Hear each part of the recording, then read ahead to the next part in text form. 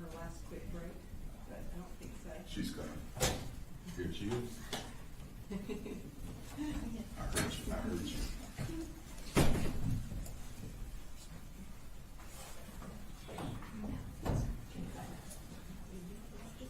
All right, so nothing we need to take up? I don't believe so, Your Honor. No, Your Honor. Okay. You all ready for the jury? Yes. Bring them in.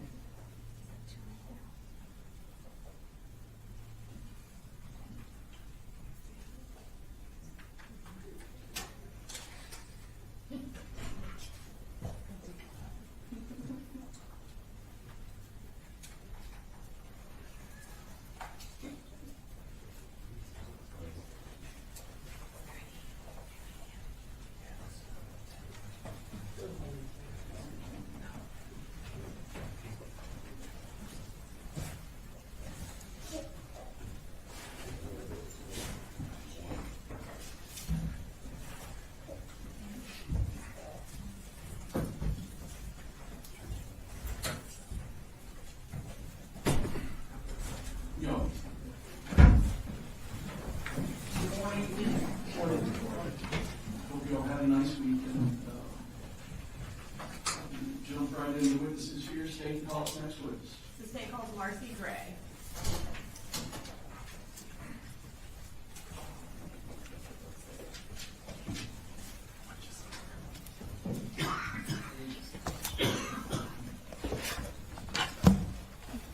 Please raise your right hand. Do you swear to tell the truth, the whole truth, and nothing but the truth to help you God? I do. Okay. Can you introduce yourself to the jury? My name is Marcy Gray. I'm mother to Colt, Jenny and Colby Gray, and I'm married to Colin Cray. And that's okay. Is that good? Yeah. Can you spell your first name for the court reporter? Sure. Marcee. Okay. So you mentioned, Yes. Yes.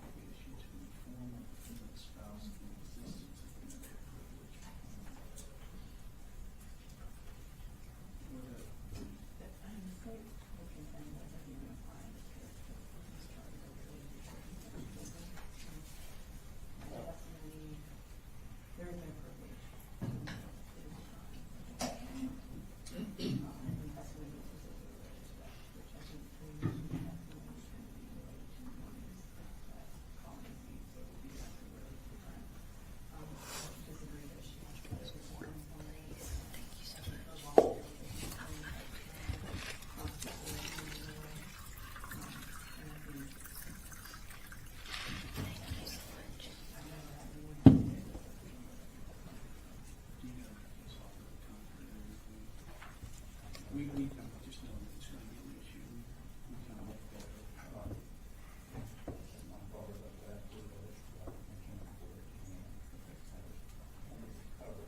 Okay, but you will not have a case that says I need to, right? Okay. I'm going to proceed based on the versus state, just saying that having no obligation to be informed of the existence of the Thank you. Thank you.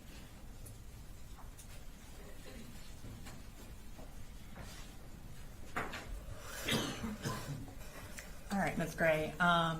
You indicated that you were married to Colin Gray. Can you point him out and identify him by a piece of clothing he's wearing? He's wearing the light blue sweater and blue tie. Okay. Please let the record reflect that Ms. Gray has identified the defendant. What are you doing right now? Right now, I live in South Georgia, and I work in an industrial food processing plant. I work for the quality department there, and that's about it. And do you currently have custody? You mentioned that you have 3 children. Do you currently have custody of any of them? I do not. Okay. And when did you get married to Colin Gray? In 2007. And does he have a nickname? Coley. 2009. I got married in 2009. Sorry. Okay. Are you a little bit nervous? A lot nervous. Okay. So you got married in 2009, and who is your first child? Colt. And when is his birthday? He was born on January 14th, 2010. Okay. And then what about who was your next child? Jenny was born a little more than a year later, June 6th, 2011. And then what about your last child? Coley was born in 2016, and he was born on April 3rd. Okay. And kind of just to summarize, so in like September of 2024, would Colt have been 14? Yes. Okay. And then would Jenny have been 13? Yes. And then Coley would have been 8? Yes. Okay. And then, so does Coley have a nickname, since his name is the same as? I have a mama baby nicknames for him, but in general he goes by Coley. Okay. Did he go by Coley Jr. or? Sometimes, maybe within our immediate family, but anyone else called him Coley. And then are you and the defendant currently separated? Yes. Okay. Legally, there's no documentation, but physically we're separated. Okay. And then where were you living when Colt was born? When Colt was born, we were living in Barrow County. We were actually living in Winder in a house that I had purchased before I met Colin. He was born at St. Mary's in Athens. And we continued living in my house until Jenny was born. And when she was about 6 weeks old, we moved to our next house, which was in Statham. And did y'all stay in Statham for a fairly long time? Yes, we did. How long did y'all stay there? Till 2018.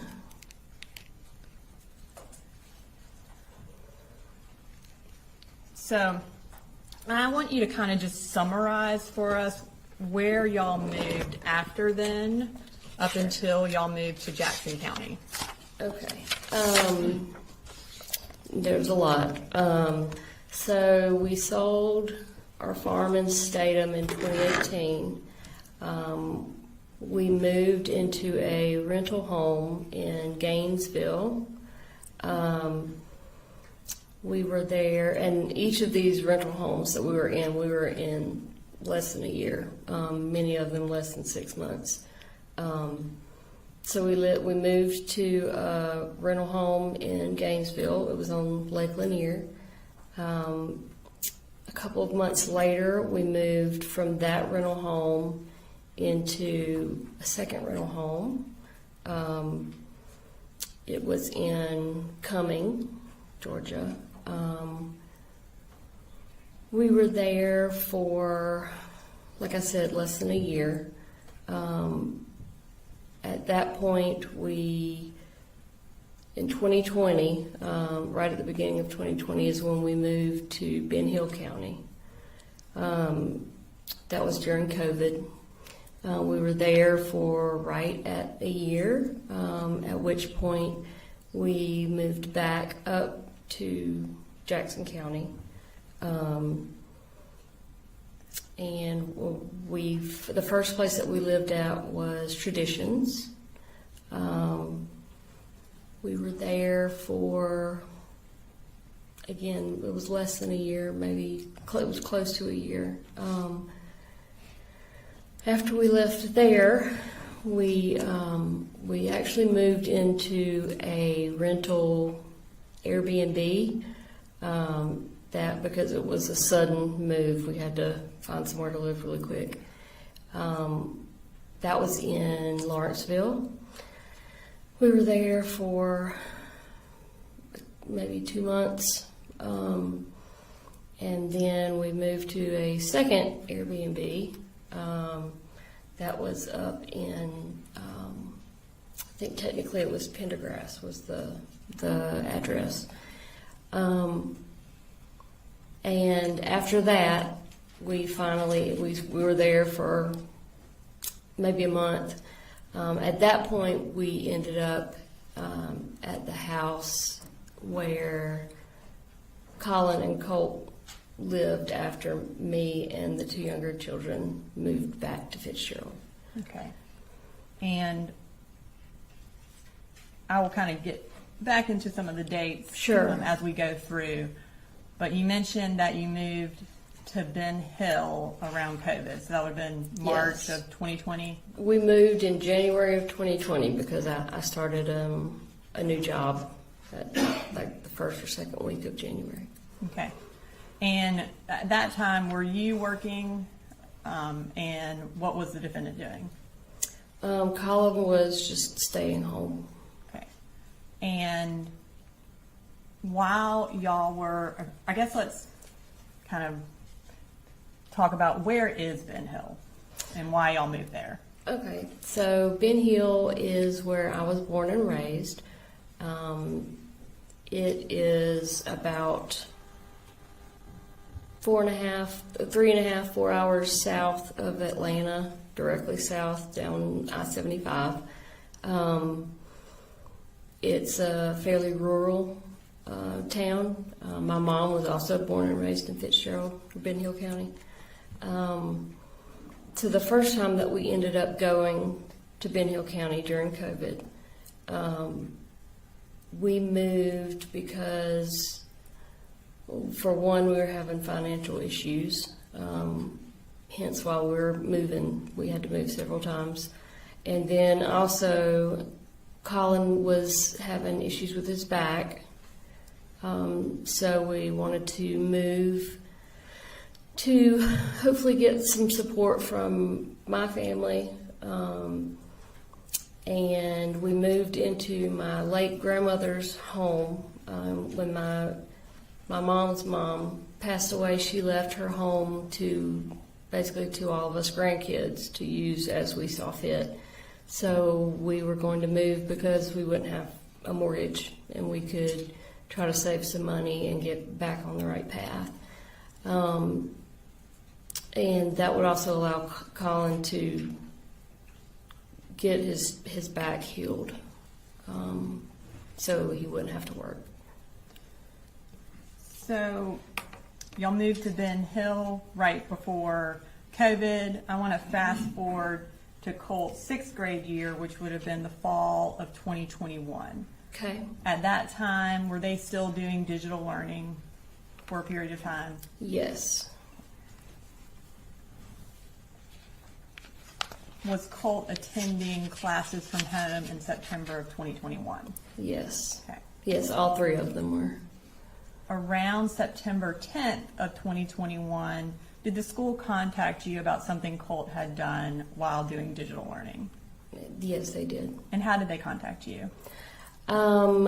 The school counselor, she called me on the phone and said that basically she wanted to give me a heads up that they were sending some resource officers to the house. She told me basically what it was in regards to, and that they wanted to talk to me or Colt's dad, and they wanted to speak with Colt as well. Okay. And when the school resource officers arrived at your house, what did you learn about what Colt had done? Well, they basically reiterated what the guidance counselor had already told me on the phone, which was that Colt had basically found a way around the school's firewall and security software so that he could get on the internet and basically look up whatever he wanted to look up. And then they told me that he had researched, he had typed into the search bar how to kill my dad. And at that time, did you tell the defendant about that search? No, Did you later tell him? I did. Okay. And do you remember around when you told him? Not really, but it was several months later.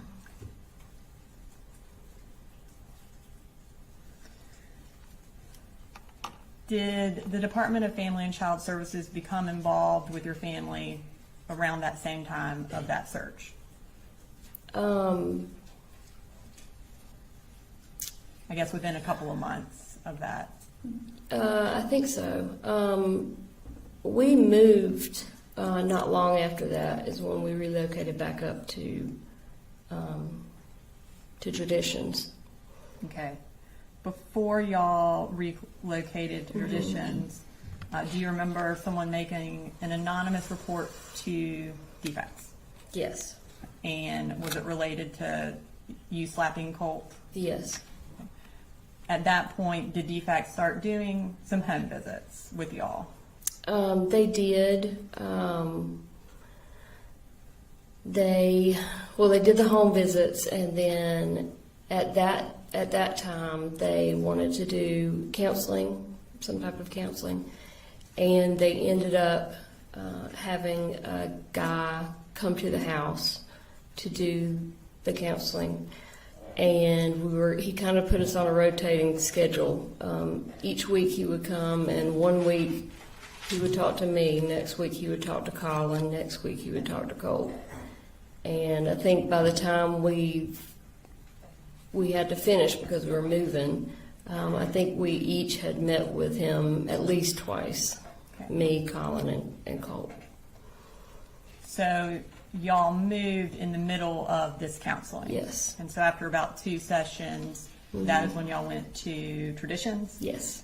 Would that have been around November or October or November of 2021?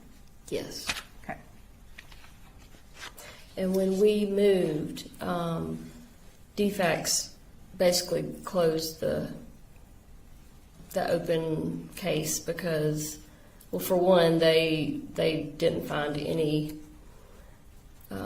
evidence of any sort of abuse or neglect or anything like that. And then we were also moving, so they just went ahead and closed the case out. So you would have been outside their jurisdiction once y'all Yes. moved? Yes. And you mentioned Traditions. What county is that in? That's Jackson. Do you remember what school the kids were in when y'all moved to Traditions? They were in, I think they were in Jackson Middle School, I think. Jackson. West Jackson? Does that West sound familiar? Jackson, yes. Okay. It was about a mile from our house, so. And so Colt would have still been in 6th grade when y'all moved. Is that right? Yes.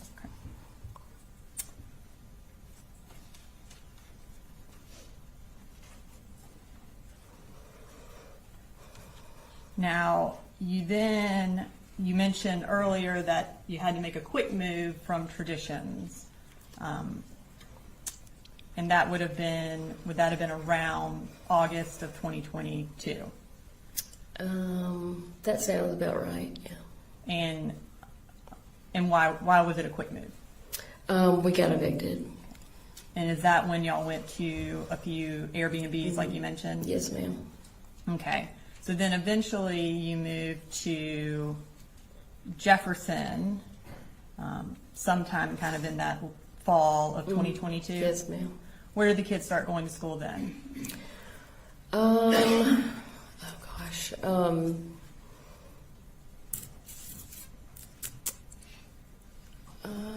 It was, I want to say it was, I don't want to say the wrong thing. And does Jefferson City Schools sound familiar? Yes, absolutely. That was it. Okay. We were excited because Jefferson schools are known to be really, really good schools. At that point, sometime around Halloween of 2022, was another Defax report made. And what was that Yes. report about? That report was, again, ended up being completely unfounded. And one of our neighbors had reported general neglect of our kids. She said that they were being sent to school dirty. They weren't being fed.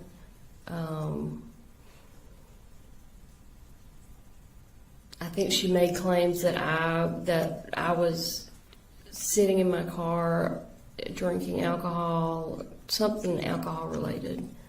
And I think there were a couple of other things that she claimed as well.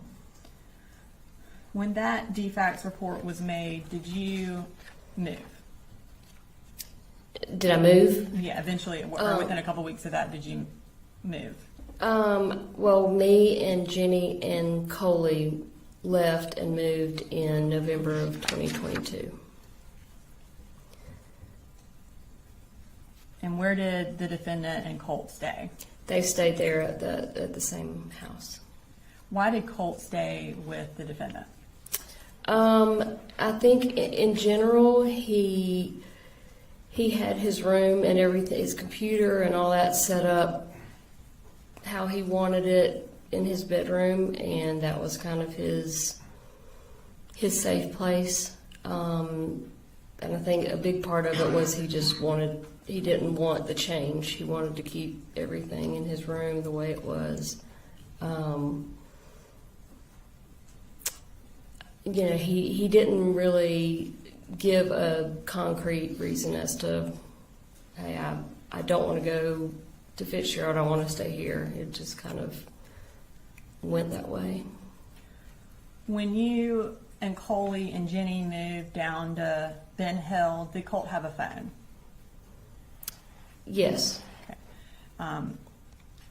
Were you able to have contact with him while you were living in Fitzgerald or Ben Hill? For the most part, no. I was not able to have much contact with him at all. And did you have much contact with the defendant at that time? It varied, but in general, not really. Other than texts. And there were a couple times where I tried to facilitate him visiting his younger son. His daughter at the time didn't want to have anything to do with. Objection. This is getting into hearsay, and it's not relevant. We'll move on. All right, just saying. So at any point did he, or how often did he visit you in Fitzgerald, or did you visit Colt and the defendant in Jefferson in that time frame where they were living alone? I think Colin visited us in Fitzgerald twice, and I drove Coley up to visit them maybe 3 or 4 times. It was right towards the end.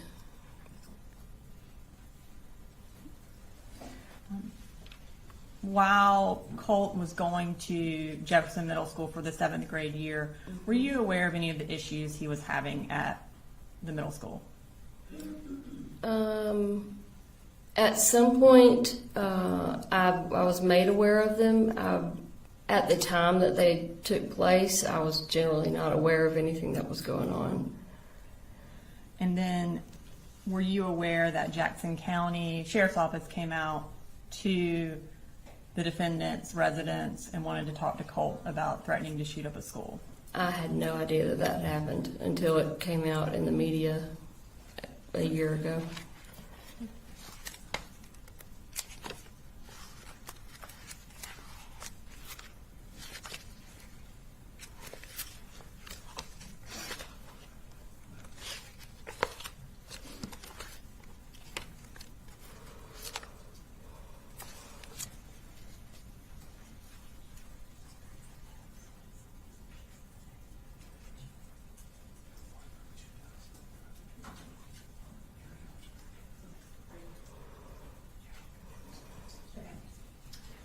So at this time, you said you weren't aware until after everything happened. At this time, I'm going to display a text message from State Exhibit 150.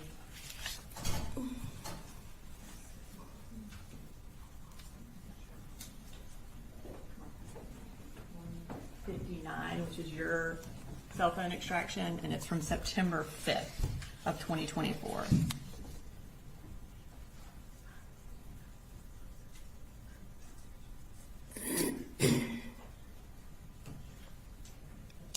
Can we do the first one? What was the exhibit number? It's 159. Marcy's cell phone extraction. So on September 5th, you said, "What the heck is this? I keep reading that the FBI investigated Colt last May about making online threats about a school shooting. It says they talked to you too." Is that the text message you sent to the defendant?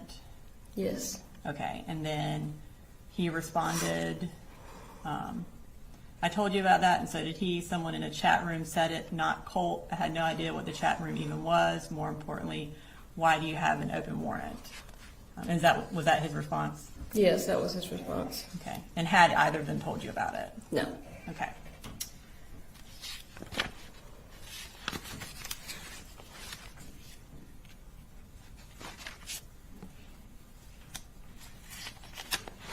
Okay.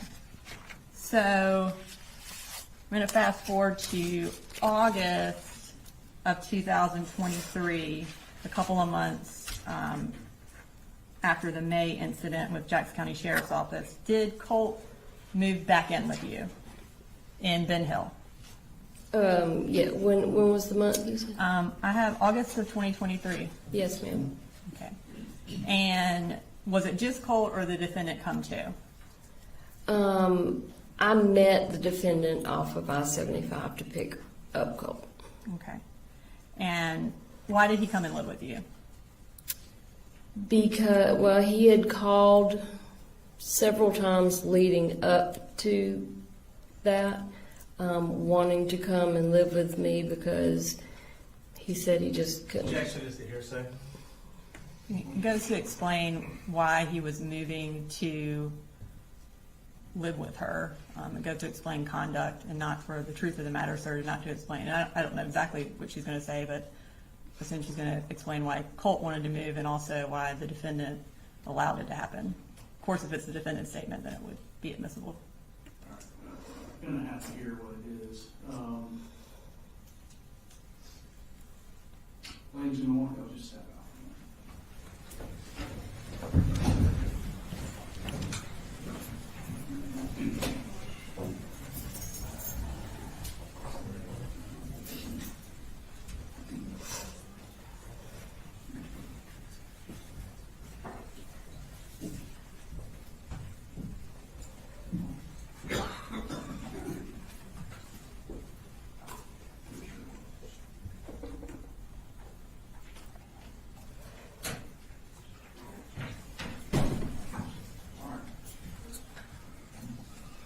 Ask the question again. Why did Colt move to Ben Hill? So, like I said, Colt had already asked several times in the past and then changed his mind at the last minute. But he had been telling me over the phone that he couldn't take living with his dad anymore, They were constantly getting into physical altercations. That, it was a constant screaming battle between the two of them. And he was basically trapped there at that house because nobody else was ever involved with him up there. So he basically was saying he was at his breaking point. Did you have any discussions with the defendant about him moving? No, other than, can you meet me halfway? Okay. All right, so based on that response, I'm inclined to sustain the hearsay objection. It's being offered to prove what's going on between Colt and his dad. And I realize the line often blurs what's, this explained conduct is, we can't drive a bus through it all the time. So the line blurs on, is it for the truth of the matter asserted or for some other purpose? To me, this would fall more on the side of for the truth of the matter asserted, so I'm inclined to sustain the objection. I just like you to do that in front of the jury so they know why she isn't answering the question. That it's sustained? Yeah. Sure. Do we need, is there a next question that we need to ferret out or no? Well, did he bring him to meet you? Well, that's obvious. Yeah. All right, bring him back.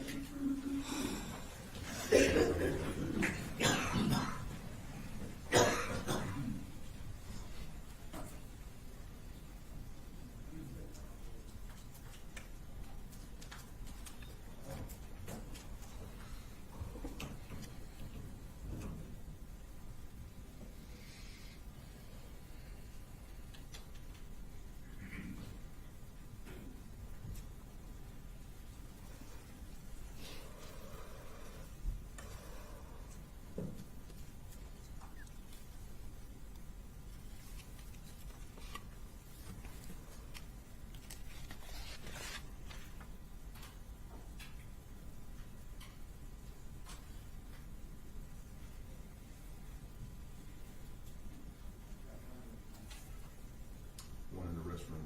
Okay. So understand as you like.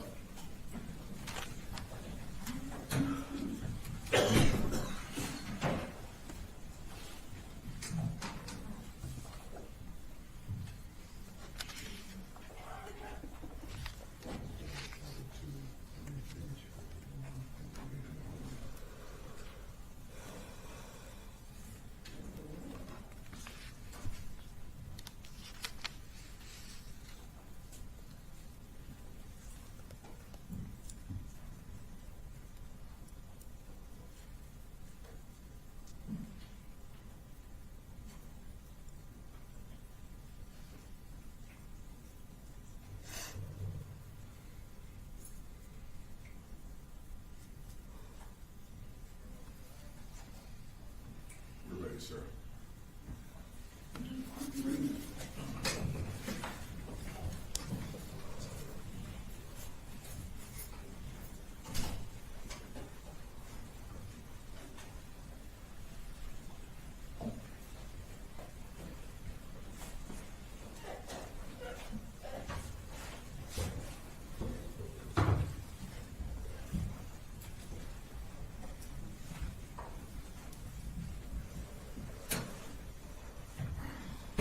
Y'all may see.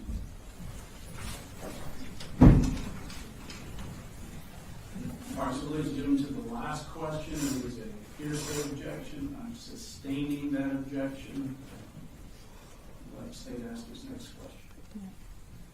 So did the defendant meet you somewhere so that you could pick up Colt?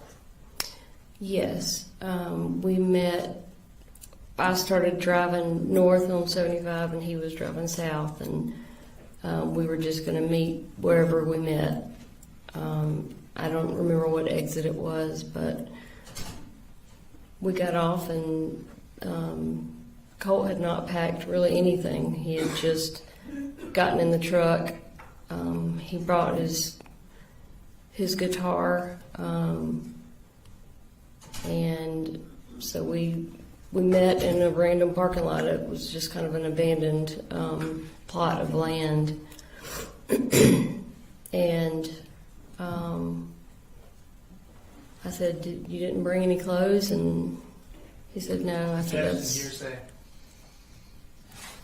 Are you referring to, who is he? Is it Colt or Colt." the defendant? Okay. Colt. So Colt didn't bring any clothes, and then what happened? I told him just get in the car. The fact that he didn't bring clothes, or It's a statement, objection, because he is making a statement regarding what he did or didn't do. It sounds like the statement is going to prove the truth of parental fitness one way or another.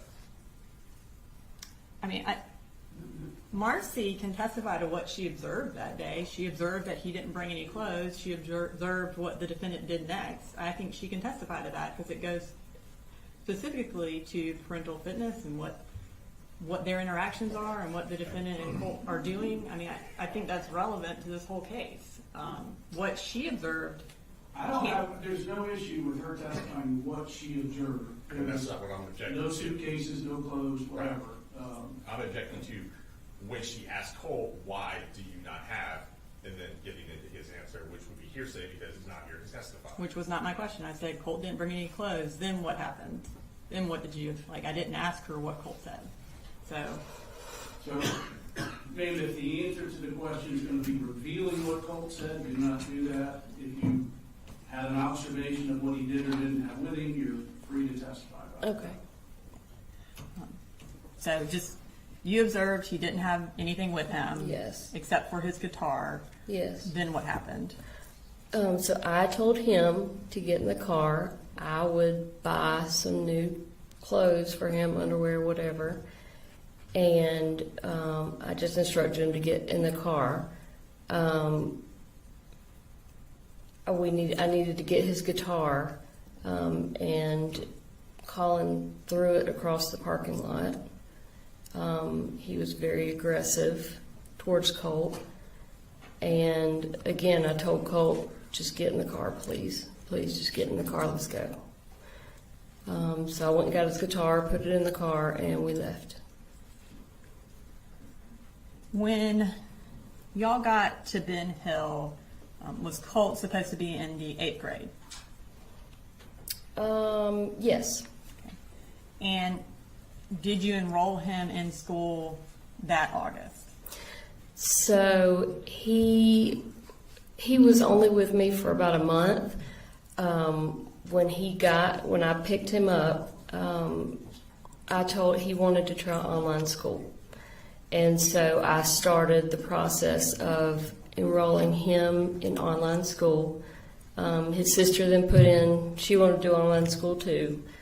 She was already enrolled and attending school in Ben Hill County with her little brother. But I started enrolling her as well. Again, Colt was only with me for about a month, so he never got the opportunity to start the online school. What was Colt's behavior like in Ben Hill?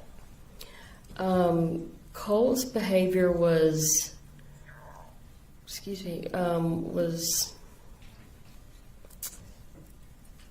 alarming.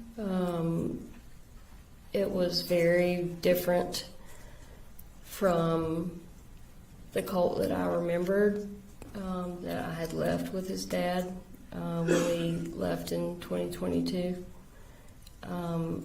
He had a lot of anger inside, and he was very aggressive and unpredictable. So much so that I ended up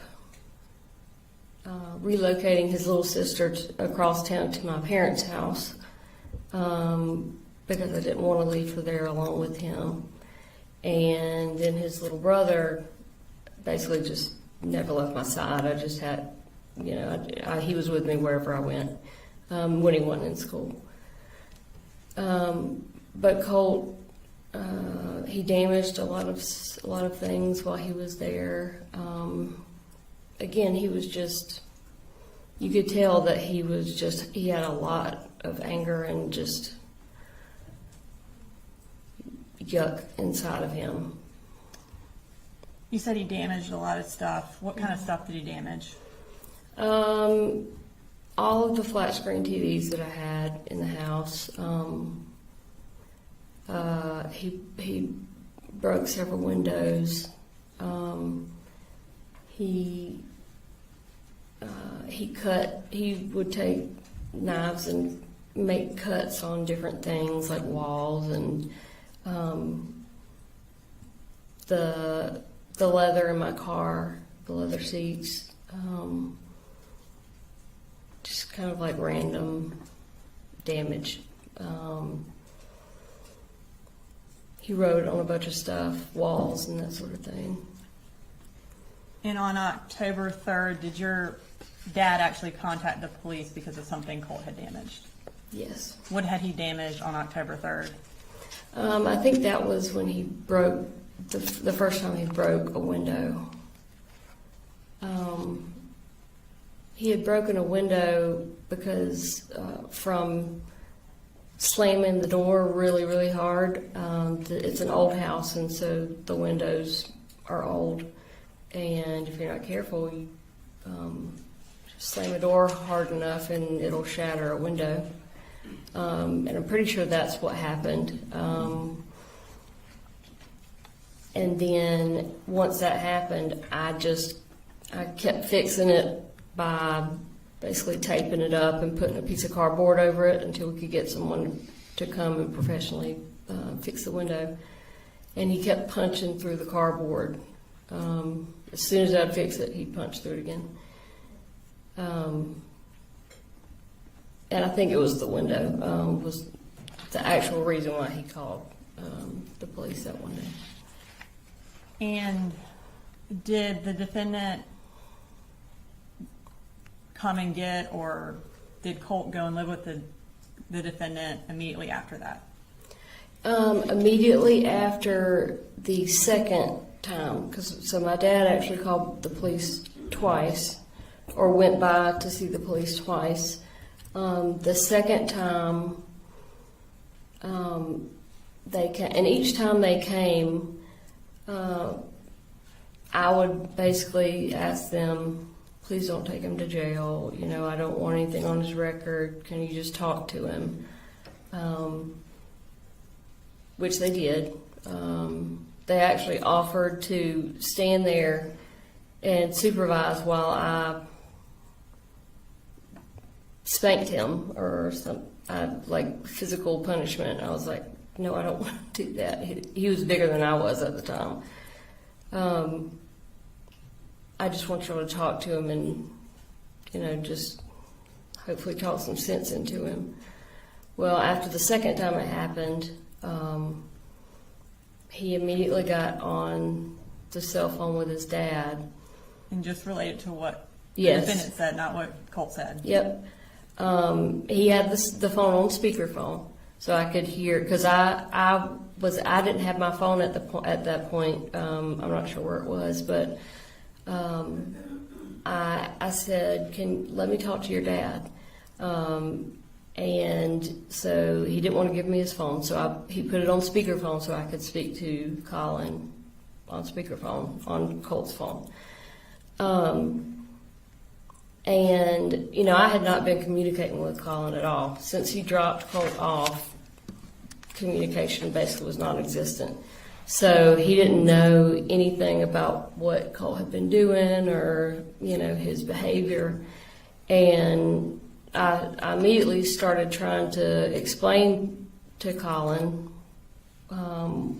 what had been going on, and I couldn't get any words in edgewise before he immediately wanted to say, "Why are you doing this to our son? Why are you calling the police on our son? Why would you do this?" And it took him, you know, less than 5 minutes to have Colt convinced that I was the one calling the police. I was trying to get him sent, you know, to juvenile detention and once he had him convinced of that, Colt refused to talk to me. He just wanted to go back with his dad. And when did he leave? I To go think back he to left that. like the next day after that second time the police were called. While you were in Ben Hill County with Colt, had you scheduled some counseling for him? Yes. Is that at the, Healing Connections okay. was the place, but he never made it because he went back with his dad. So was his first counseling session supposed to take place after he left? Yes, ma'am. And did Coley Jr. and Jenny stay with you in Ben Hill at that point? Yes, at that point, yes, they did. When the defendant took Colt home or met, I guess, or met you or your mom halfway, where did they go to live at that point? They were still living at that same house. In I think- Bear County? Yeah. Okay. Or no. And we're Yeah, in- they were at the Barrow County house. Okay. Yeah, you're right. We are in October of 2023. Yes, they were definitely in Barrow County. And so again, Colt should have been in the 8th grade. Did the defendant enroll him in the 8th grade in Bear County? No, Did he attend any schools in the 8th grade? no. Now, when Colt went back to Barrow County and you were still in Ben Hill with Coley and Jenny, did you still have an open Defax case? Yes. My case manager had told me that the next time she saw me, she was going to close the case because over the prior year, I had been doing everything they wanted me to do. I had, they were drug testing me the whole year long, hair follicle, urine tests, and I had been doing everything I was supposed to do. What happened at that next visit where they were supposed to close the case? So instead of closing the case, they gave me, someone had called and made an anonymous report, and they drug tested me. And did you pass or fail that test? I failed that test. When you failed the drug test, what happened? When I failed the drug test, I guess it's the Saturday after my case manager got the results. She showed up. Actually, me and Jenny and Coley were spending the night at my parents' house because my parents, at that point in time, had gone on a trip to Virginia. And we would do that a lot, just spend the night at my parents' house because it was just kind of a fun thing to get out of the house, our house. And so we were there, and my case manager, Tamika Mitchum, showed up at their front door with Colin and Colt to basically tell me I had failed the drug test, and she was sending Jenny and Coley to live with their dad. And at that point, did you have custody of any of your children? Well, it wasn't a custody case at that time. They were just physically going to stay with their dad. It had not gone to the phase of addressing custody, with a judge or anything like that. I guess none of them were living with you, is that correct? That's correct. And did the defendant have kind of authority over them at that point? Yes. And were they all living in Barrow County at the Harrison Mill address? Yes. After you failed that drug test, did things go downhill for you? Big time. Tell us what happened. Well, after the initial devastation of having them taken and sent with their dad, I, for one, was faced with the reality that Jenny and Coley were now living in the house with their dad, where things were horrific, and there was nothing I could do about it. So I started trying to reach out to Colin to set up visitations, because the case manager said that I was entitled to have as many supervised Object visitations. to the hearsay as to what the case manager told her. I think this, I understand your latest sustaining of the objection about hearsay related to explain conduct, but this is squarely within that. She is trying to set up visitation because she was told she was allowed to have visitation. So I do believe that fits within that exception. I believe our harm is also very low, where the caseworker already testified to that fact. I don't think the caseworker testified exactly to what she is saying. I believe she testified that she was allowed to have visitation, so I think that.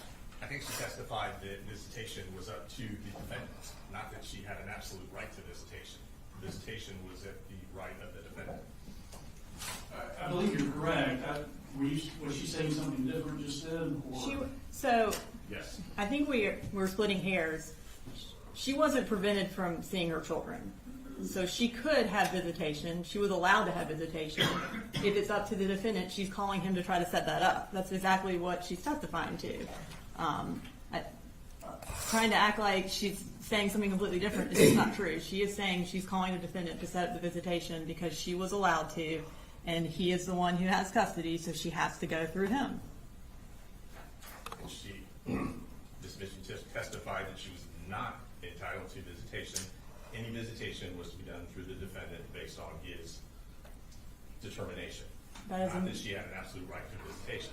That is a misinterpretation of what Ms. Mission testified to. She did not say she was not entitled to visitation. That is not what happened. So, ladies and gentlemen, you'll have to remember what the Defax worker, case manager testified to. I'm going to let the witness go ahead and answer.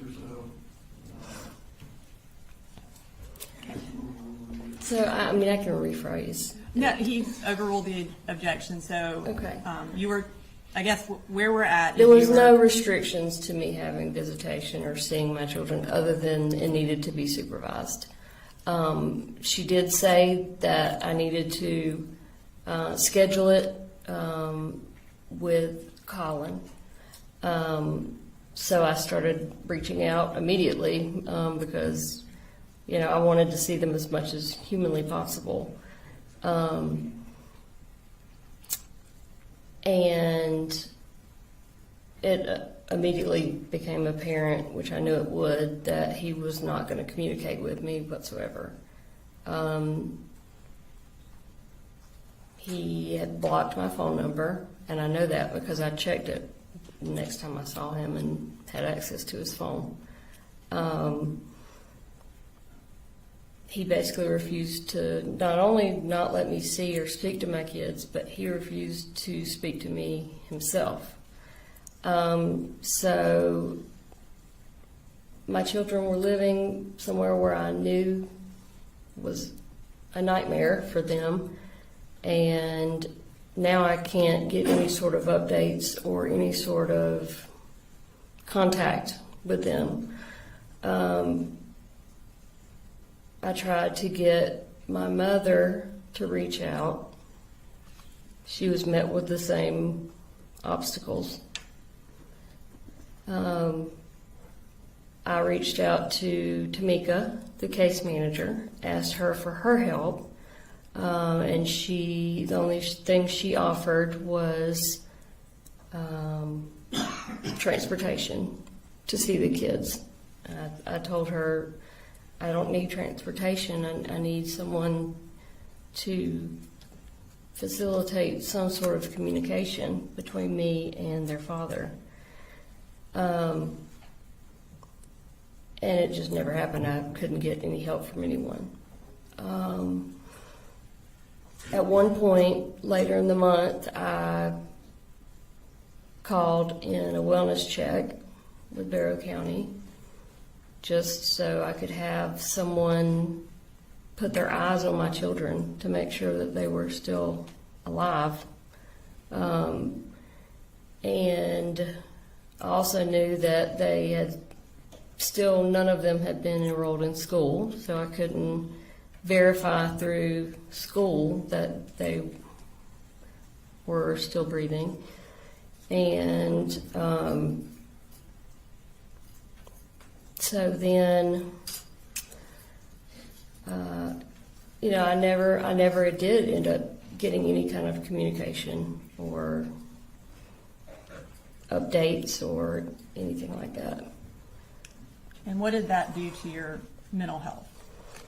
I basically had a complete nervous mental breakdown. I think as any good mother would. My kids were and still are my entire world.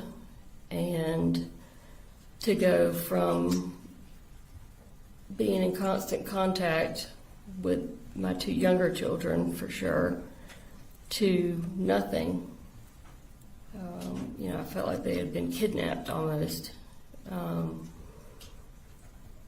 was just devastated. I wasn't eating. I wasn't sleeping. I was desperate. Desperation is a good word for what I was feeling. What did you do after that? So that led to it was right after Halloween. I basically decided that I was going to drive to Barrow County and just physically go and knock on the door and say, "What are you doing to me, to our kids? I want to kind of just see them." And so I was not in my right mind at the time. But I went to my mother's house and I told her what I was going to do, and I wanted her to go with me.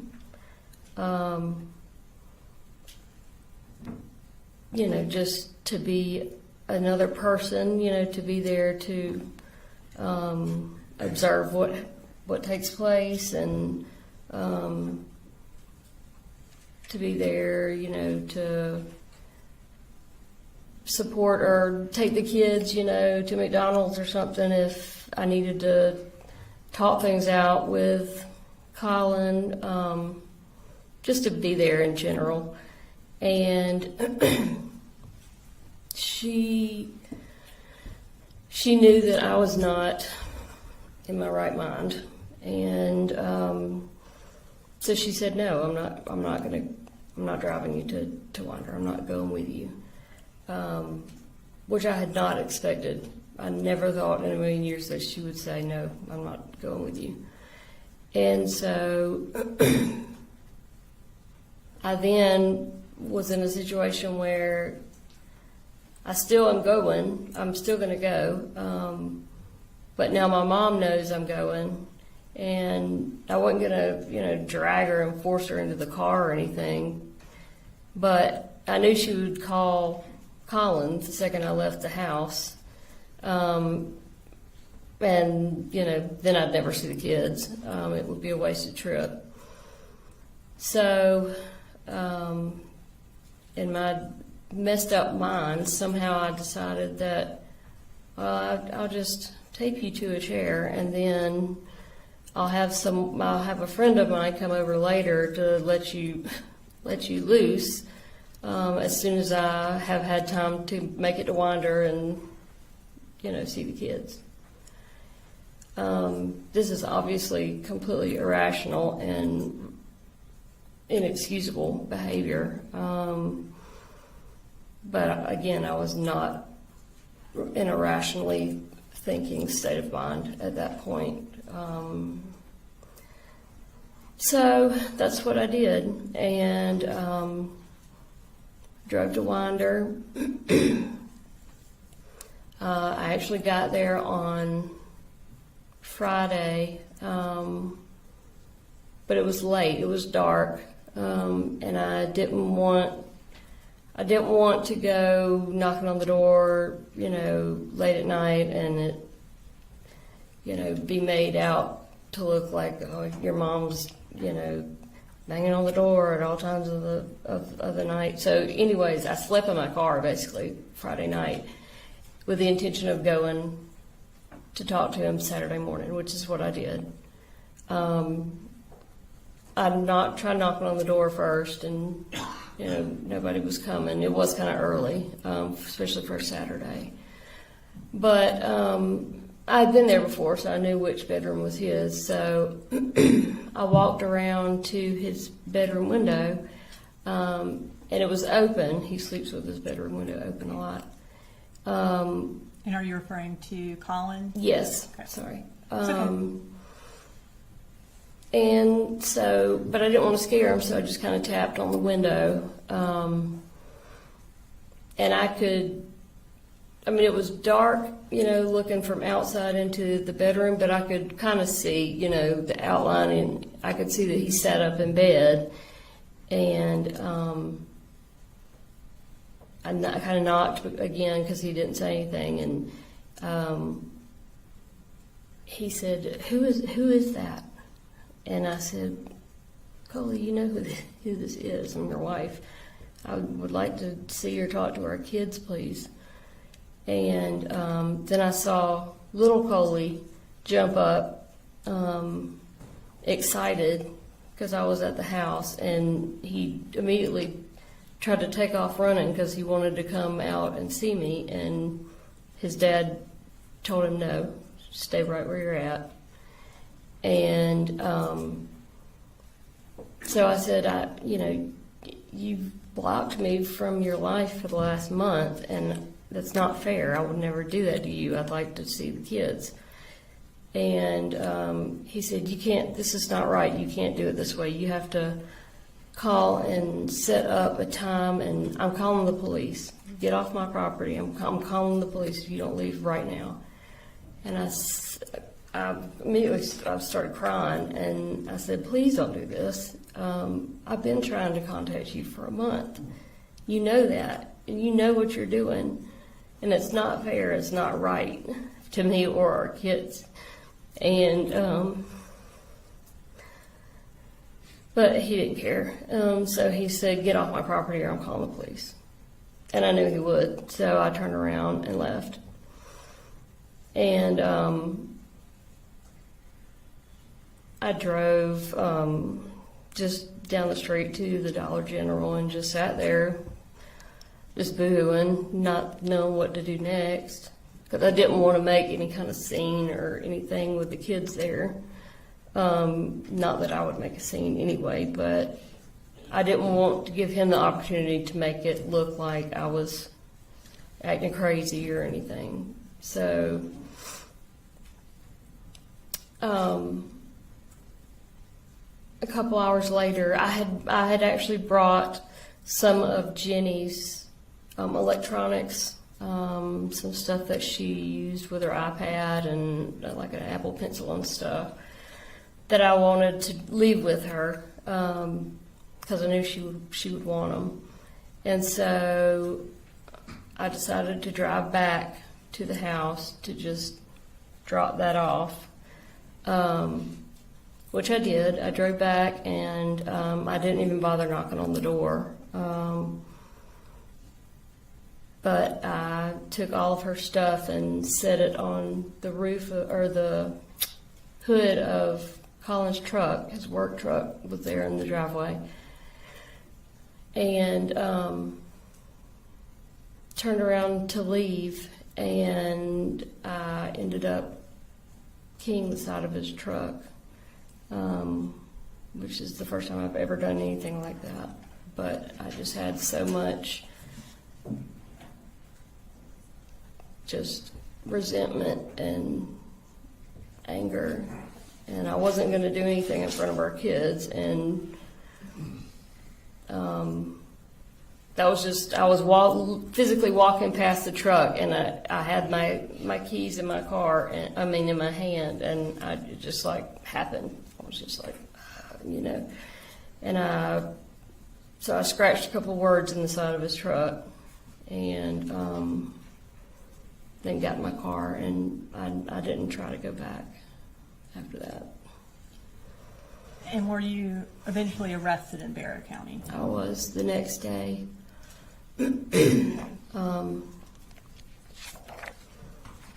A couple hours, I guess, after I had keyed his truck, he was outside and he saw it.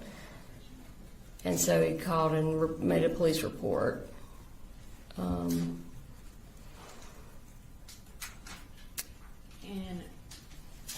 Your Honor, at this time I'm going to introduce into evidence State Exhibit 169 and 170, which are incarceration records for Ms. Gray from Barrow County and then also Ben Hill. They just established the period of time that she was incarcerated. When we're displaying it, we've redacted her personal information so that it is not viewable from the screen. You said there's 169 is records from Barrow and 170 is from Ben Hill? Yes, Your Honor. Mr. Hobbs, any objection? Yes, sir. 169 and 170. Thank you, Your Honor. And these are self-authenticating, so I'm just going to go ahead and display them for the jury. So we're going to start with Barrow County. The records show, Ms. Gray, that you were incarcerated from November 6th to December 22nd in Barrow County. Does that sound accurate? Mm-hmm. Okay. Before you left Barrow County, did you plead guilty? Did I what? Did you enter a guilty plea before you left the Barrow County Detention Yes, Center? I took a plea. And Your Honor, at this time I'm going to introduce into evidence State Exhibit 208, which is Ms. Gray's plea of guilty to use of a license plate to conceal identity. No objection. All right, 208. And so ultimately, you pled guilty to the misdemeanor use of a license plate to conceal identity, and you received a 12-month sentence. Is that correct? Or I guess for... No, I used my first offenders for, there were several other charges besides the license plate. I guess what the sentence actually has is just the use of a license plate to conceal identity. Okay. And then it has it as a 12-month sentence, and then during that 12 months it shows that you were barred from Barrow County. Is that accurate? That was one of the stipulations, but it actually, they made a modification to that. And that was after September 4th? Yes. Okay. So once you pled guilty in Barrow County, did you then get transferred to Ben Hill County's detention center? I did. And was that related to the charges against your mother? Yes. And are those actually still open? They are still open. Right, at this time I'm going to go ahead and display your incarceration records from Ben Hill. Mm-hmm. Okay. It shows as you being there from December 22nd to April 12th of 2024. Does that sound accurate? Yes, ma'am. Okay. So you were released on April 12th. Is that why were you bonded out? Is that why you got released? Yes, ma'am. Okay. So what were you supposed to do upon release from Ben Hill on April 12th of 2024? With regards to like what my parents wanted me to do? Yes. Where were you going to go? Okay, so I had found a rehab facility, and I was going to go there. And what rehab facility was that? I forgot the name of it. It's Promise of Hope. Promise of Hope, yes, And did you ultimately go to Promise of Hope? I did. Yeah, I stayed home over the weekend just to visit with my parents, and then I went, I think, on that Monday. Okay. And so, Your Honor, this time I'm going to introduce an evidence, State's Exhibit 171, which is Ms. Gray's attendance records at Promise of Hope. No objection. All right, 171 is admitted.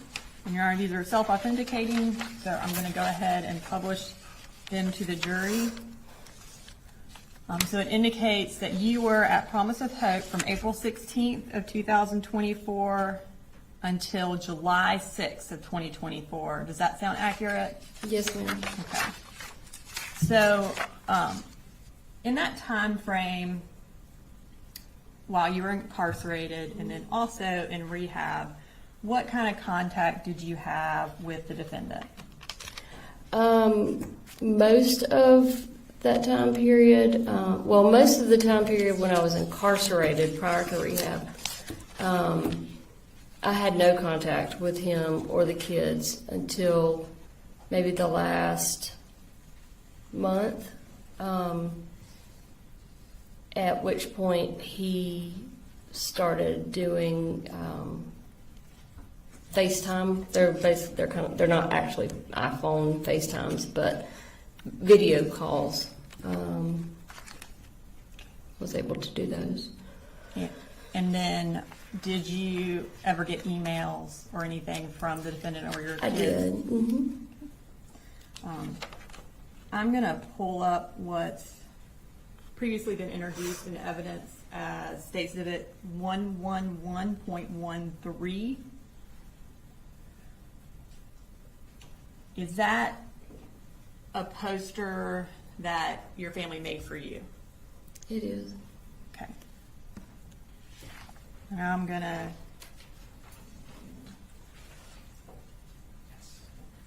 show you what's been marked as State's Exhibit 209. Do you recognize that?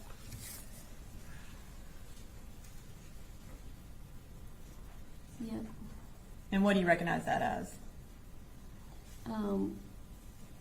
This was an email from Colin to Mandy, who was basically the owner of Promise of Hope. But it was basically a letter that he had written to me, but he sent it through the email, Mandy's email. And did he attach pictures of that poster to it? Yes. And was that email sent to you on May 13th of 2024? Yes, ma'am. And was that either Mother's Day or around Mother's Day? Yes, ma'am. Your Honor, this time I'd like to introduce an evidence, State's Exhibit 209, and publish to the jury. No objection. All right, 209 is admitted. All right, so the subject was Marcy's Mother's Day. It was sent on May 13th, 2024 at 12:15 from Gray Coley 444 at gmail.com. And it says, Mandy, thank you so much for this. Pretty girl, we all love you and we are very proud of you. We can't wait until the day we can just hug you. Quick update, Coley Jr. made the honor roll for 2nd grade. Big Coley finally got my job with Kevin Price. Just be patient with Jenny Reen. She gets it honest. See you soon. I see you. And then let's display the attachments. Okay. And the next one. Okay. So while you are in treatment, they sent you something for Mother's Day. Did you eventually leave rehab? I did. And according to the records, that was on July 6th. Mm-hmm. How did you leave? Colin came and picked me up.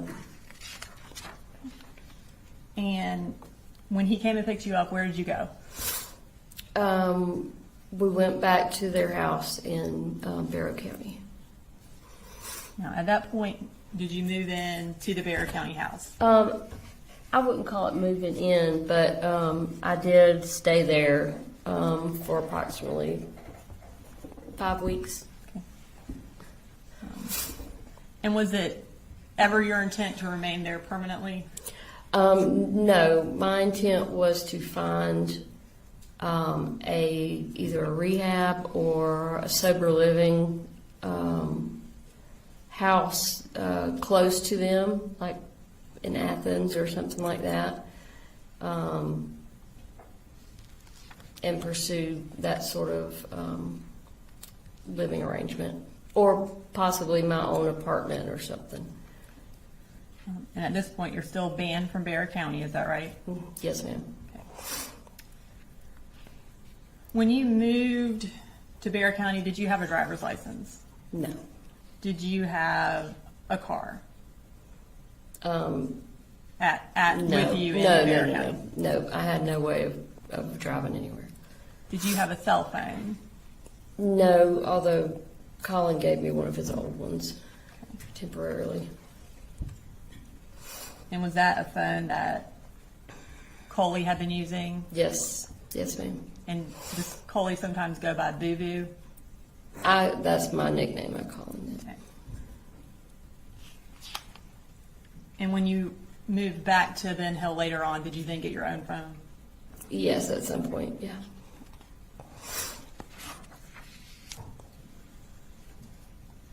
So while you were living there, what were you doing during the day? Obviously, you didn't have a car and couldn't drive, so. So I basically just went back into the role that I'd always had, which was, first I just went room by room and started cleaning, organizing, because the house was a disaster. So I did, that was several weeks worth of work. I also enrolled the kids in school because it was about to be school time, and their enrollment had not been started. I also did a couple other things. I put together a budget for Colin to try and start using, and set up his insurance.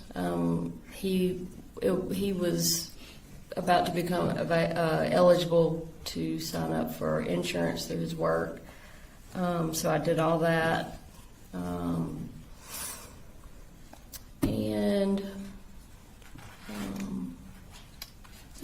And just hung out with the kids basically until they started school.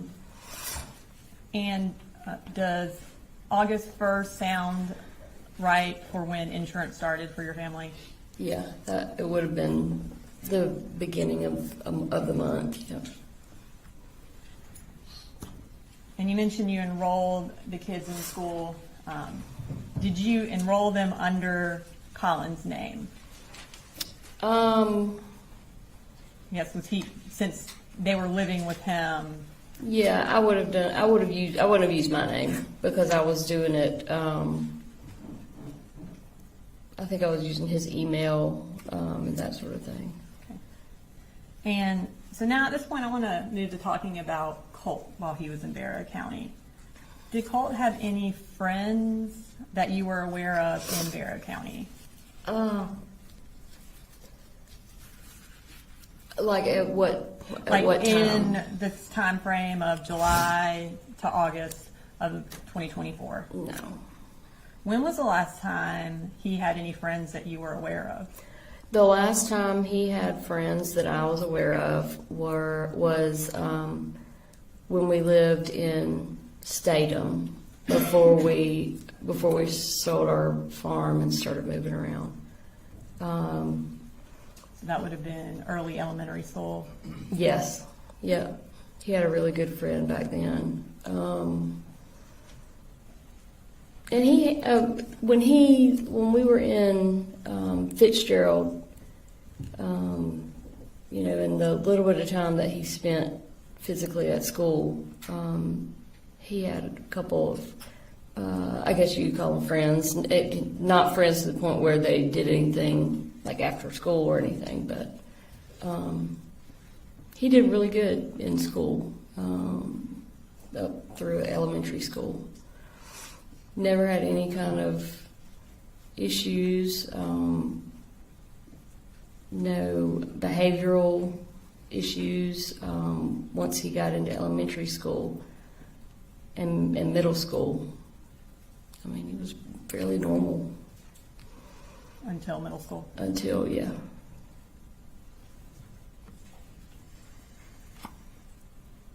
And so was in Bexar County, would he just stay at home for the most part? Yes. How was his mental health in that July, August timeframe while you're living with them? So his mental health, I think with me being there, he was, he had a lot more stretches of positivity. He always has liked just talking with me for long periods of time. His dad too, but you know, if his dad's not at the house, then he can't do that with him. So he was really happy that he had me there to basically talk my ear off for hours at a time. And but then, you know, he would go from happy and positive to, you know, anxiety, riddled with anxiety, easily agitated, very agitated, and could be aggressive. It was very obvious that he needed some professional help, especially with the anxiety, which I mean, he had been struggling with anxiety for a while. Had the anxiety gotten worse? From what I saw during that 5 weeks, definitely. And did he have panic attacks? I had never seen him have a full-on panic attack until I was staying with them during that time frame. And one night he had just a full-blown panic attack. I knew immediately what was happening because I've struggled with panic attacks towards the beginning of our marriage. Who all was present for the panic attack? Me, Colin, and Coley. And what was Colt doing during this panic attack? He had walked into the kitchen. His dad and little brother were standing in the kitchen. I was on the couch in the living room. And he walked in to the kitchen and said something, and then started like crying, kind of like like I don't know what you would call it, but he was crying out, and it scared the crap out of me because I didn't know what was going on. So I jumped up off the couch and ran into the kitchen, and he was just he was standing up, but he was just kind of hunched over and crying out. And I just knew what was going on immediately because I knew he had been struggling with anxiety anyway. And so I went over to him and put my arms around him and said, come on. And so I walked him down the hall to the back bedroom where Colin and Coley were sleeping, and got him to lay down on the bottom bunk. They slept in bunk beds. Got him to lay down, and I said, I want you to just breathe with me.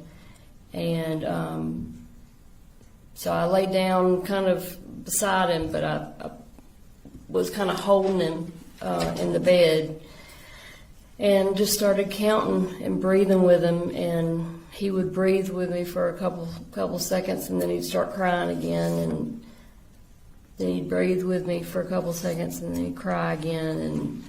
And we laid there doing that for probably 10 minutes before he finally was able to relax and get it under control. At which point he almost immediately fell asleep. And so I just covered him up and went out of the bedroom, shut the door, and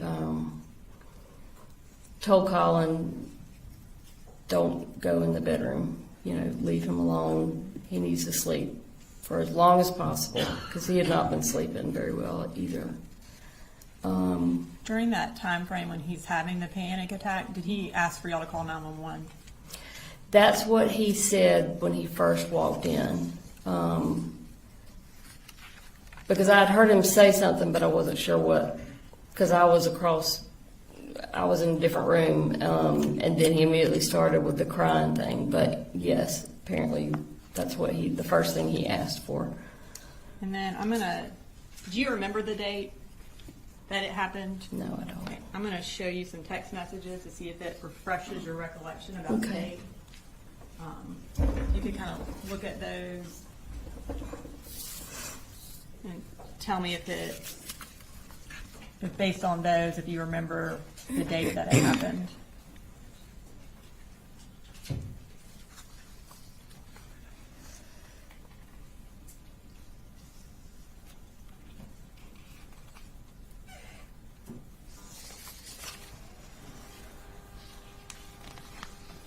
Okay, yeah.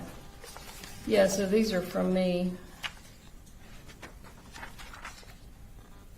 Yes. Looks like maybe to my sister. I'm not sure who that's to. Does Jenny sound familiar? From you to Jenny? Yeah, I know I did. I texted her about it. And based on those text messages, what date did the anxiety attack happen? Looks like the 19th. Of July? Yes. Okay. So, Is this a good jury? Yeah. perfect time. Ladies and gentlemen, we'll go ahead and take a 15-minute break.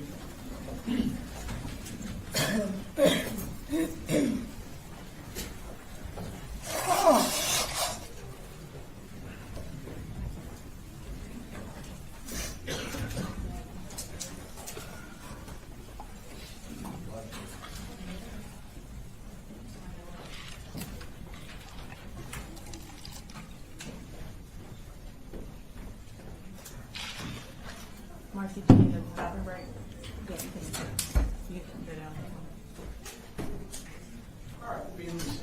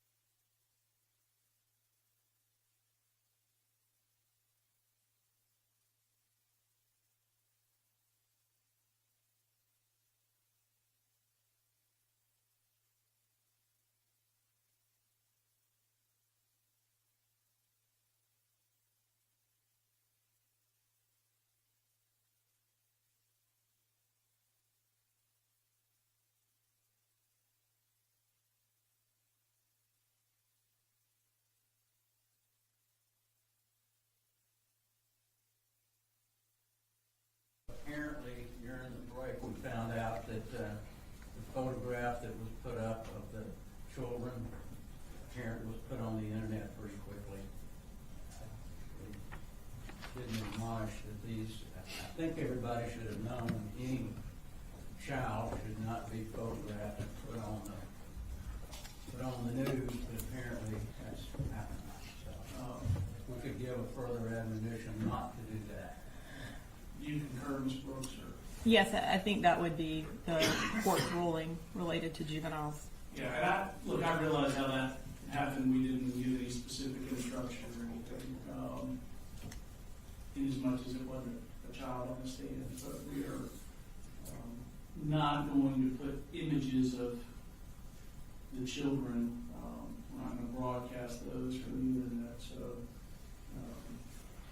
just be mindful of that. And if you're unclear, ask and we'll address it. All right. First, you bring the jury back in if they're ready. Thank you, Judge. Yes, sir.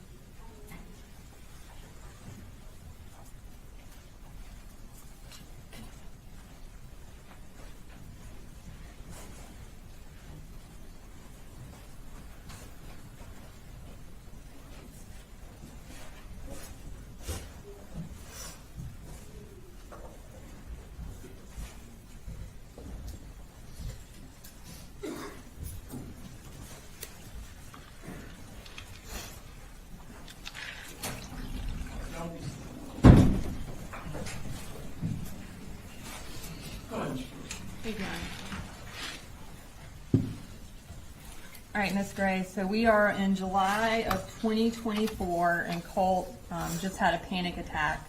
At this time, where did Colt feel comfortable sleeping?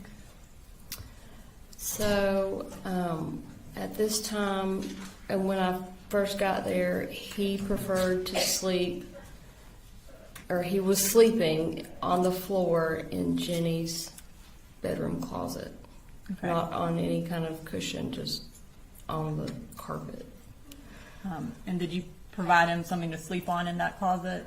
I did. I took some memory foam that I found in the laundry room and cut it up and lined the closet with the memory foam.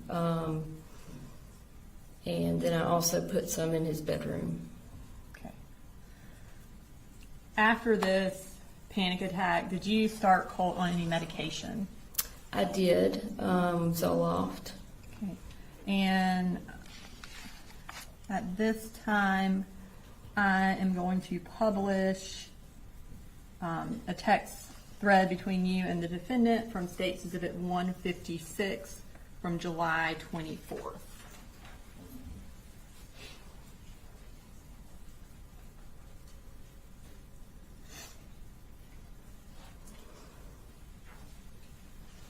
No issues.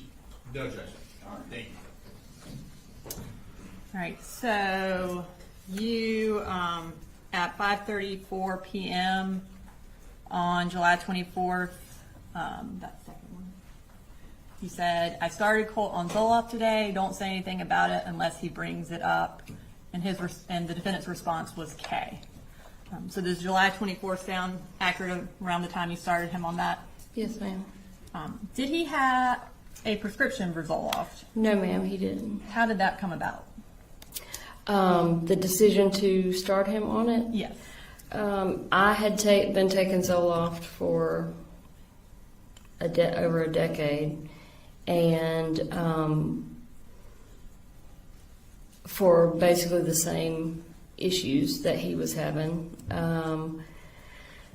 And I had talked to him about trying it.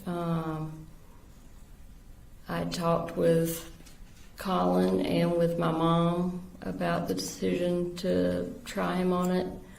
And we decided to go ahead and try him on it because we had not gotten insurance yet. And that was kind of one of the big holdups. So I was on a relatively high dose. And so I knew from just talking with my psychiatrist and, just researching it myself, what the initial starting dose for, well, really anybody, but specifically a child, would be. And so I just started him on that super low dose. And how would he get it? Would you give it to him, or did he have access to it? While I was there, I would give it to him. And do you know where the Zoloft was kept? While I was there. While you were there, yes. In my purse. So you mentioned during your testimony earlier that it was clear that Colt needed professional help. At this point, in the time frame where he's had the panic attack, you're giving him Zoloft. What kind of help did you think he needed? I felt like, especially after the panic attack happened, I felt like he needed some sort of inpatient crisis type help, where he could go in, be observed for a certain amount of time by a team of doctors who could then put together some sort of treatment plan for him. And that's the type of help that I researched, and that's the type of help that I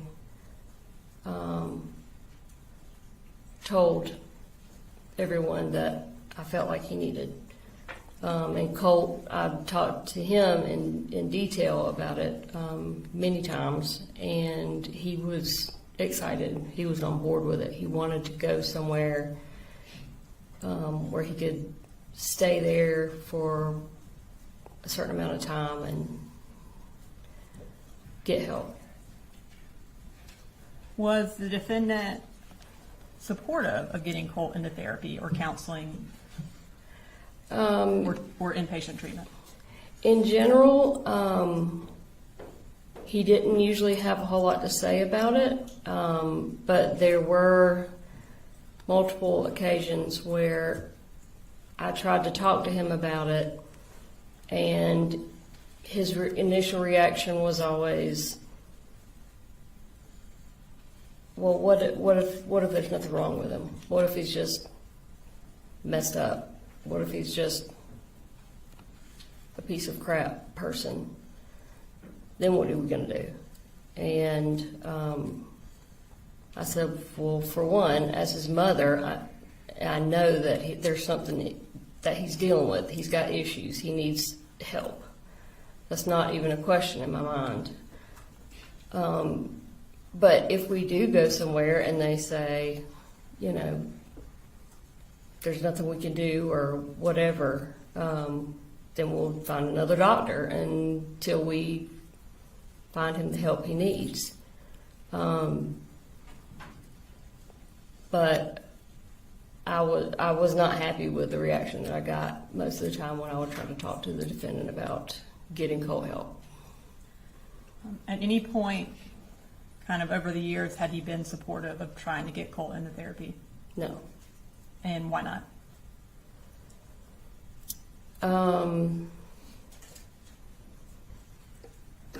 Different reasons. I mean, nothing that really I felt was a valid reason. I think in general, the defendant just didn't want to deal with it. He just wanted to not pay attention to it and hope it would go away. And also, I personally think that he was afraid that Colt was going to go and talk about what the defendant was doing. Speculation, objection, what's your response? I think if she, based on her interactions with the defendant and her discussions with him and her observations of him, I think she can say why he didn't want to get Colt into therapy. I think speculation is when you don't have a basis for your testimony, but she lived with him for over a decade and she tried to get Colt into therapy and she was there when the defendant had discussions with her about that. So I do think that she has a basis for why the defendant did not want to get Colt into therapy or counseling or inpatient treatment. And what's your answer to the question? My personal opinion is that he was afraid that Colt would go in and start talking about the emotional, mental abuse that he was suffering at the hands of the defendant.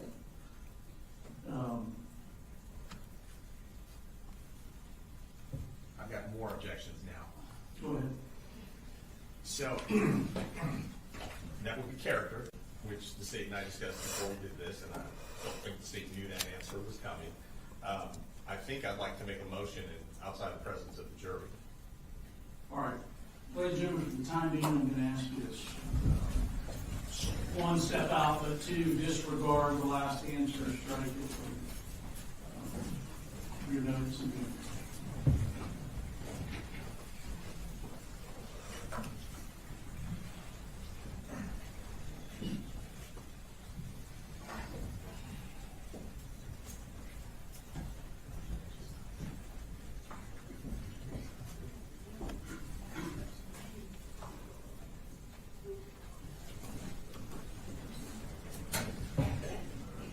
go ahead.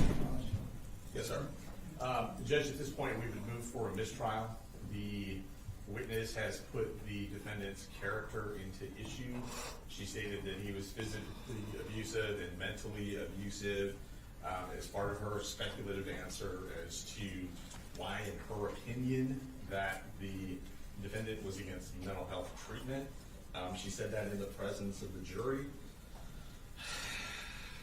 As the court knows, they're not allowed to introduce character evidence, specifically bad character evidence, unless we open the door to it, which we have not.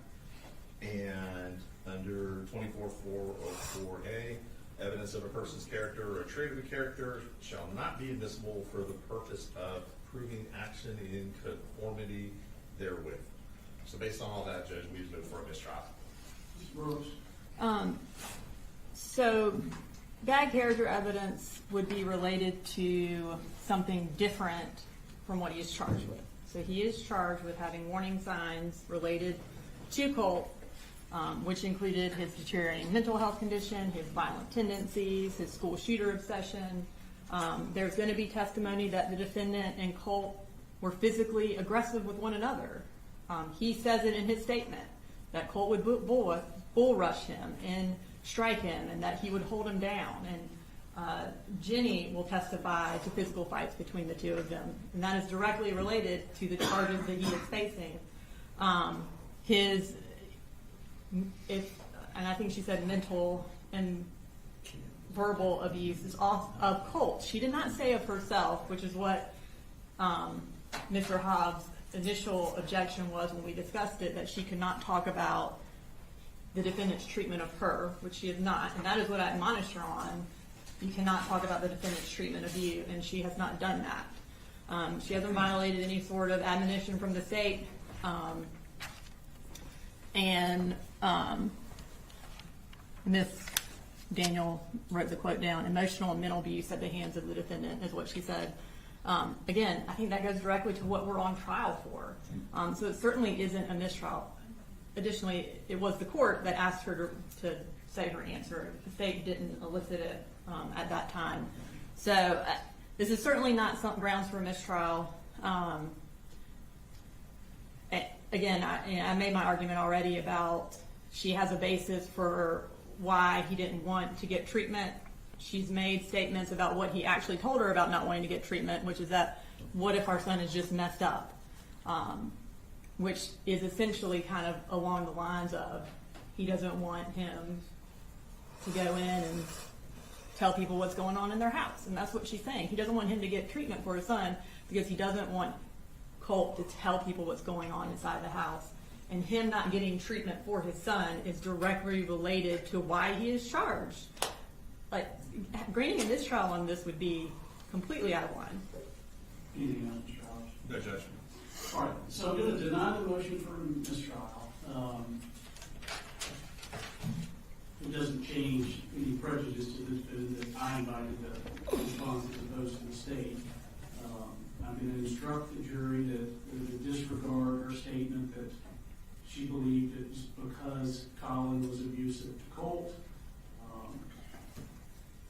And again, the issue here is, the overall issue is, what was Colt going through? What was Colt's mental health? What did Colin know in this relevant period of time? If it were true that Colin were physically abusive or mentally abusive to Colt, to me that doesn't necessarily shed light on the critical issues. And again, it may flesh out differently with other evidence. But I'm going to tell the jury to disregard the statement that she believed it was because Colin was abusive to Colt. Tell them that is speculative and inadmissible at this time, and disregard it, and we'll see what happens with later evidence. All right, bring it back to you.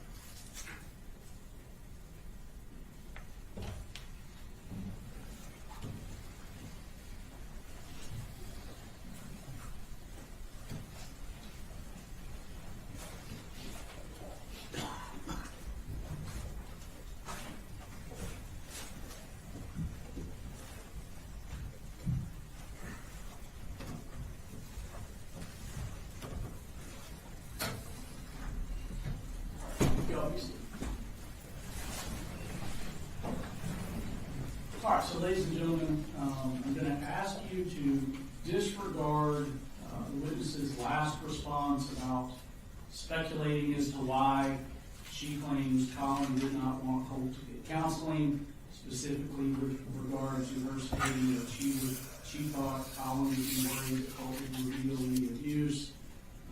That's inadmissible at this time. I'm going to ask you to disregard that. Do not consider it for any purpose. All right, go ahead, Ms. Brooks. All right, thank you, Your Honor.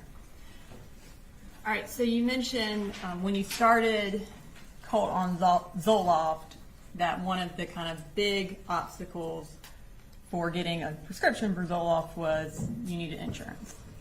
You testified earlier that insurance, you got it around August 1st. At that point, did the defendant become more supportive of getting him to counseling once y'all had insurance? No. Okay. And then kind of fast forward a little bit.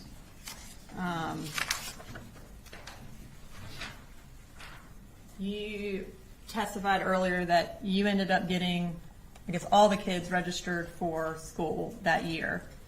Just Jenny and Coley. And then Colt eventually. I guess he started later. He did, yeah.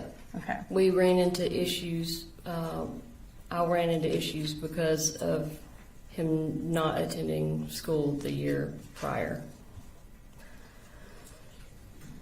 I'm going to, at this point, introduce or display for the jury what is from State's Exhibit 156, which is the defendant's cell phone extraction is this text message thread between Ms. Gray and the defendant from August 12th. Any, No objection. No, sir. Okay. And you texted the defendant, we officially have a registered ninth grader. Would that be the date that you registered Colt for ninth grade? Yes, ma'am. Okay. All right. So now I want to talk a little bit more about Colt.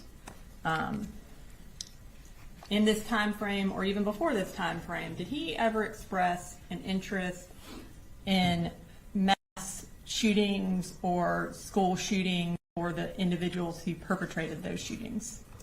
He had. Okay. Tell me about that.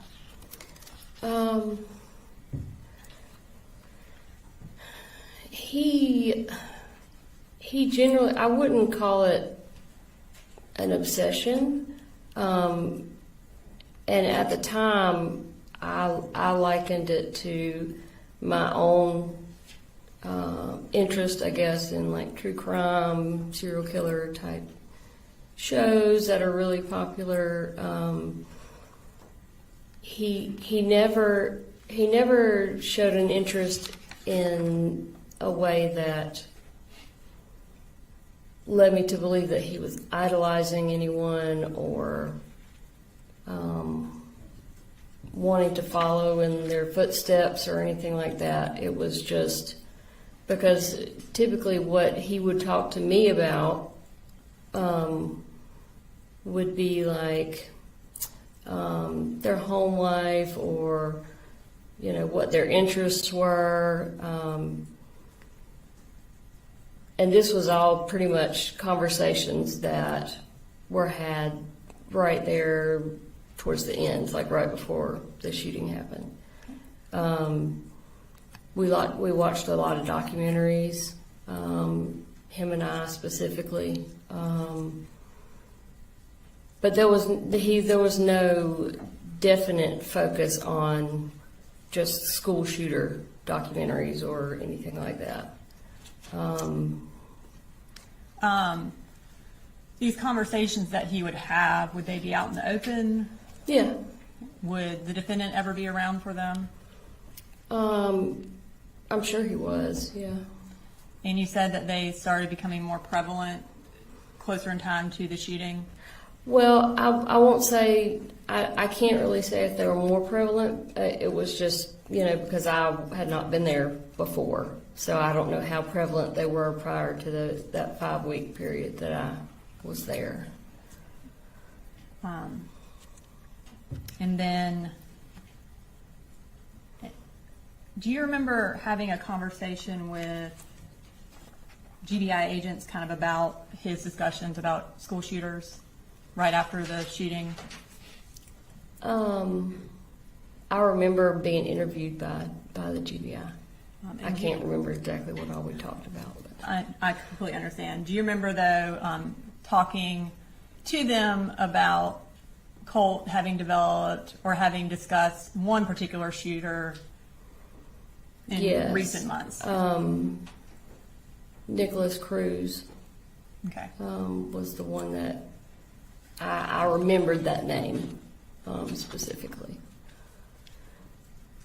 Did Colt ever make any references to wanting to look like a school shooter or to dress like one? I don't remember him specifically saying anything that he wanted to look like them. I know he talked about their looks, but from what I remember, it was typically almost kind of like making fun of them or, you know, their crazy hair or whatever.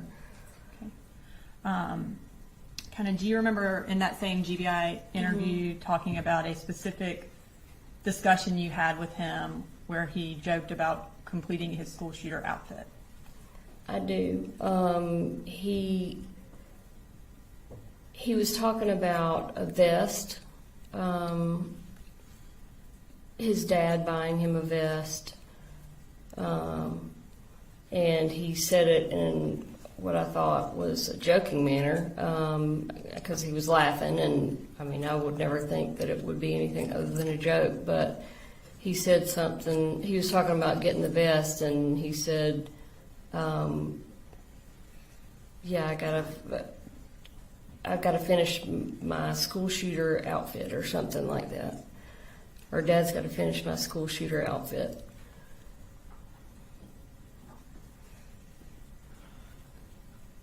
And I said, like, that's not very funny. And of course he was like, oh, it's fine. I'm just kidding.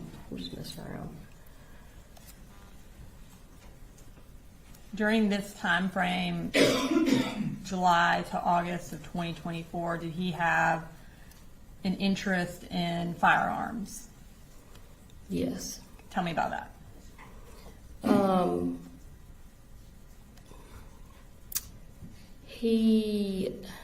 Well, I know it was a shared interest that him and his dad, they would go to shooting ranges to practice, and they had gone deer hunting.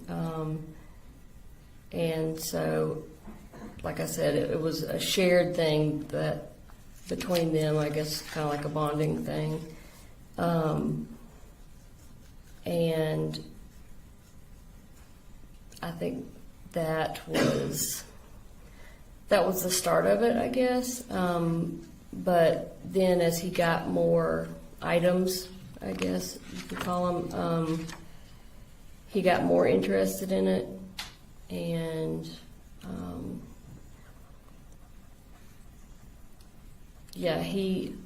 to the point where when I was there for that 5-week period, he was just involved with his gun a lot. He would clean it all the time, and he was always asking his dad to take him to the shooting range and that sort of thing. He definitely had an obvious interest in guns.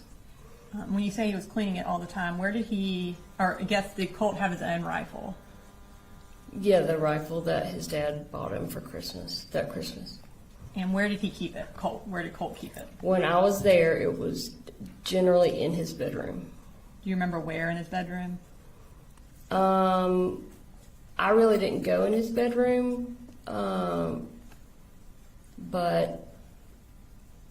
I mean, he didn't have anywhere really to set it, so I guess it was like leaned up against the wall, or when he would clean it, he would sit at his desk, because I could walk down the hall and look in and see that he was cleaning it.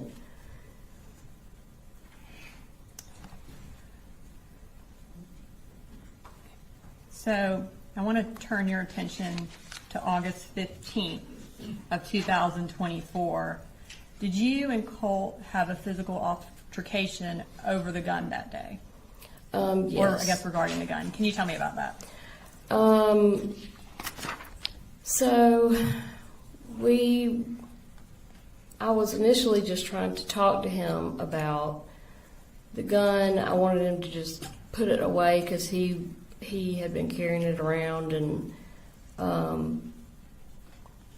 he didn't want to hear it, and so he was walking away from me, and he walked into his bedroom, and I was walking behind him, and I stopped at his doorway because I wasn't going to follow him into his bedroom, and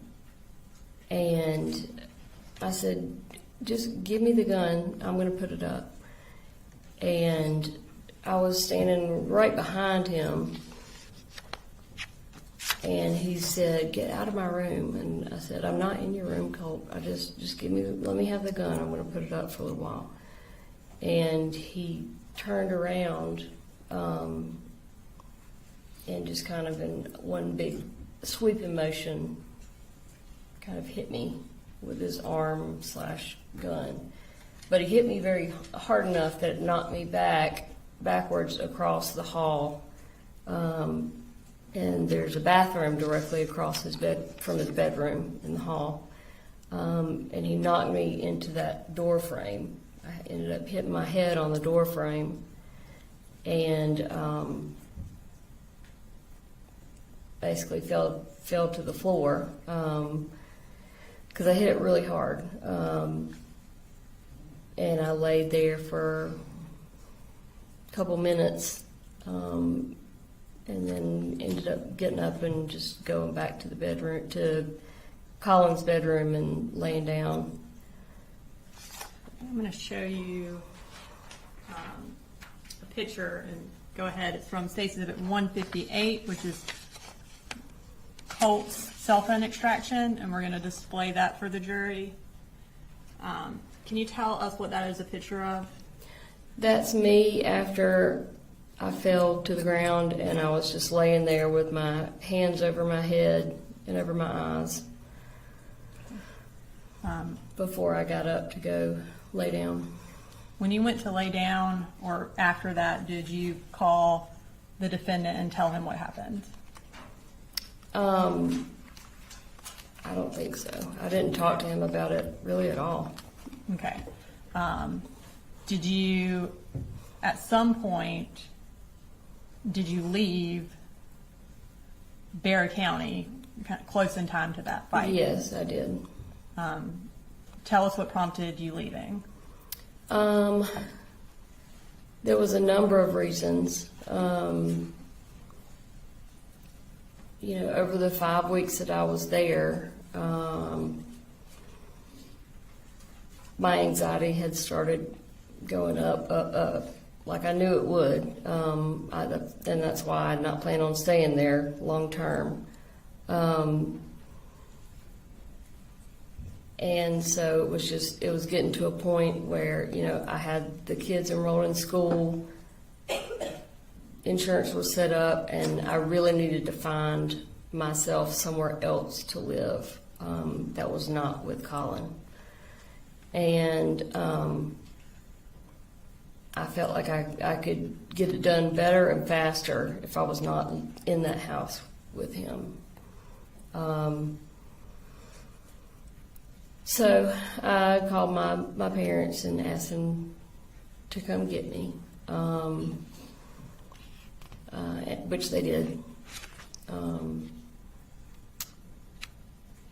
I just felt like it was to a point where I felt like things were okay, so they were settled. At least I had the kids seeing outside adults at that point.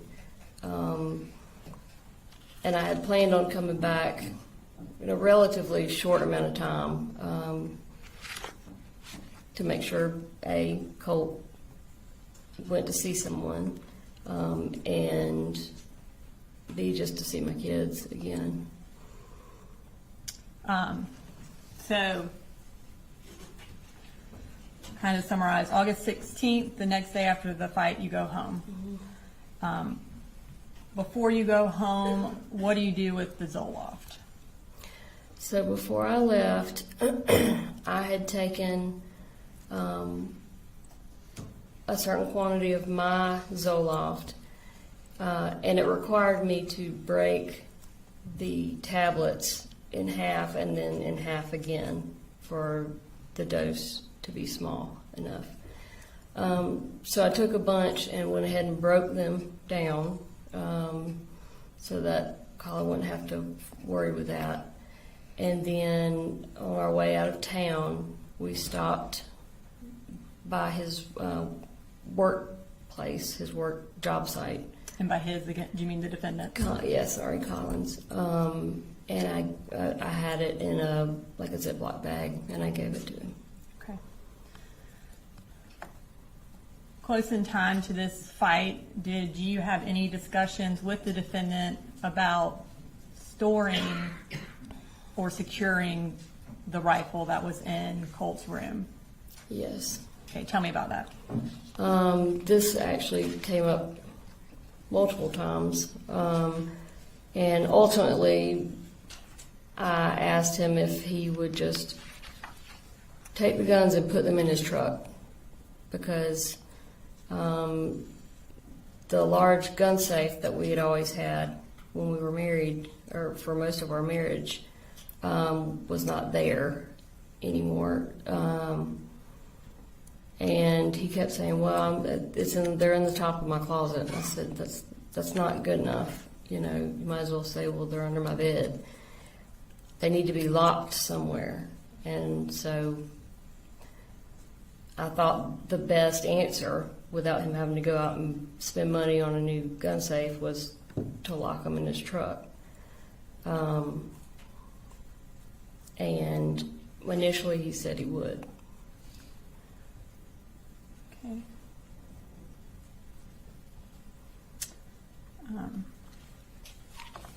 And circling back to Colt's anxiety issues, earlier you mentioned that you wanted to get him into an inpatient treatment place. At this time, I'm going to display some text messages between you and the defendant from State's Exhibit 156 from August 21st of 2024.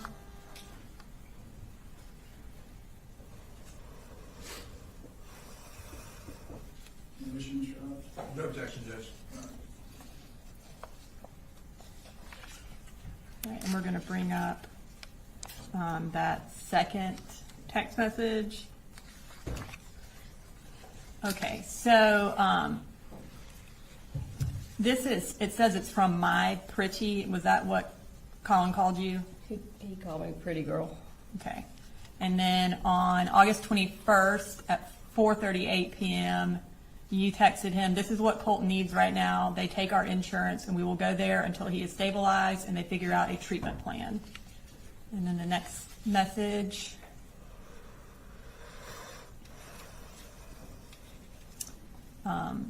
This is where you sent the defendant the website for Advantage Behavioral Health Systems, Crisis Stabilization. And that was at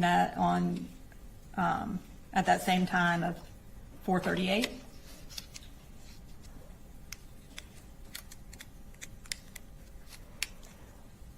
And then you said, I tried to send it to Colt, but I guess he's blocked my number now. And that was at 4:44. So was there a time period you weren't able to talk to Colt while? It was very short, like maybe a couple days. Okay.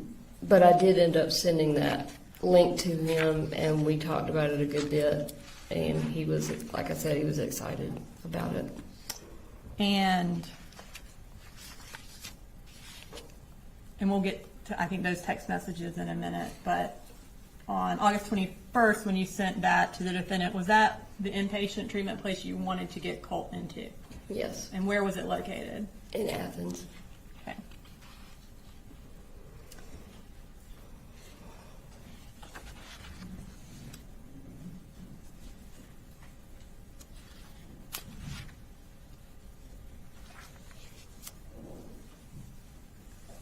Okay. And when you sent that to the defendant, did he ever respond or follow up with anything related to that? No. Okay. When did you plan on taking Colt to Advantage Behavioral? So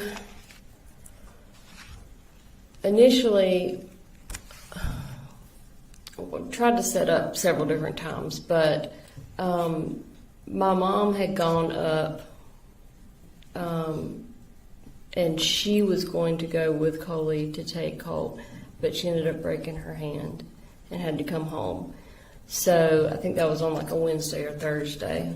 Well, that Saturday, the defendant and I had been planning all week for me to come up to visit the kids, and primarily on that Saturday to take Colt to Advantage Behavioral in Athens. We had been talking about it really ever since I left. We had planned on doing some fun stuff, with the kids. And my mom and I had called Advantage Behavioral, talked to them to find out, as far as intake of patients, what we needed to do, who needed to be there. And so everything was ready. And then and we'll get to that. I got a few Sure. more things before. Sorry. So the plan was August 31st, that Saturday. And you mentioned that your mom came up that week. Did something happen at school that week that prompted your mom driving up there and y'all kind of wanting this to happen? My mom had a conversation with Colt about, I think, having a panic attack at school. For me, I mean, the urgency had always been there. I won't say that anything specific happened to make it more important. But you know, when she broke her hand and had to come home, I was expecting before she came home, I was expecting Colt to have gone somewhere, be somewhere getting help. And so when she came home and wasn't able to do that, I'd say my urgency as far as getting up there Saturday to take him somewhere, it went up at that point for sure. Okay. So on August 26th, I'm going to display some text messages between you and Colt from State's Exhibit 159, which is your cell phone extraction. Any issues, Mr. Collins?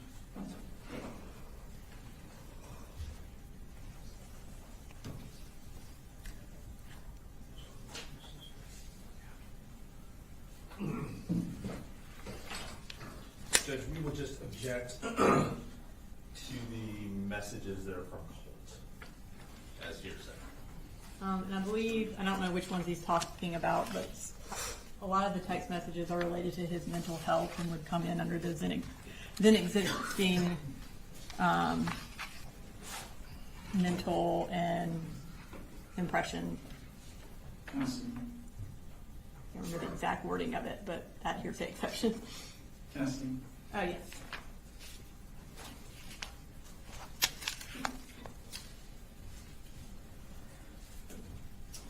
We're not gonna display that one.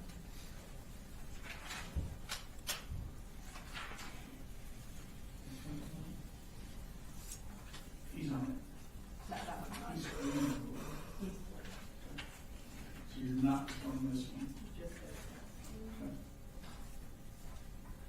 Maybe we'll display some of these, not the ones that are just generic, but the ones that talk about maybe.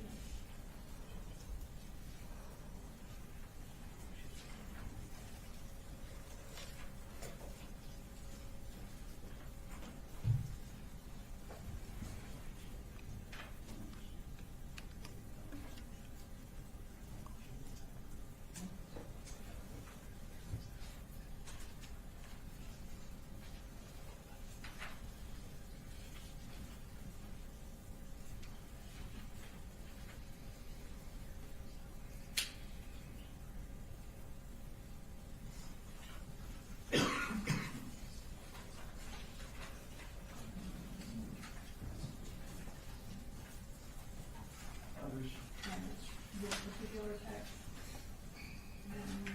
I'll take it as not to the truth of that asserted, but to show the spirit and mental condition, and also kind of context to talk about how to show that Marcy.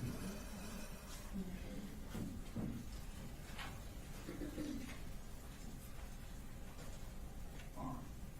Let me just have y'all step out for a minute.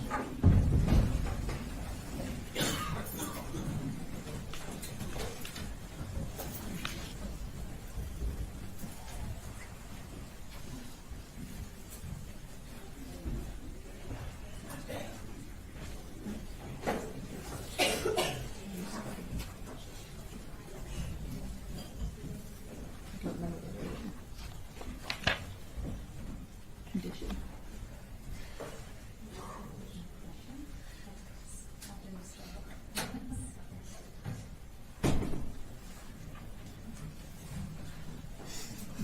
All right. That's the evening.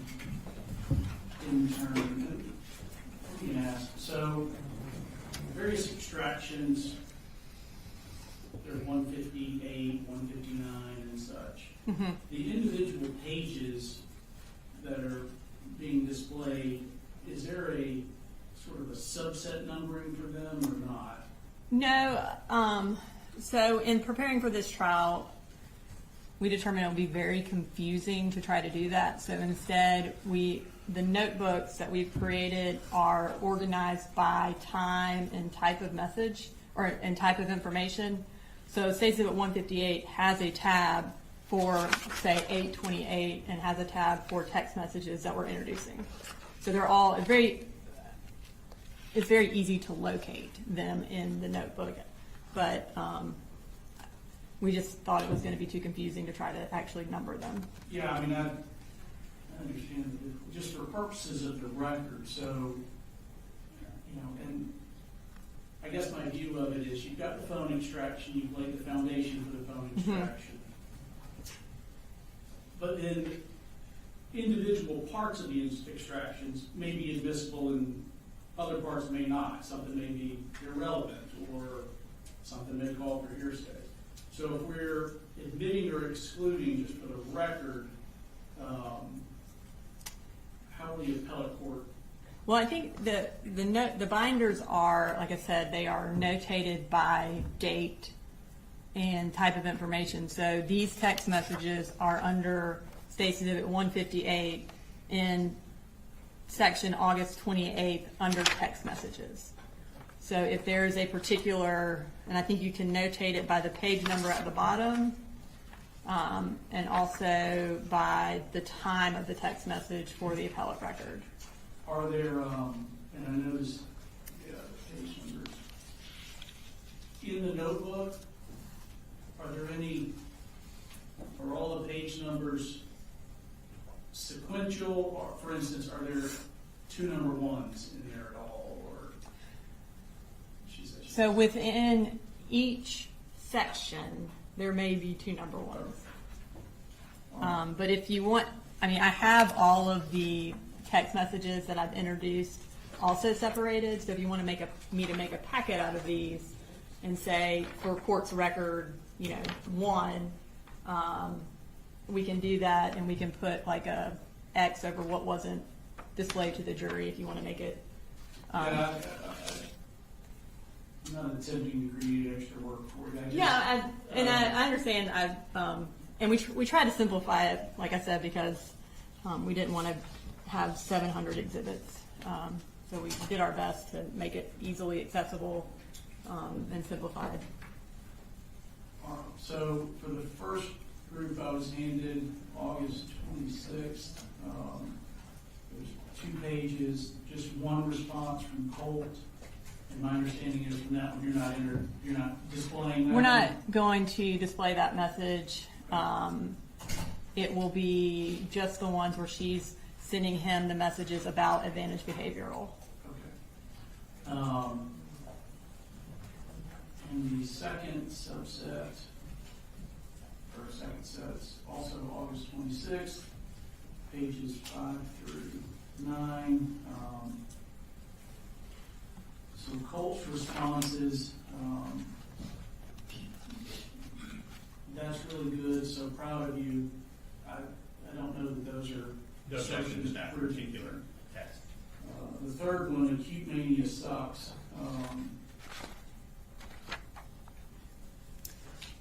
You have an issue with that one, Mr. Hobbs? Or? Just in that we believe it's being admitted into evidence to prove that he was suffering from acute mania. And the purpose of admitting that, one, would be to explain Marcy's text message where she later says that she heard about acute mania from the defendant. So it goes directly to what the defendant knew. So we have to have that message as context for that text message. And again, I do believe, in addition to that, it would be admissible under the hearsay exception for then existing mental condition, because it is showing his existing state of mind, his mental condition, that he believes he has acute mania. We're not introducing to prove he does have acute mania. He wasn't ever evaluated to show whether or not he had that. But texting of it shows that he definitely has a deteriorating mental state. And then again, it puts it in context when Marcy says, hey, your dad told me about it. And the whole defense is that the dad didn't know anything. So I think it would be 100% relevant. All right, you're saying that Mr. Gray told her somewhere in here that, She responds to Colt's text, because Colt is like, how do you know about acute mania? And she's like, your dad told me about it. Like, your dad talked to me about it. So it's a prior consistent statement of hers regarding that. It's something that she is discussing at that time. And so we believe that text message puts it in context, and we do believe the other text message would be admissible for that purpose.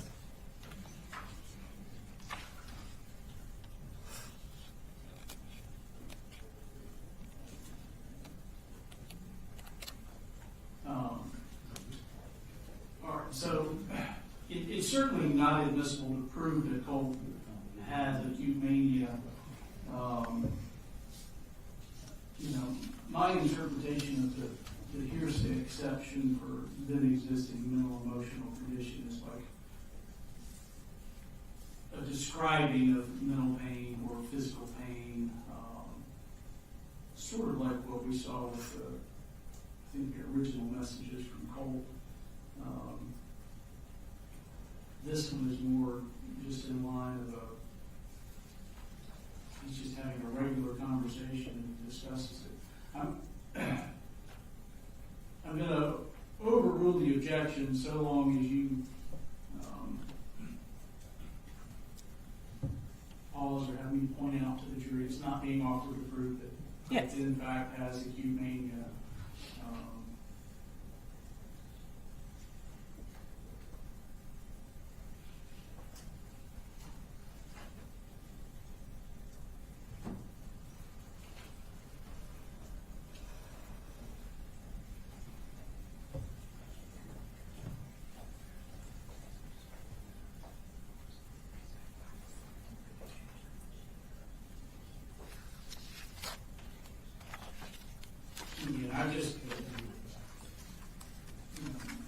My concern is that we have a lot of statements from someone who is not taking a witness stand, where there are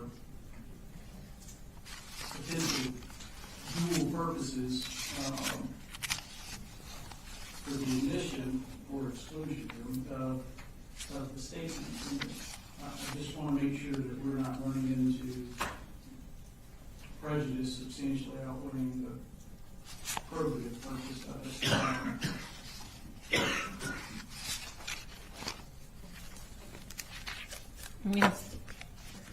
I don't know that, and again, I mean, so we'll be consistent here, but on page 9, I have a concern with Colt's response there. I don't have a copy of that. You have my copy, so can you? Yeah, I have a list on my computer of every self-diagnosed disorder I'm likely on the spectrum to have. Yeah, in that list of text messages, I think the only texts I'm going to show are where he says acute mania and where he asks Marcy if she has prior knowledge or if Mamu told her, and her response, which was, I have prior knowledge and your dad told me. Those are the 3 text messages, I believe, from that spread that we were going to show.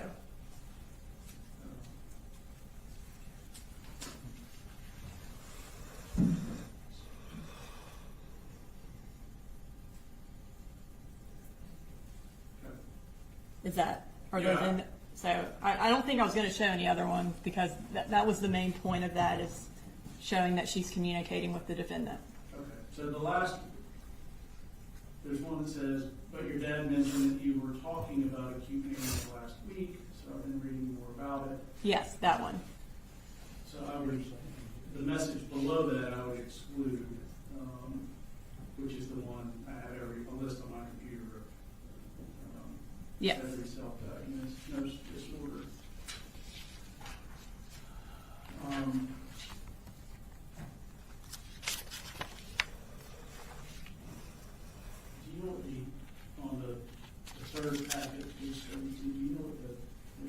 screenshot of some image. I don't know what that is. Definitely. And in that grouping of text messages, I believe the text message we wanted to get into was where he talks about his teachers, because we have a text thread with Marcy and the defendant where Marcy tells the defendant, he told me about his teachers.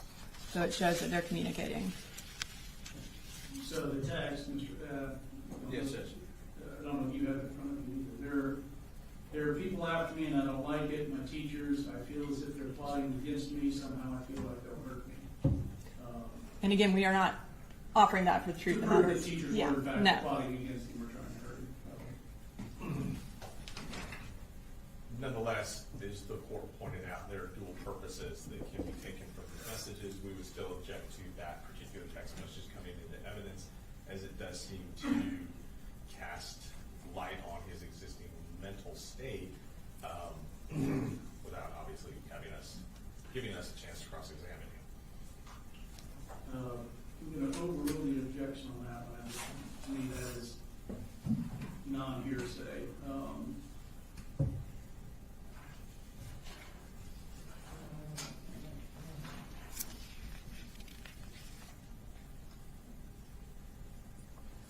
right, I'm going to return this back to you.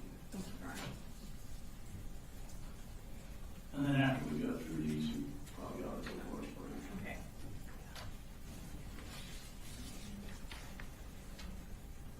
All right, you bring the jury back to it.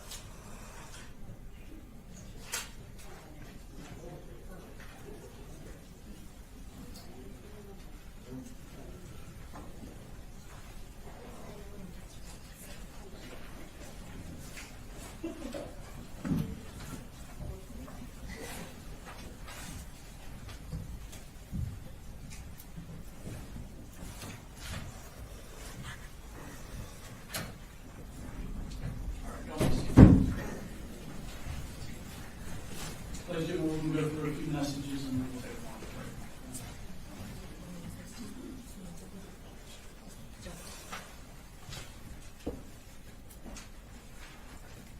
All right, so I believe we are at the point where we're going to display some text messages. I'm going to start with text messages from States Exhibit 159. They are located in the August 26th section under text messages, and they are between Marcy Gray and Colt Gray. So you texted Colt on August 26th at 3:35. Hey Colty, it's Mama. I just realized I had the wrong number for you. Daddy called and told me what's going on. Me and Mambo are going to do whatever we have to help. And then you go on. Mamu is going to drive up tomorrow. And then at 3:38, you say, I sent this to you last week, not realizing I had the wrong number. It's an inpatient treatment in Athens, like we talked about several times. And you kind of said you wanted to try. And then you have the URL for Advantage Behavioral listed. I know earlier you testified that you had sent that information to Colt. Is that when you sent him the information? Yes, ma'am.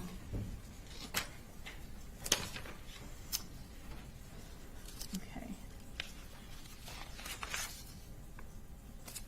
And then, had you and the defendant talked about acute mania as related to Colt? Yes. And what had the defendant told you? He had just told me about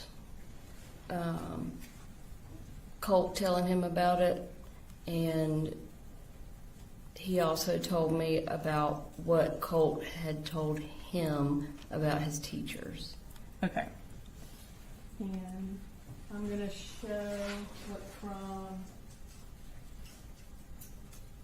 also from State's Exhibit 159 from the August 26th section in text messages. And we're going to start with a text message from Colt Gray to you at 3:47 where he says acute mania sucks. And listener, just understand that's a message, as I understand it from Colt. It's not being offered to prove that he in fact has acute mania, just words he said. Okay. And at 3:47 you respond, acute mania is no joke. And then at 3:48 Colt says, did Mahmoud tell you or do you have prior knowledge? And at 3:50 you respond, but your dad mentioned that you were talking about acute mania last week, so I've been reading more about it since then. So it sounds like you and the defendant are talking about Colt's mental condition, is that, or mental health, is that accurate? Yeah, definitely. Okay. You mentioned the defendant also talked to you about Colt's teachers. Yes, ma'am. I'm going to display some text messages from August 28th, which was also from your cell phone extraction. It says Exhibit 159, and they are in the August 28th section under text messages. And there is a text message from Colt to you at 1:52. Colt says, there are people after me and I don't like it. My teachers, I feel as if they're plotting against me. Somehow I feel like they'll hurt me. Okay. And then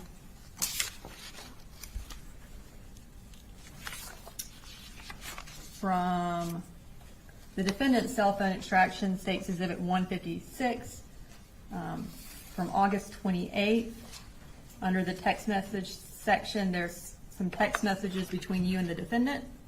We're going to go ahead and display those. So at 10:16, the defendant texts you, hey, did you make contact with? And you respond, not with my Memu, but I'm texting with Colt. He told me about his teachers. So you there tell the defendant that Colt told you about his teachers. Was what Colt told you consistent with what the defendant had said was going on with his teachers? Yeah, it was almost identical. When the defendant told me about it originally, he asked me not to tell Colt that I knew that he had shared it with me because he didn't want him to be upset. Okay. And Your Honor, those were the text messages you wanted me to make it through. Ladies and gentlemen, it's 12 o'clock. I think your food's here or close, so we're going to go ahead and take a lunch break until 1 o'clock. All right? We'll discuss the case. Don't look up anything.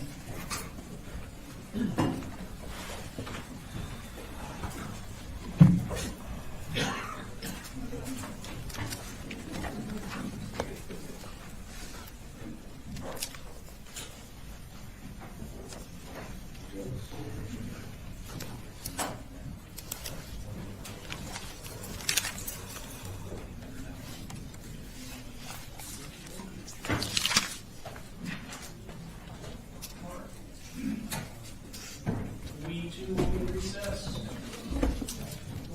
We know that we wind up that we need to take up. Okay.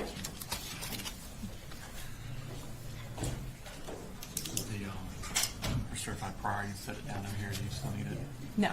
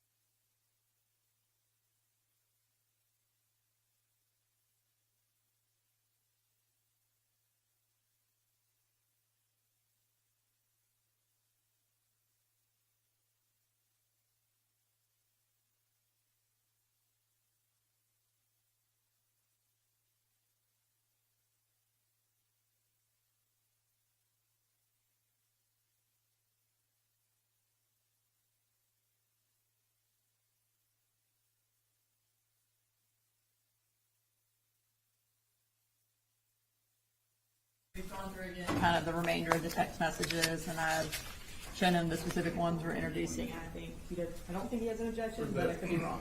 The majority, there's one that's also along the lines of him describing how he's feeling, where he states Colt states it's getting worse. Had she take another, I don't remember the rest of it. I'll make it to school trust. Thank you. I'll make it to school, is that what you said? I'll make it to school. And what was the date on that? That was August 29th. August 29th. So we would do the same, just to be consistent, same hearsay objection on that in terms of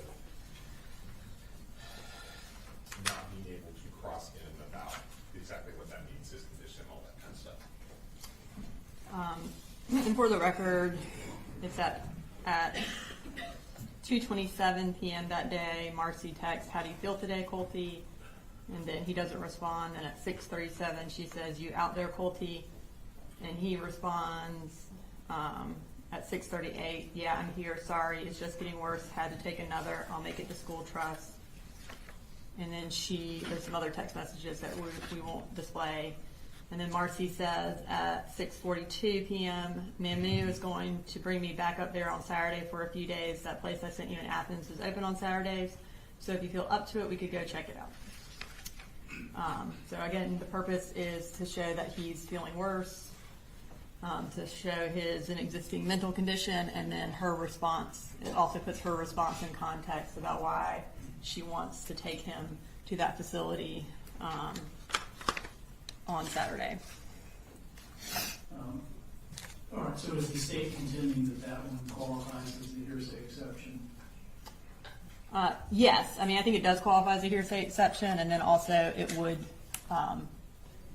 be admissible to put in context Marcy's response about wanting to take him to an inpatient treatment. And it specifically is about how he is feeling that day. I see. Yeah.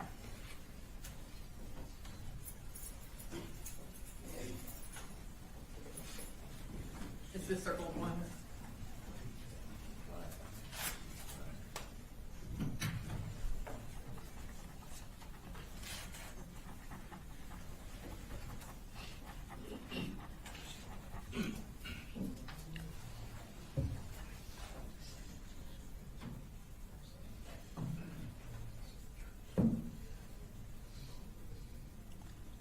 There's another text where she says, "How do you feel today?" And he says, "Not so good." I don't,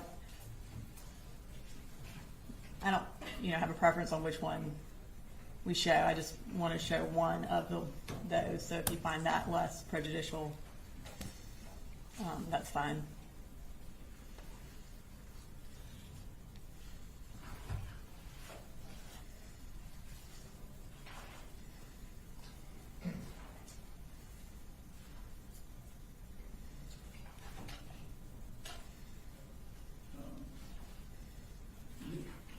So the only one from this packet, I'm just looking at what's been circled, is the one on the first page of Correct. Colts that you intend to introduce? Yes. All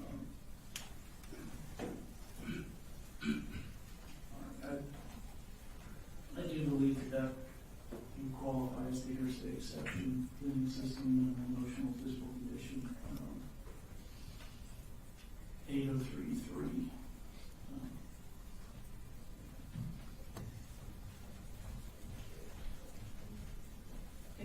Yes, ma'am.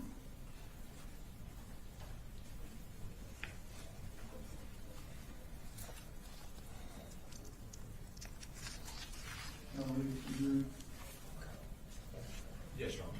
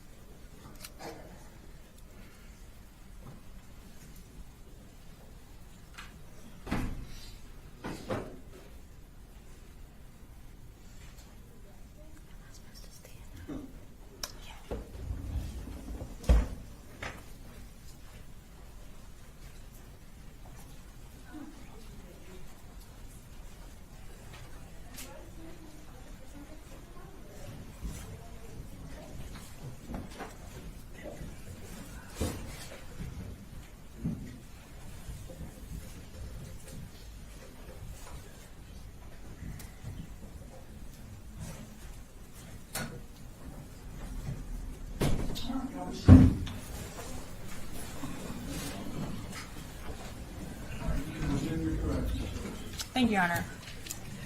All right, so on August 28th, you and Cole were texting about how he thought his teachers were plotting against him.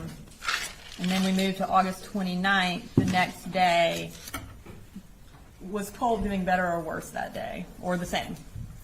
I don't remember off the top of my head without looking at my texts.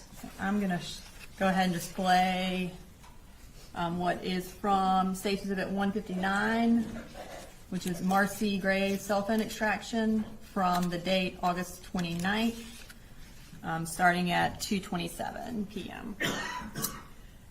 So you text Colt, how do you feel today, Colty? At 2:27, he doesn't respond, and you text about 4 hours later at 6:37, and this is actually UTC time, so this would be 10:27 and 2:37. So you text, you out there, Colty? And then he responds, yeah, I'm here, sorry, it's just getting worse, had to take another, I'll make it to school, trust.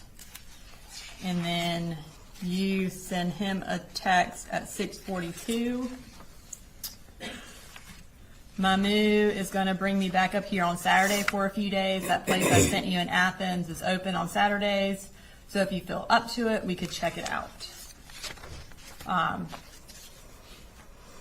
So I guess he tells you things are getting worse, and then you send him another text about going to Athens Behavioral on Saturday. Yes. Is that accurate? All right. So that Thursday, after you text with him, did you try to call the school?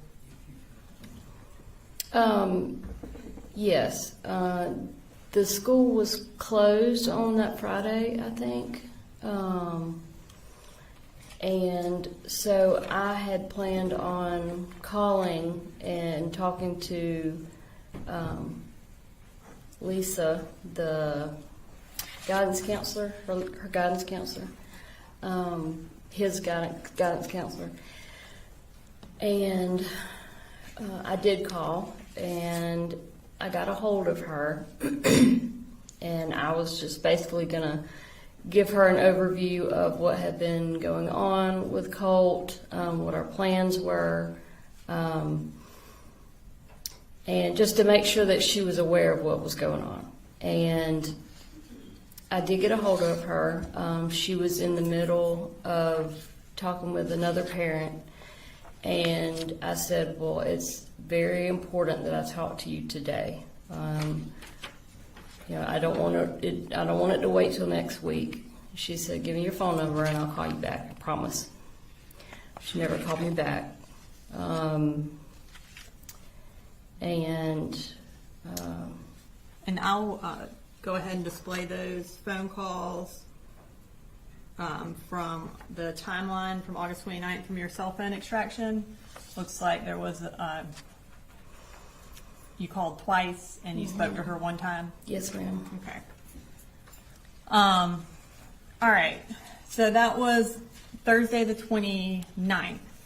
On Saturday the 31st, you were planning on taking Colt to Advantage Behavioral. At this point, were you still living in Fitzgerald? Yes, I was staying in Fitzgerald. Had you been in Fitzgerald ever since August 16th? Yes. Okay. And Colin, did he have all of the children up here in Bexar County in his custody? Yes. Okay. So, tell me what the plan was for you getting to Bexar County to go to Athens Advantage Behavioral. So originally my mom was going to drive up to Winder with me. She broke her hand, so that plan was off the table. And so I had asked her if she would maybe meet Colin halfway so he wouldn't have to drive all the way down to Fitzgerald. At first she was going to do that, but again, her hand was really bad. And so I ended up asking Colin if he would drive the whole way to come and get me. Again, we had been planning all kinds of activities and stuff that we were going to do with the kids, and we're going to go to the Athens crisis on Saturday. And then out of nowhere, really Friday night, Colin's mood completely changed. He was not really even wanting to talk about the weekend. Then Saturday morning, he basically said he wasn't going to come get me. He didn't have money for gas, even though we had planned on doing all of these things that cost money, as well as my mom was always giving him gas money. So gas wasn't an issue. I don't know what the issue was, honestly. But he said he wasn't coming to get me, and then he went silent. He, again, with no texts, no calls. I was talking to the kids on their phones all weekend, but he basically ignored me the rest of the weekend. And you indicated that Friday night when y'all were talking, his mood changed. Did y'all get into kind of a verbal disagreement about something? Yeah, I think I want to say the guns came up again. The storage or putting away of the guns. And when you say that came up again, does that mean you were talking to him about putting the guns up again? Well, I asked if they were put up, and because he had said he was going to put them up. By put up, I mean lock them in his truck. And when I asked him about them, he got really defensive and angry, and basically said no, they weren't locked up. And I said, if you don't lock them up, I'm going to call in another wellness check with Barrow County.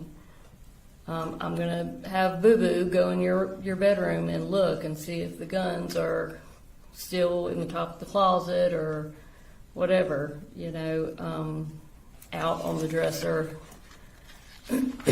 And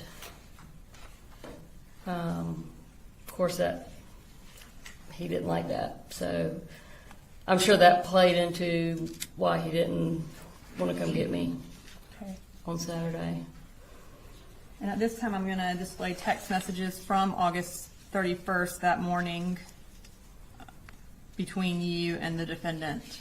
And they are in the August 31st tab of State's Exhibit 156 under text messages. So you send the defendant a text message at 10:24 that says, about to leave Fitz. Mamu isn't coming to stay because my daddy's birthday is tomorrow. Can you and Boo meet us halfway so she doesn't have to drive all the way up and back in one day with a broken hand? And then there was a phone call after that between you and the defendant. Is that where y'all talked, where he gave the gas money excuse? Probably, I'm not sure. I'm not absolutely sure what was said during that And conversation. then at 11:46, you send another text message to the defendant, or 11:35, that says, so that's it. You were prepared to spend money on gas and everything else to go to Lake Blue Ridge, but you can't spend the gas to drive 2 hours and pick me up. That's BS, and you know it. And then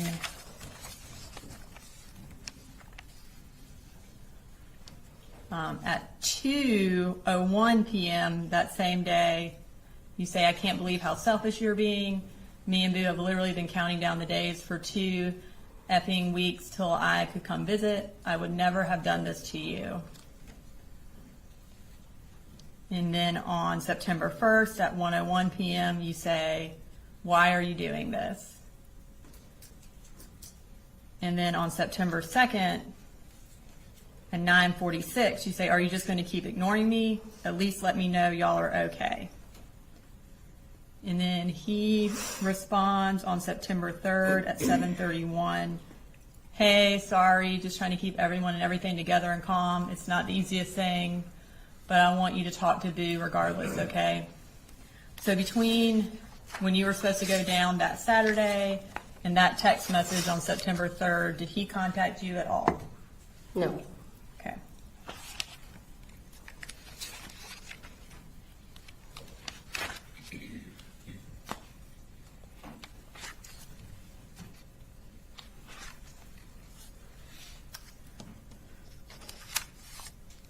So is it fair to say that you, up until that August 31st, you and the defendant had been communicating about your concerns about Colt and his concerns about Colt? Yes. Okay.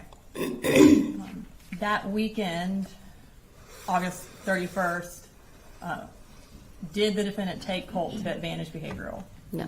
Okay. Now we're going to move to September 4th, the day of the shooting. Were you again still in Ben Hill? Yes, And you ma'am. Did you talk to the defendant that morning of September 4th? Yes. And what happened when you talked to him? He basically told me that Colt had sent him some strange text messages. I told him I had not gotten any text messages from Colt, and so he sent me what Colt had sent him. At the time, I was in the car with my mom. I don't even remember what we were doing, but I shared them with her, and from there we just kind of discussed what the text messages were, and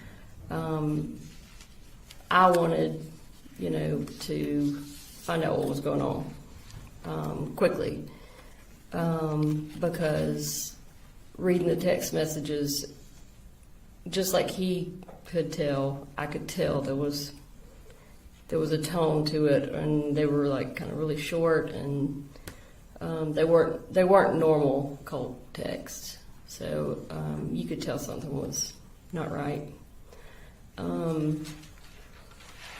So I tried texting Colt, I think first, couldn't get a response. I never actually got a text from Colt himself until after I had started trying to call the school and talk to the school. And when you called the school, were you able to talk to somebody? Yes. And who did you talk to? I talked to Miss Lisa, his guidance counselor that I called on Thursday the week before.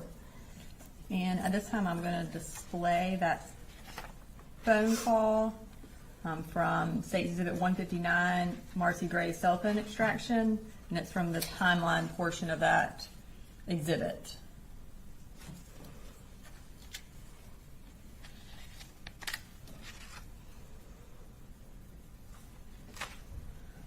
So you call the school at 9:50 a.m. and speak to Miss Butler for 8 minutes and 57 seconds. Yes, ma'am. Tell me what y'all talked about. Well, she started out by apologizing. She said that in the 30 minutes that she was with the other parents, that prior Thursday she had misplaced my phone number. So then I went ahead and just kind of covered some of what had been going on with Colt. Told her about the anxiety. Told her about some of the issues between him and his dad. I told her a number of different things. I actually had a list written in a notebook that I had at the time. And then she went on to tell me that basically it was ironic that I had called her because his first period teacher had sent her an email saying that Colt had been asking questions about active shooter drills.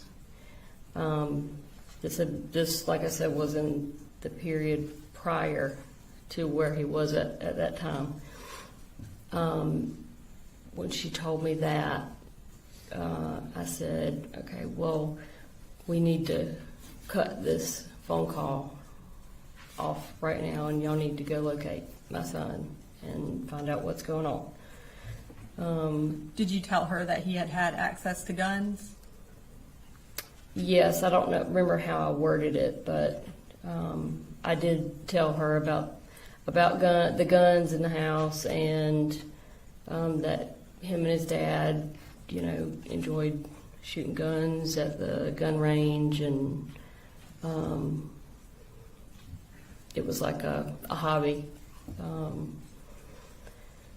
And so she said, okay, well, I'll see if I can't find somebody to track him down. And I didn't feel like I couldn't hear urgency in her voice, and I said, I need you to take this seriously. I need you to put down what you're doing, and you need to go find him right now, please. And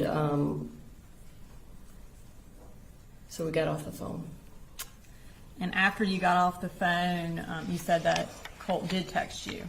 Yes, he did text me. He basically texted me almost exactly what he had originally texted his dad earlier. And I'm going to go ahead and display that text from 10:02 on September 4th, where he says, I'm sorry. Is that correct? Yes. Yeah. All right, so at this point, are you concerned? Very, very concerned. And I'm going to pull up some more text that you sent to your mother and to the defendant from 10:17 on September 4th. Up there on the right, you say, you should probably go ahead and make arrangements to leave work. And then at 10:18, you text the defendant, they're going to need you at the school. So at this point, the school shooting has not started.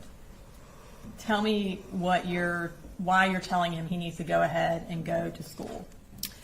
I think primarily it was just because I knew something was going on with Colt.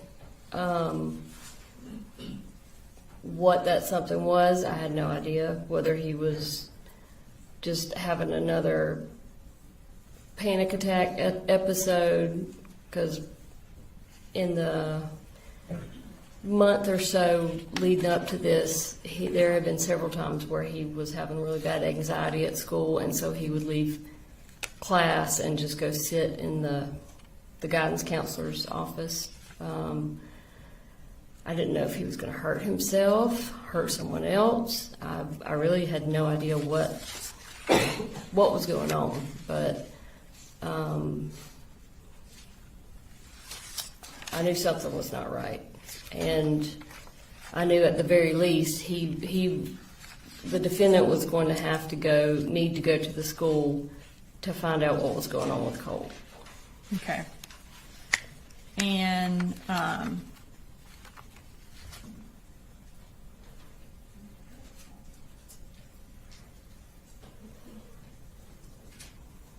so, and you had some concern that he may have brought the gun to school, right?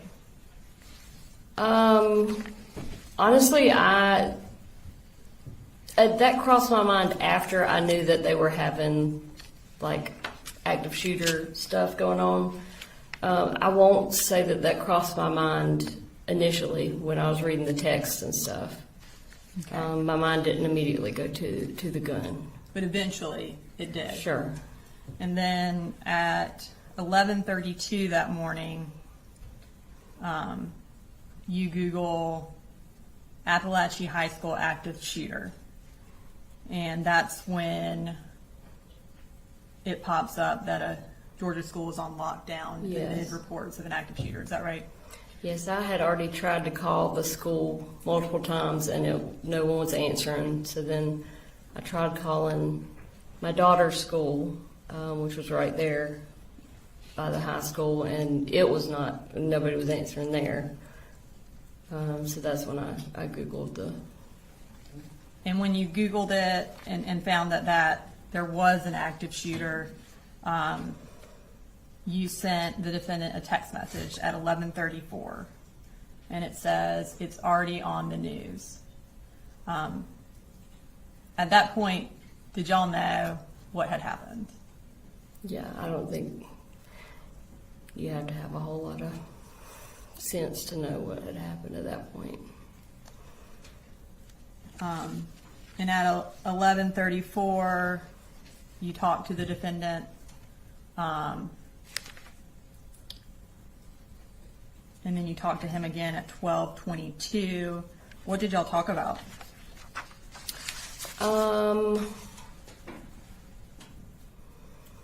Honestly, I probably couldn't tell you exactly what was said. Actually, I do know one thing that came up. I called him at one point to find out if he was at the school, if he had made it to the school or not. And he said, well, I didn't go to the school. I'm going to the house, or I'm at the house. And I said, why are you at the house? And he said, well, I said, you need to be at the school, you know. We have 2 other children. And he said he wanted to see if Colt's gun was at the house. During that phone conversation, did he express any concern for Colt's well-being? No.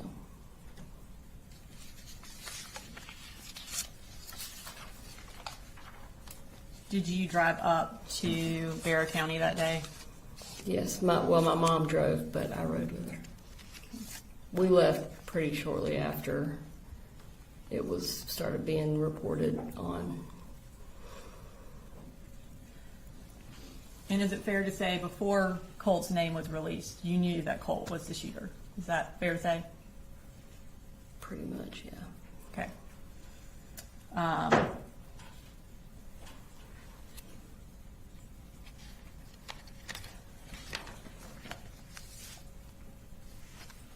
You mentioned earlier that you and the defendant, after you left and went back to Fitzgerald, y'all continued to communicate about Colt and the issues he was having. Is that correct? Prior to the shooting. One of those issues was that he wasn't going to school, right? Yes. Okay. I'm going to pull up from State's Exhibit 159 a search that you did on August 29th, which was a couple of days before that Saturday. Mm-hmm. We'll go back to the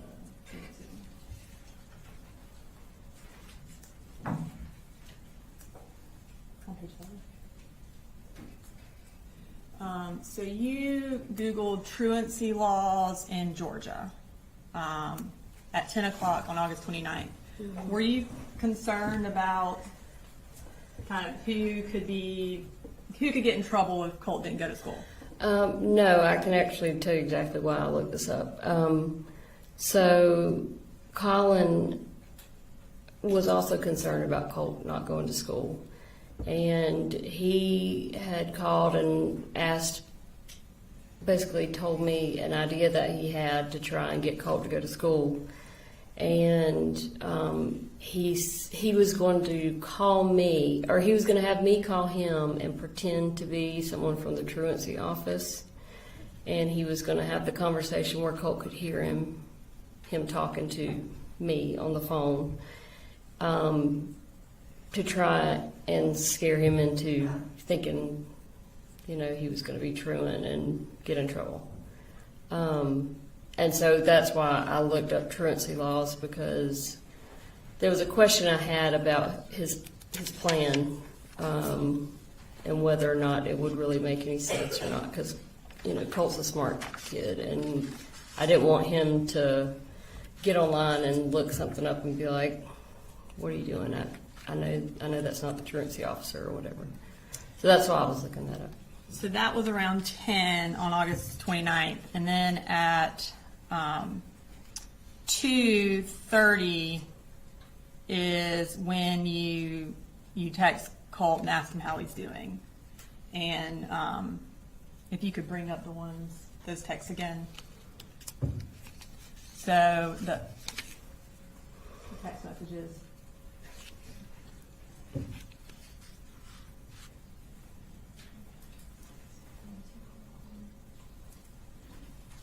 Page 25.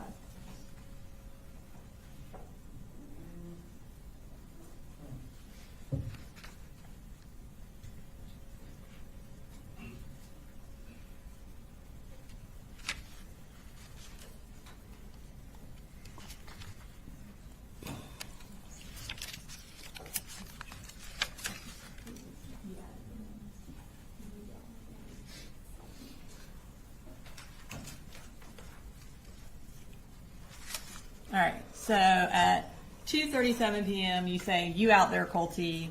And then he responds at 2:38, "Yeah, I'm here. Sorry, it's just getting worse. Had to take another. I'll make it to school. Trust."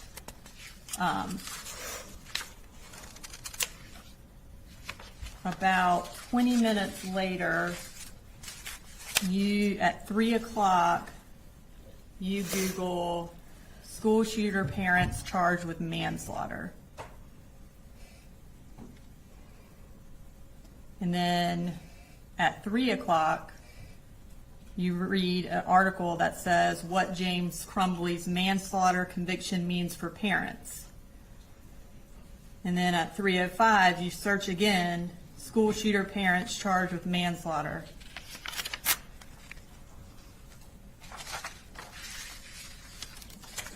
Tell me why you were searching that. They had just come out with a documentary about those parents, and Colt and I had actually watched it before I went home and had some discussions about it. And I think the actual reason I looked it up is because we didn't know what the outcome of it was. So you had seen a documentary with Colt before you went back to Fitzgerald? Yes. About the parents? I think Mom. Go ahead. Oh, sorry, and it talked about why the parents were charged. Ethan Crumbly's parents were charged? Yes. Okay. So if that's what the documentary was about, then why at 3:05 did you Google why were Ethan Crumbly's parents charged? If you learned that from the documentary. I have no idea. I mean, I obviously had more questions about it, even after the documentary, And then you went to an article that said what led to James and Jennifer Crumbly's guilty verdict, and read that. Does that sound accurate? Probably. I mean, once you Google something, it comes up with a million different things, and just click on everything you see. Okay. And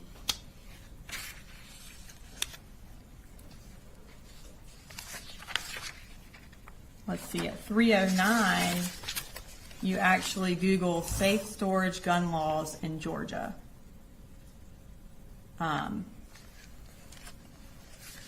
Why did you Google that? It could have been something that came from what I was reading about the Crumbly parents. It could have been me looking for a way to get Colin to store the guns legally. I don't know. I can't tell you exactly. Okay. Because the Crumbly parents were charged because they didn't secure their weapons, right? Yes. Mm-hmm. And Objection, Judge, the DA is testifying. Well, I asked her if that was correct, and she said yes. I'm trying to give context for her searches. Objection, lead. Well, I think in this particular instance, I think it's okay to lead. Well, I'll sustain the lead on the question, asking the question. Okay. Next, you visited a website for safe storage gun laws in Georgia. So you were specifically looking up gun laws for Georgia. Can you tell us why you wanted to know about that? Probably because the guns in Colin's house were not being stored in any way. Okay. And then you went to a website that says secure storage or child access prevention required. So you went to a website specifically about preventing children from getting access to firearms. Yes. Is that the same reason you went to that website? Yeah, obviously. I mean, because my kids are in the house with the guns. So after you Googled why the Crumbleys were charged with manslaughter and then also looked at safe storage laws in Georgia, you had a conversation with the defendant. And that would have been at 3:55 for 14 minutes. Surely you brought up what you had found out in that conversation. Is that accurate or not accurate? Probably. Honestly, I can't remember what we talked about. It depends on really the reason I was looking it up. You know, if I wanted to try and find something to convince him to lock the guns up, then yeah, I probably would have shared something with him. If it didn't prove my reasoning for wanting the guns put up, then I probably didn't bother sharing it with him. Would the fact that you found a case where parents were charged where a child shot someone, would that be something that you would want to tell him in order to put the guns up? Oh, sure. But I mean, I think he was already aware, I mean, of that case. He didn't watch the documentary, I don't think, but. Okay. And so y'all talked for 14 minutes from 3:55 to about 4:10. And then at 4:11, you once again looked up what led to James and Jennifer Crumbly's guilty verdict. Why did you look it up again right after you got off the phone with the defendant? I have no idea. I'm sure it had something to do with what we talked about. Okay. And then you had 6 more conversations with the defendant that day, August 29th into the evening. So you have at 4:19, at 4:21, at 5:03, at 5:12, at 5:31, and at 5:41, you're talking to the defendant. You testified earlier that when you talked to the defendant on Friday, August 29th, in the evening, his attitude changed because y'all got into a disagreement about him putting the guns up. Did your searches prompt that discussion? Probably. Okay. And so you, on this date, testified that you told him to put the guns up. And Yeah. what did he tell you? He told me, well, one comment that I remember specifically, he said that if he went in Colt's room and tried to take his gun to put it up, that it would basically cause a shitstorm, indicating he didn't want to take his gun away because he didn't want to deal with it. I don't have anything further. Thank you. Yes, Judge.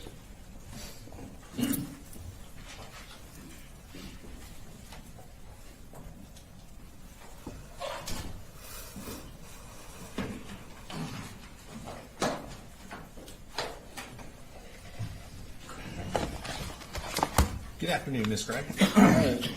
My name's Brian Hobbs, and I represent Mr. Gray. I'm going to ask you some questions. If I ask a question that doesn't make sense, let me know. I'll try and rephrase it. Okay. I understand going to be asking you questions about things that happened a good year and a half ago. Okay? Yes. I know you made some previous statements, so if it would help to refresh your recollection, let me know, and I can kind of show you some of these statements to help see if that'll help. Okay. All right. Now, you've been testifying for a while, and you've told us a lot of stuff, so I definitely have some questions for you. Okay. Maybe we'll work backwards a little bit. So, we just heard about some internet searches you did, Yes. correct? Back on August 29th, right? Yes. And it sounds like you have a bit of a memory about those conversations, but maybe don't remember everything that was said between you and Mr. Gray that day? Yeah. All right. And I'm going to bounce around a little bit, so just let me know if Okay. I'm getting kind of confusing or anything, and I'll try and slow down. All right. So, you first called Lisa Butler, and I'm orienting you to kind of that last week of August in 2024. You called Lisa Butler on Thursday afternoon, is that right? Yes. Okay. And your mom had met with Miss Butler, what, about 5 days prior to that? A week prior? Yeah, I think it was on a Tuesday, maybe, or Wednesday. Tuesday or Wednesday of that same week? If you know. I'm I not don't know. asking you to guess. I'll Okay. guess. It was either that week or the week prior. I think it was Okay. that same week, though. So you called Miss Butler on Thursday afternoon and you spoke to her, it sounds like very briefly. Yes, very. Said you had some more information you wanted to share with her, but Mm-hmm. it sounds like you needed more time to do that. She needed more time. Right. Yeah. So yes. you just simply asked her to call you back and left your number with her, Yes. right? Okay. And then it sounds like the next day, Friday, would have been a school holiday. Yes. Is that what your memory is? Yeah. And then the following Monday was a school holiday as well, correct?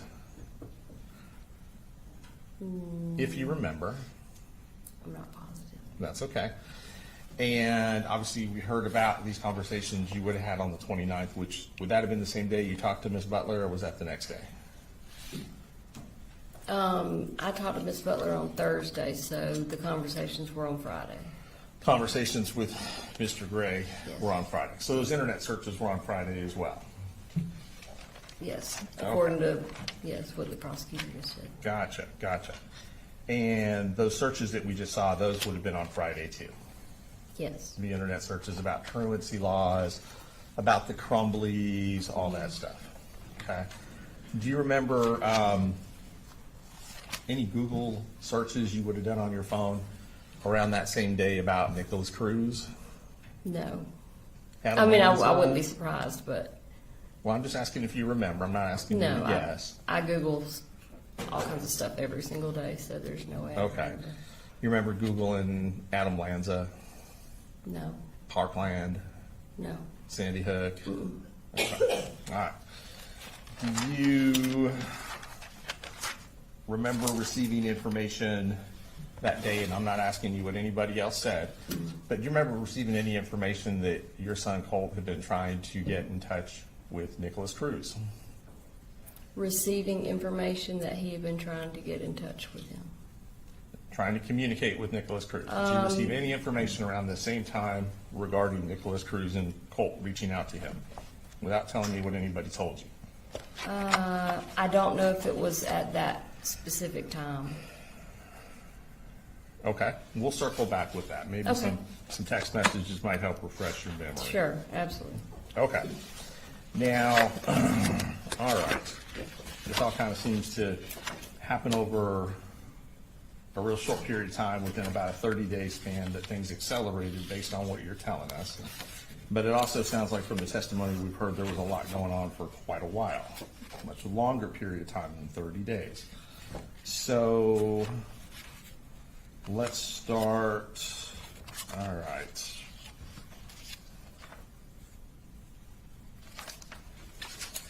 So, and just to kind of clarify, just so we're all on the same page, when you're having these conversations on the 29th with Mr. Gray, you said that you thought they might have been about putting guns up, right?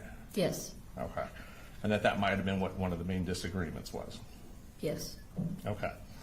And when you say disagreement, obviously I think what you're trying to say is that you guys have different opinions on whether or not the gun should be put up at all yes, and how they should be put up. and how they should be stored. Is that correct?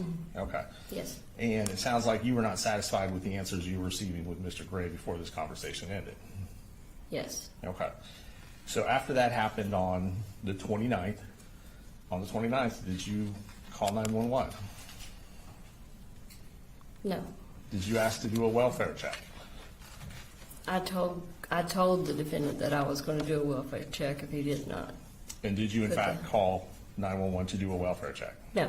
And you had done that previously. You knew how to do it. Is that correct? Yep. Okay. But he was not communicating with me at that time. That you did the welfare At all. check?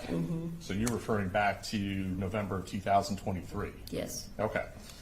And so you're saying the reason you didn't do a welfare check this time is because he was communicating with you? He was at least I knew that my kids were not dead. Okay.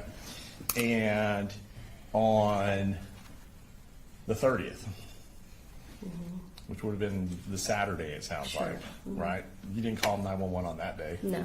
Now, he wasn't communicating with you on that day? No, but the kids were. Kids were, okay. Didn't ask to do a welfare check?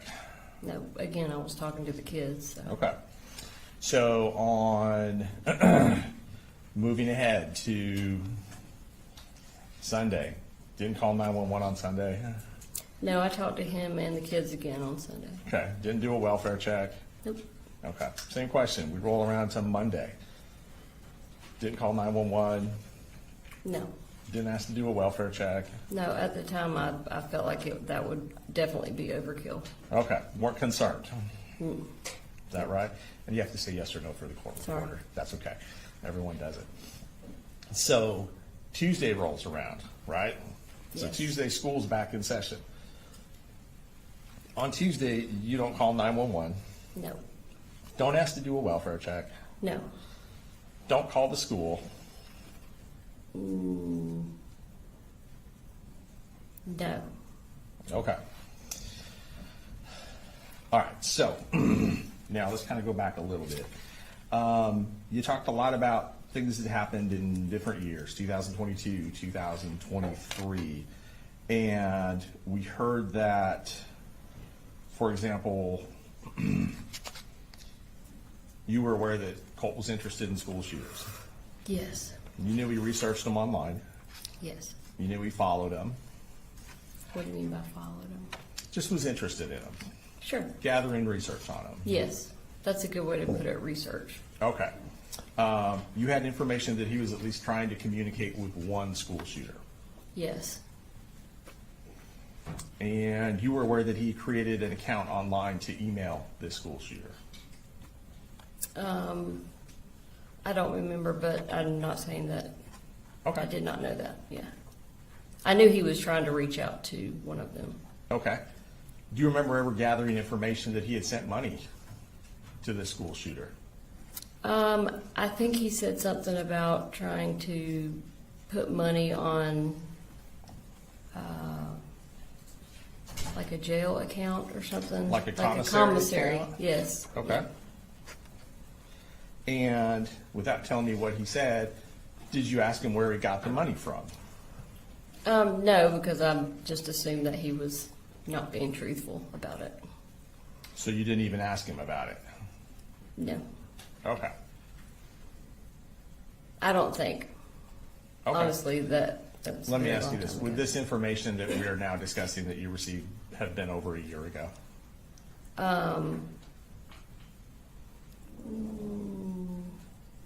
Over a year from today? Yes, ma'am. Yes, ma'am. Okay.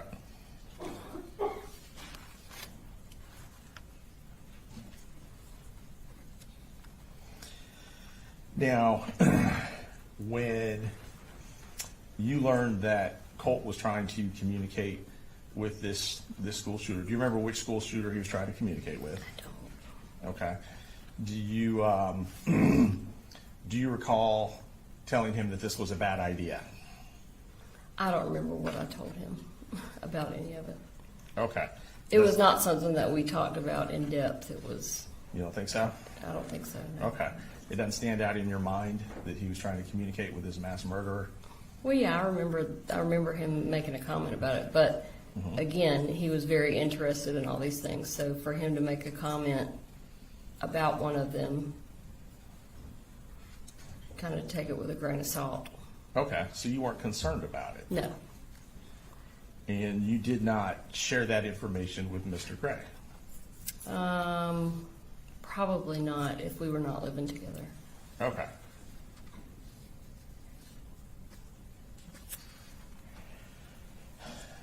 This didn't raise a concern to you such that you would have reached out to law enforcement, for example? No,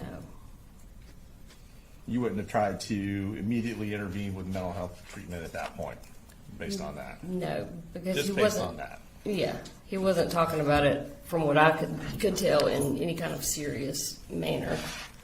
Okay. So you thought that the tone in which that you guys were talking about this was more joking than concerning? Or just like a random interest. Okay. Not an obsession? No, And based on that, you didn't tell him it was dangerous to do this? I can't remember what I told him, like I said. You wouldn't have told him this is unacceptable? Again, it just depends on what he said and how he said it. Okay. And it sounds like If you it don't was have said lot in of a, memory. I mean, if I took it in a more of a joking, way, then no, I wouldn't have told him that because it was a joking way. Without reviewing really our conversation, I can't No, really we'll tell you much circle at all back. about and- it. Sure, sure. Okay. And pull some of these out.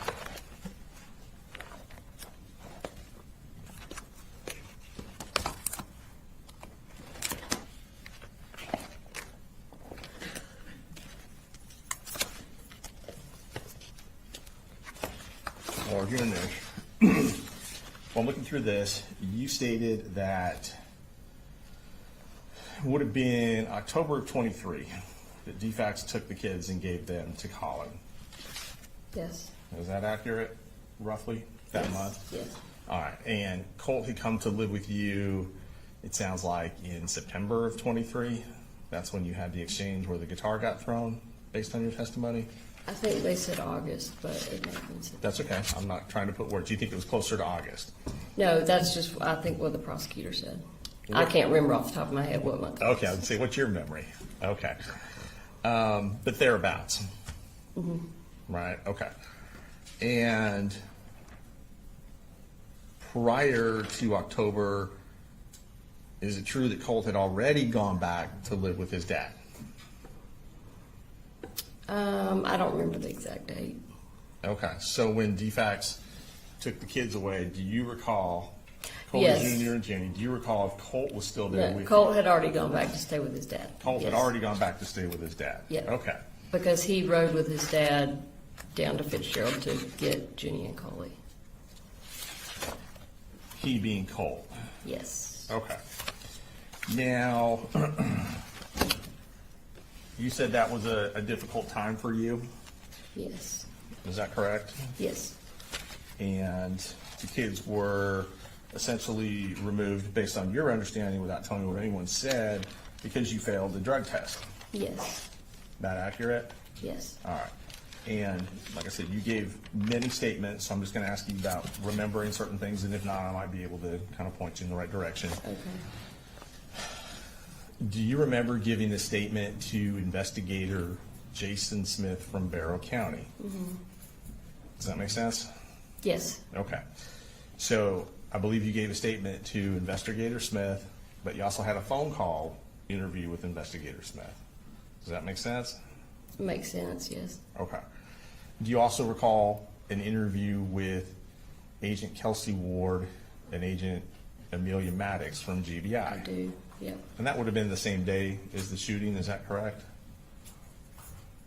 I don't remember. It That's was okay. very close if it wasn't the same day. Very close, okay. All right. And, all right, let's go through some of these statements. So we'll circle back on some of the text messages. So, and just kind of lock some other stuff in as well.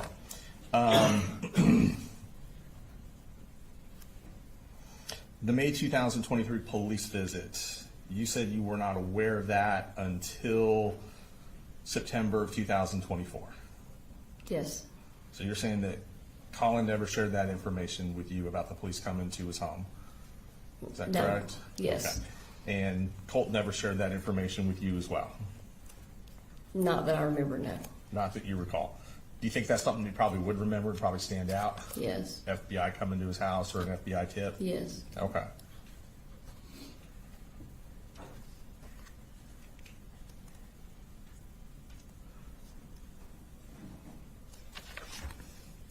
Now, when you called the school on the 4th to talk to Miss Butler, you told her it was urgent and there was something you had to tell her right away. Is that correct?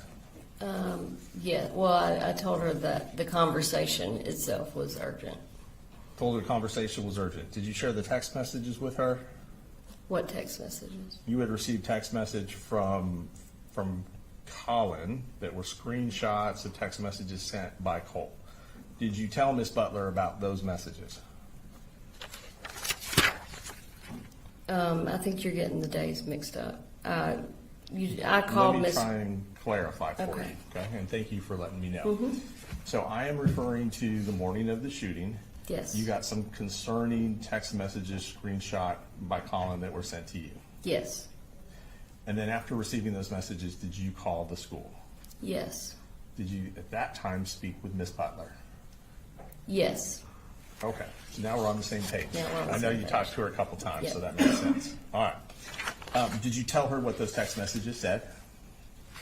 I assumed that I would. Well, let me ask you this. Do you remember what you told her?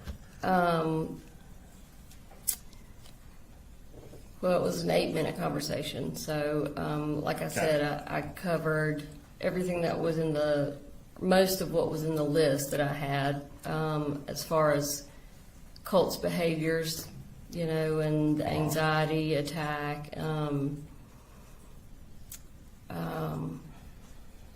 Trying to remember if I shared.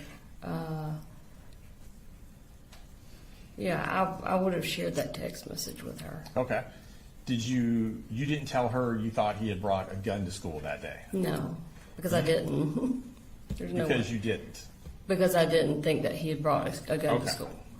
You didn't tell her, I think he's going to shoot someone at the school?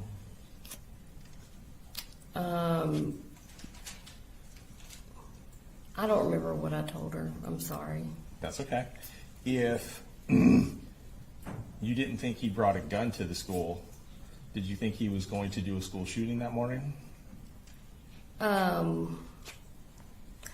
At the time, I didn't know what he was going to do. So it's very likely that I just started rattling off a bunch of hypothetical things that he might do, and I Okay. could have just been saying, I don't know if he's going to hurt himself. I don't know if he's going to hurt somebody else. I don't know if he's going to shoot himself, shoot somebody else. I may have said it in that way, but it doesn't necessarily mean that I literally thought he had brought a gun to school. And I as was you trying just- to get her to have some urgency about her actions. And as you just testified, you did not believe he had brought a gun to school that day. No, I mean, if I stopped and you asked me, do you think your son brought a gun to school today or that day, I would tell you, no, absolutely not. Not rationally, I wouldn't have thought that, no. Nor would you rationally have thought that your son was going to school that day to perpetrate a school shooting. No.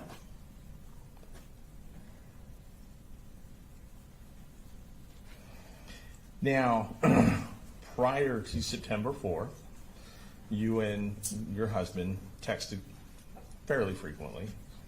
Is that fair to say? It depends. Yeah, on the guess days when it's he was talking to relative. me, it could be Right. overwhelming how many texts I would get. Okay. All right. Fair enough. And in the month of August of 2024, okay, because that's kind of what we've been focused on a little bit.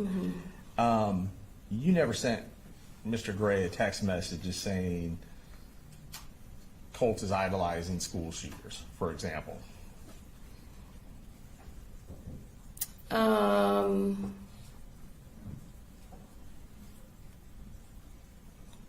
I can't tell you whether I said that or not. Okay. I may have not. Do you remember texting him that Colt was communicating with school shooters? I don't remember. There's no way I can remember all the texts that I sent him, especially It was- about Colt and Okay. guns and everything. Okay. Well, we can go through your text messages. That's fine. And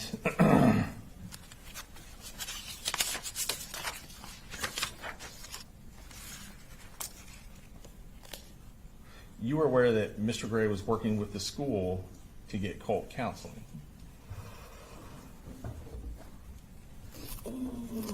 I know that he had signed a form allowing Colt to have counseling. Okay. And you're aware from conversations with your mother that she met with Lisa Butler Yes. in middle to late August, Yes. and they had talked about counseling as well at the school. Yes. You were aware that plans had been put in motion for Colt to see someone at the school. Yes. When my mom went up there, Miss Butler actually told my mom, because my mom told her about the crisis center that I wanted him to go to. And Miss Butler actually told my mom to hold off on taking him to the crisis center until he could meet with the state-appointed counselor that the school used. Okay. Unfortunately, that person is not there, every day. Only and on Thursdays, so, I believe. do what? Is that person only there on Thursdays? I'm not sure. You may be correct, but that person, according to my mom, that person was not going to be able to meet with Colt until the following week, Right. which is not what I was told to begin with. I thought that it was going to be like next day he's going to get to meet with the person. And does it sound like the day he would have met with Colt would have been September the 5th of 2024? Yeah, if that was a Thursday, yeah. The day after the shooting, Yes. right? And that was the counseling that my mom set up. Not Colin. That's the counseling your mom set up. Yes, with Lisa Butler. Through the school, with Yes. Lisa Butler. And your testimony today is that Colin was not involved in that. I didn't say that. Well, that's why I'm asking. I want to make sure I'm not. He signed a document Okay. that allowed Colt to see a state-appointed therapist. Okay. But as far as scheduling and going to the school and meeting with Lisa Butler, my mom was the one that did all of that. Your mom's the one that met with Lisa Butler, but you're not sure how much communication Lisa Butler had with Colin. No, that's correct. Okay.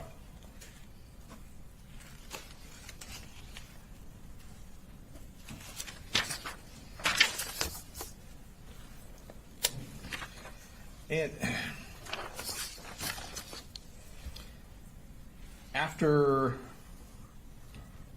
on September 4th, when you received these text messages from Colin, you told him to start heading back to the school. About what time was that?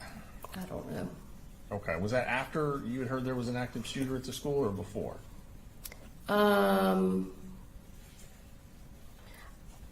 We didn't officially hear there was an active shooter until later.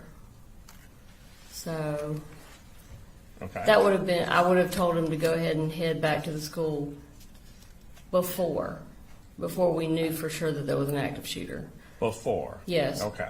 Because I knew that there was something going on with Colt, that he needed to be there. And even though you sent Colin to the school to deal with whatever was going on with Colt, you did not feel the need to call 911 No, report anything based on what you learned from Colin. Is that correct? no, because I had already talked to Lisa Butler, and Okay. they were And you thought that was enough to deal with the issue? yes. Now, and I know I'm bouncing around, so just That's okay. let me know if I'm not being clear on my dates. But you said you'd been contacted by a school counselor down in Fitzgerald back in September of 2021 regarding a Google search that Colt Yes. had done. Yes. Okay. So just do that, and then I'll know I need to give you more Yes. information to orient you. And it had to do with the search on Google, how to kill your dad or something in that line. Is that right? Yes. All right. And the school resource officers actually reported to your home. Yes. And I believe you testified that Colin Gray was not at home when they showed up. Yes. When he was not there when they had this conversation or whatever conversation they had with you and or Colt. No, he was not. Was Colt there when they showed up? Yes. Did they in fact, without telling me what they said, did they in fact have a conversation with Colt? Yes. All right. And you said that after that incident, you did not immediately tell Colin about that meeting. No, I didn't. You said it took you several months before you shared that information Yeah, it with was him. probably a couple months. Yeah. Make sense? Mm-hmm. Okay. Now, when you were in Fitzgerald, there's a couple of Defax cases, and I just kind of want to make sure I'm understanding. So one of the Defax cases in Fitzgerald, that case was against you. Mm-hmm. Is that correct? Yes. Okay. And is it true that the allegations that opened the Defax case were that you had physically abused Colt? You had hit him or slapped him or I'd something of slapped that him, nature? yes. Okay. And that's what led to the home visits Yes. and the drug test? Yes. I think you said it was approximately a year of drug testing? Yeah. It was until we left and moved back up Okay. here, Okay. which was about a year. Yeah. Okay. And it sounds like right before they were going to close the case out is when you had this positive test. Yes. Do you recall what you tested positive for? Methamphetamine was the main one, I think. Okay. Yeah. Do you remember telling Investigator Smith why you had been using methamphetamine at that time? Do you remember what you told him? No, I don't. Honestly, I don't even remember us talking about About why she's using methamphetamine. I think that I'm giving him leeway, but I don't see how that's relevant to whether or not the defendant committed the crimes in this case. Based on testimony she's already given regarding what was happening in Fitzgerald at that time with Colt and the behavioral issues that he was experiencing and how they were related to Colin. Let me do this. I think Yes. a juror needed a break anyway, is that right? Something like that. All right, go ahead and take a.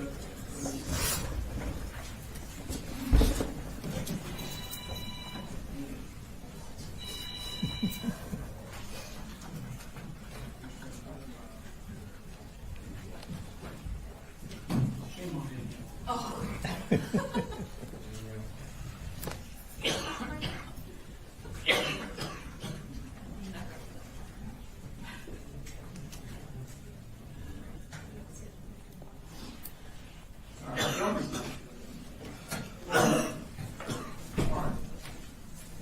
Is there a answer to the question that do you know the answer? Yes.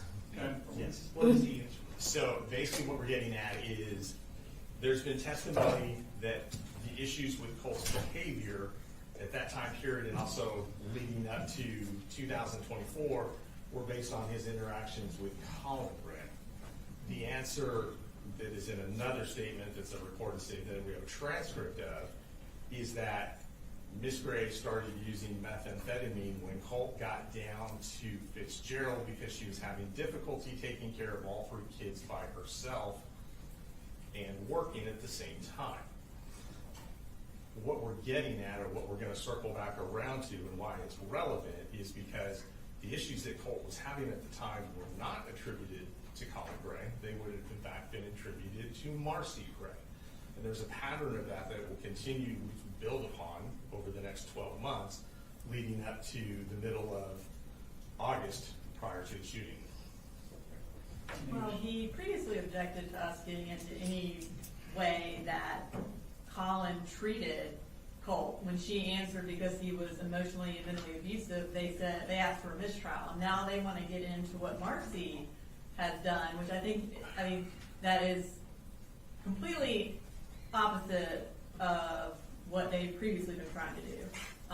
But again, why Colt was created, why he did this is not relevant. What is relevant is who gave him the gun and what he knew, what that person knew when he gave him the gun. And what this whole case has been about and what Marcy has testified to is what the defendant knew, what he knew about his mental state.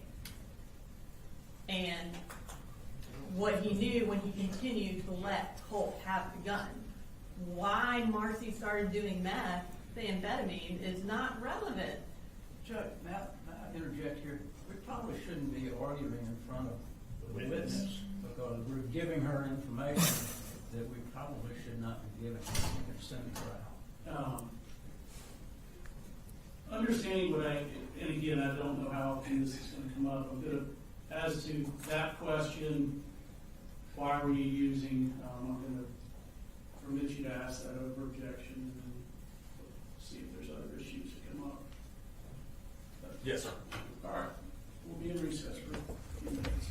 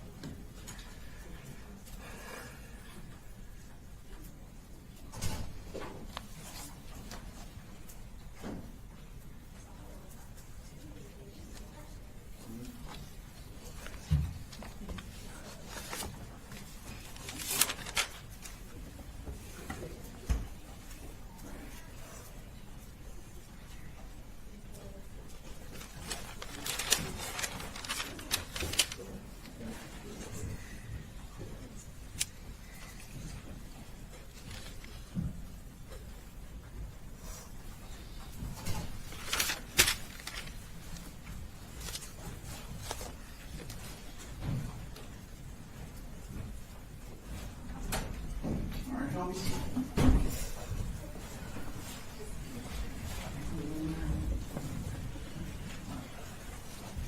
Go ahead. Thanks, Judge. All right, just let me know when you're ready, Ms. Gray. I'm ready. Okay. Judge, may I approach? Yes. I'm going to show you a transcript of a statement with Investigator Smith from September 2024. Okay. So just go ahead and read to yourself from this line down and tell me if that helps refresh your recollection. Okay. Just let me know when you're done and I'll come get that.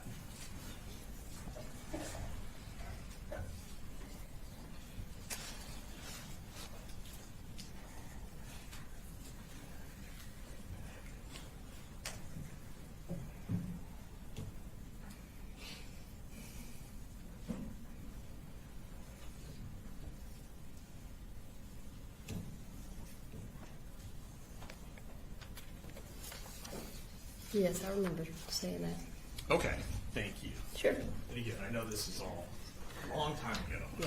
So, does that help refresh your recollection? Yes, sir.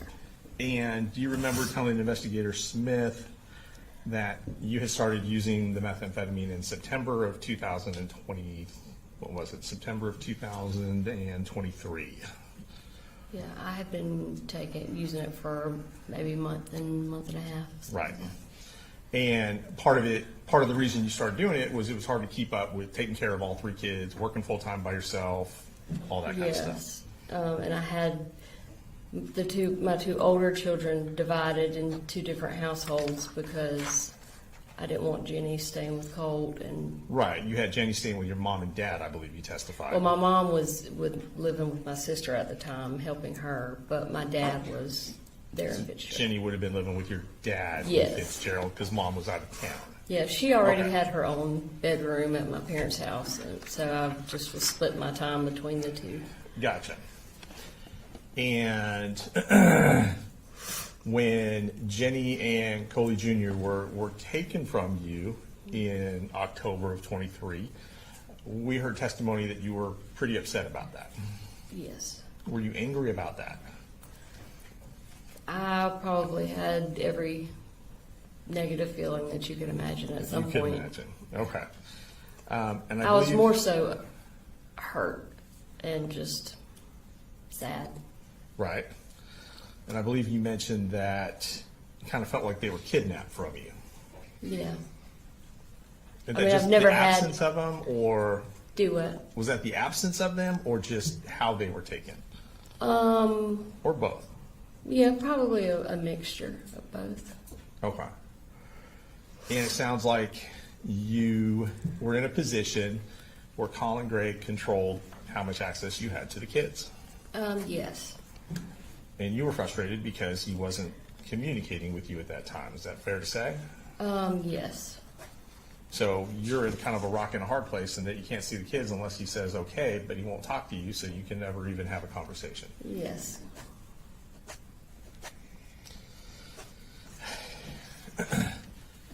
And we'll touch base on what happened in November of 23, but before we get there, just in leading up to it,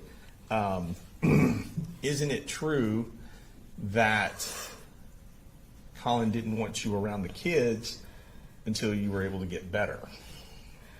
I think it was a mixture. I think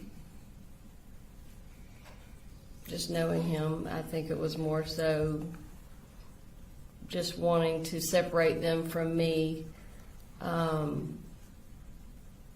for a number of different reasons. Okay. I think, and without getting into attacking Sure. his character, I think a lot of it had to do with his need for control because he had lost that when I left, and he doesn't know how to exist without having full control. And this was a way that he could control me. So let's fast forward to Mother's Day of 2024. You are, around that time, you're in rehab. Yes. And you are doing better at that point. Yes. And then he sends you a message from the kids with Sure. a couple of photographs. Mm-hmm. Is that correct?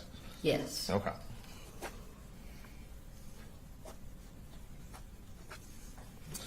Now, you testified that in October of 23, you start going to a very dark place. Yes. Is that a fair way of characterizing it? Not a place that was normal for you. No, very much not normal. And it culminated, you said, with you said taping your mom to a chair, Yes. right?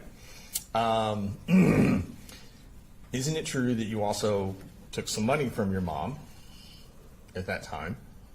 That day, Yes, ma'am. no, I didn't take any money from her. Okay. We went to her ATM and I asked her to get some money out with her debit card and she refused.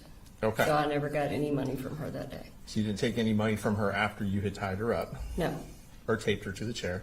no, Did you take a credit card from her purse before you left? no. Did you swap the license plates on your car and her car? Yes, I did do that. And that was to avoid detection driving up here? Yeah, which makes absolutely no sense in Okay. retrospect, but at the time it seemed like a great idea. Okay. And before you left your mom, did you tell her you were driving up to Fitzgerald? Driving up from Fitzgerald to Winder? Yes. And that's what, 4.5 hours? Yes. And the purpose of the drive was to kill Colin Gray. Yes, I did tell her that. And did you tell her that you were also going to kill her grandson, Colt? Yes, I did tell her that. Okay. That was a last-ditch effort to get her to agree to come with me. Right. And you drove all the way up here, Yes. based on your testimony, and then very early in the morning started knocking on his window. Yeah, it was about 8:30 in the morning. Okay. I mean, it was daylight. So. And then when he would not let you see the kids, that's when you said you keyed his car, his work truck. It was later in the day after I came back to drop Jenny's belongings off. Where were her belongings at when you were there the first time? They were in my car. But Which he, was at the home. yeah, at the Okay. time, but he had told me to get off his property or he was calling the police, so I left. So you left, but then you came back later. I came back to drop that stuff off, and it was at that time where I made the decision to key his truck. Right, and I think you said when you testified it just happened. Yes. And when you said it just happened, isn't it true that you basically carved 2 words into his Yes. paint job? Yes, I wrote words. Okay.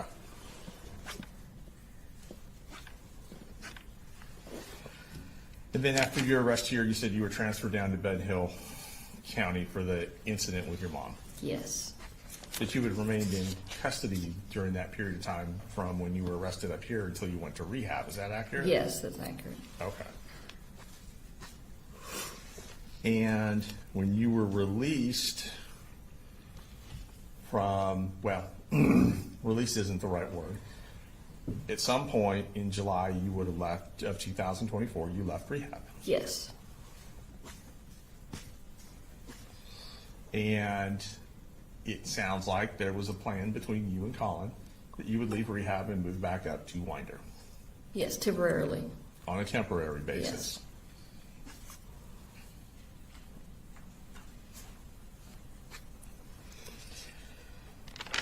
I believe you testified that you stayed up here for several weeks, About 5 weeks. maybe 5 weeks, I think it was about 5. and that would have culminated in the, probably around August 18th, the incident with Colt would have been your last day in Winder. Is that fair to say? Yes.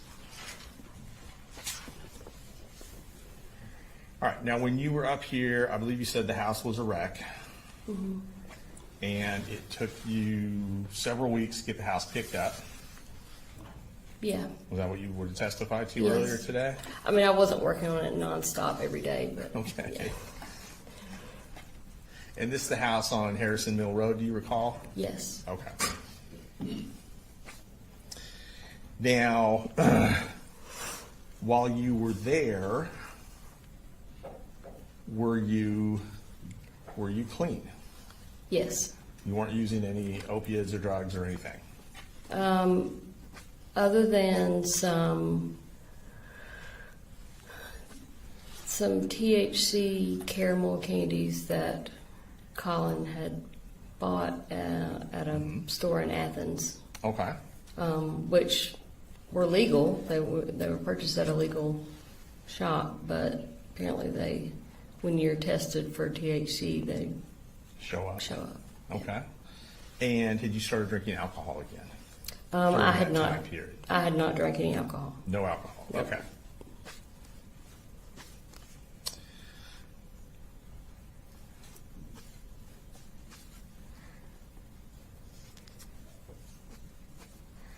Now, you said that in the incident with Colt that led to you getting knocked down, to him Yes. pushing you down, just to kind of get us on the same page, that there had just been a argument between you and Colt.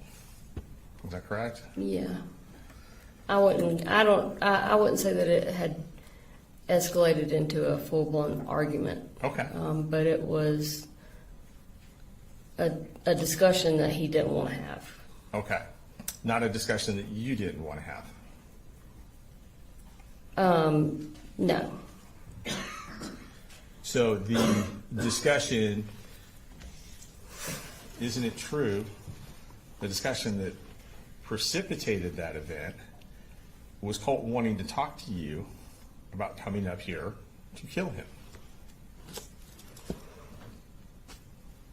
Not that I remember. I don't remember that coming up. You don't remember that coming up? Okay. And you testified earlier that you called your mom and dad and asked them to come get you. Yes. Isn't it true that Colt called your mom and dad and asked them to come pick you up? He did call. He was really upset about what had happened.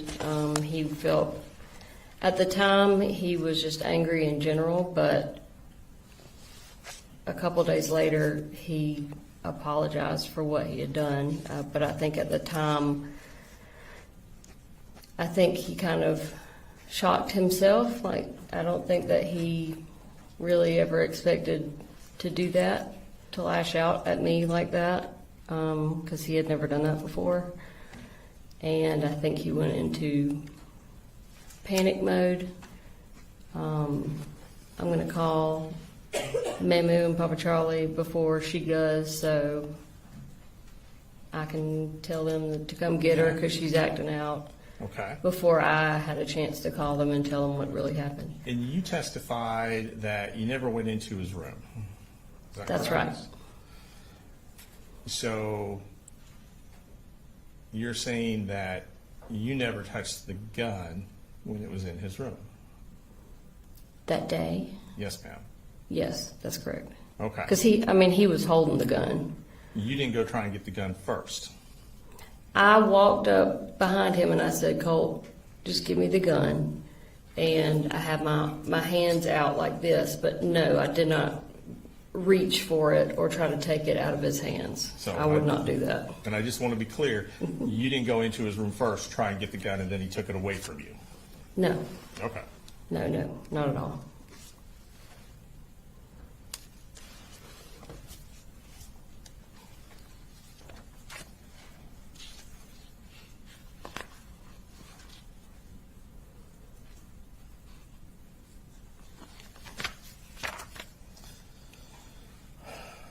Now, let's talk about some of these text messages.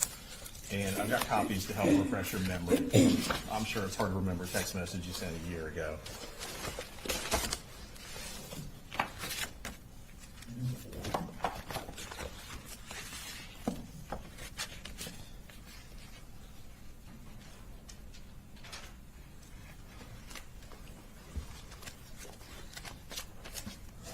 So we had talked about the text message. Well, we talked about some information you'd received about Colt being in contact with someone who was a school shooter. Yes, Okay. And you don't remember who that was or the Not- circumstances of that conversation? not off the top of my head, no. Okay. I'm going to ask you to review some text messages. Okay. See if this refreshes your recollection. Sure. Don't read them out loud. Okay. I don't. Oh, sorry, Ms. Brooks. are 8:30.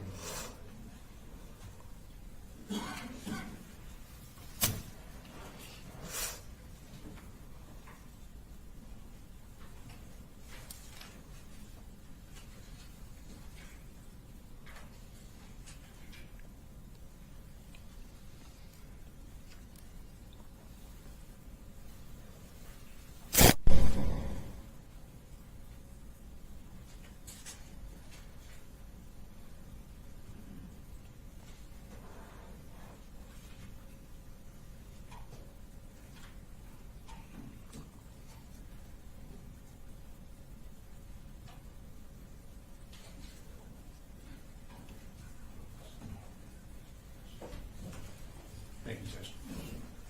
All right. Same thing, just go ahead and read them and let me know when you're done. Just where the arrows are? No, ma'am, just all of them. Oh, Yeah. You just want her to read them for herself. To herself, yes, Judge. See if this refreshes her recollection.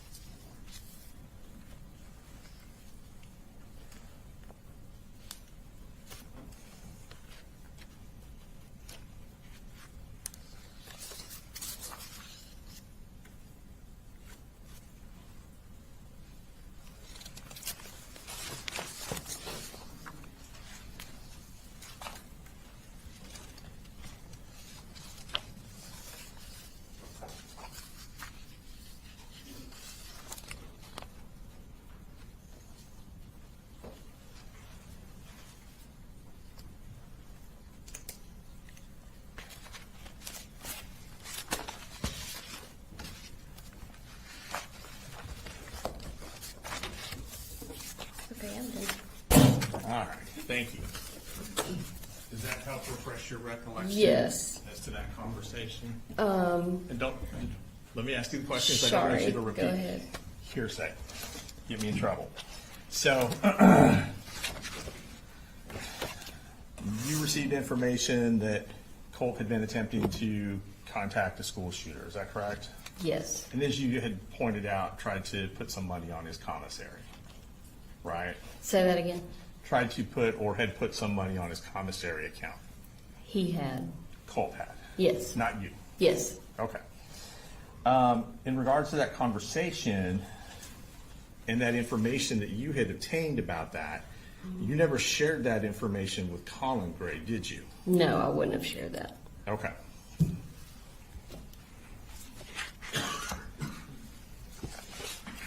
So you didn't tell him he was reaching out to this shooter in prison somewhere?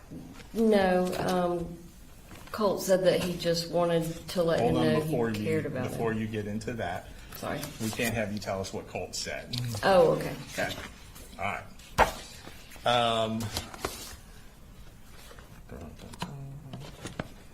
All right.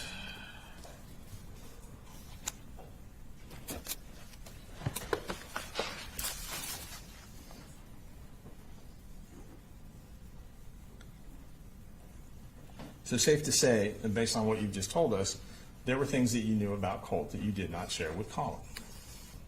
Sure. And there were things that you knew about Colt that you didn't share with Colin immediately, but maybe ultimately shared with him later, Sure. right? Okay. All right.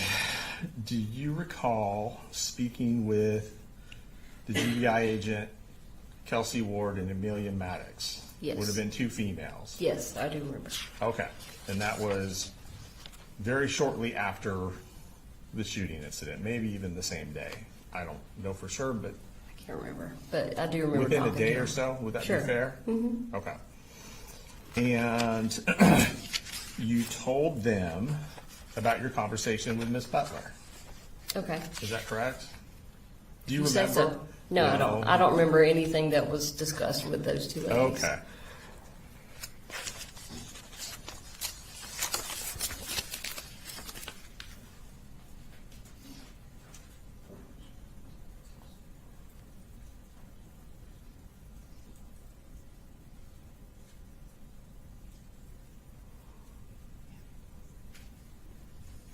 background check.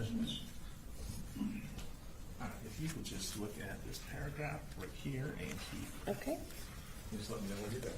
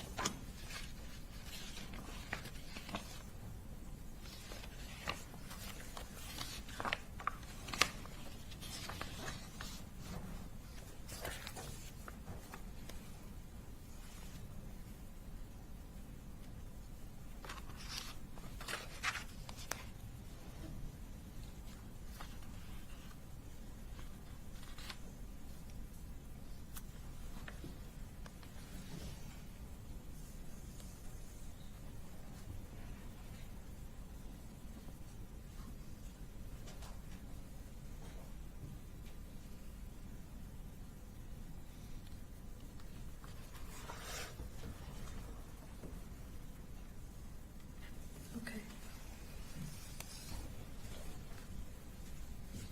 Some of it's kind of hard to understand. Shorthand, I guess. Sure. All right. Now, do you recall sharing information with Agents Maddox and Ward about Colt's mental state? Again, I don't remember what I shared and what I didn't share Okay. with them. Do you know if you told him he had anxiety? Again, I don't remember anything that I shared with them. Okay. So you don't remember if you told him if he had depression?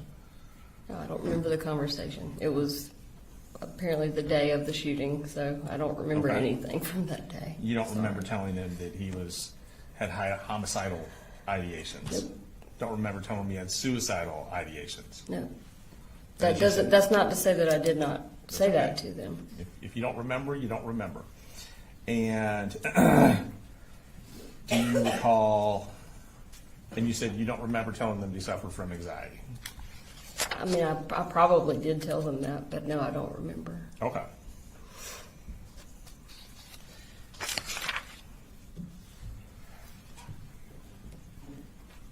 You've testified that on multiple occasions you asked Colin Gray to lock the guns up. Is that correct? Yes. Okay. Yet, do you recall, let me ask it this way, do you recall ever sending him a text message saying lock up the guns?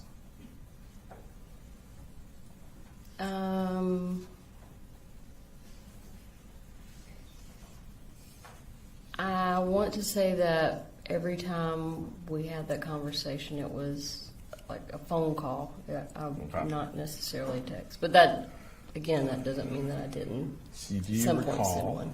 Okay. Do you recall ever sending him an email saying lock up the guns? I wouldn't have sent an email. So the only memory you have of those conversations is they were just either in person or on the phone. Is that correct? I don't know for sure. Okay. I mean, it happened on multiple occasions. It could have been a text, but I'm guessing if there was a text, you would be reading it to me. So Maybe. All right. And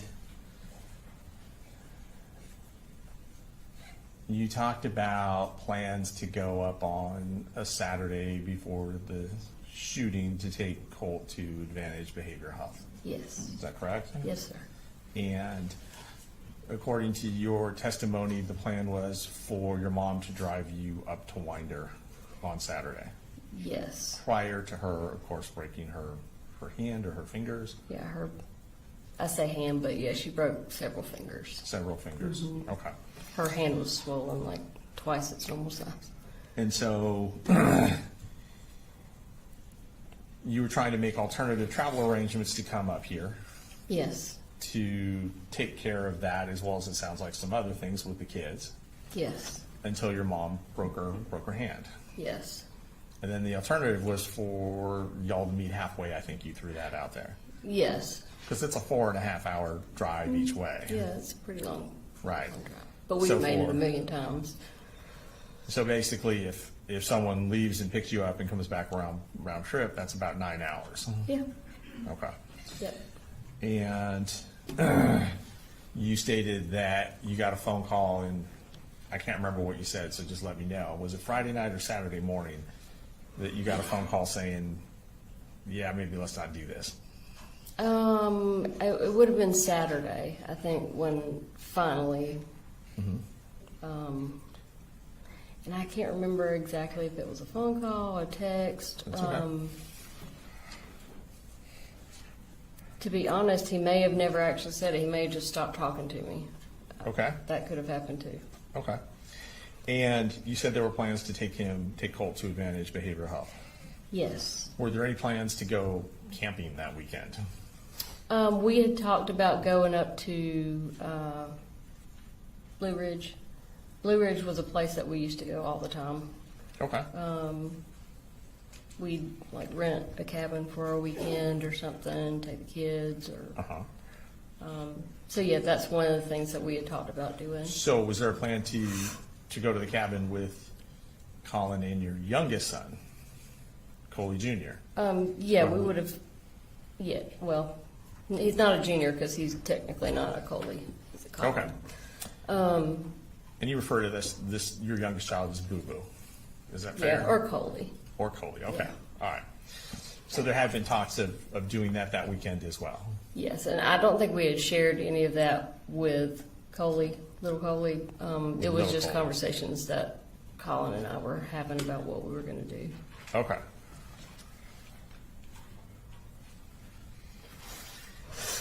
And when that plan fell through, obviously you realized from your testimony earlier today that Colt was not going to get over to Advantage Behavioral Health. Yeah, You that's said correct. that his dad wouldn't do it, right? That's correct. Okay. Knowing that, you didn't insist on your mom driving you up here so that you could make sure he got over there. No, I didn't. Okay. You didn't ask your mom if you could borrow her car and drive up here to take him to Advantage Behavioral Health. I didn't have a license at the time. Okay. And That was a big part of all this. I was reliant on other people to drive me places. okay. And when you realized you couldn't be up here, you did not decide, hey, I need to call the police because I feel like something urgent is about to happen, something imminent is about to happen. No, I did not. And the truth is, you didn't think anything imminent was about to happen. No, I mean, no, obviously not. I mean, if I thought something was immediately about to happen that was Right. tragic, yeah, I would call Right. the police or whatever I had to do. Call the police, you would have called Colin, you would have done something, right? Yeah, sure.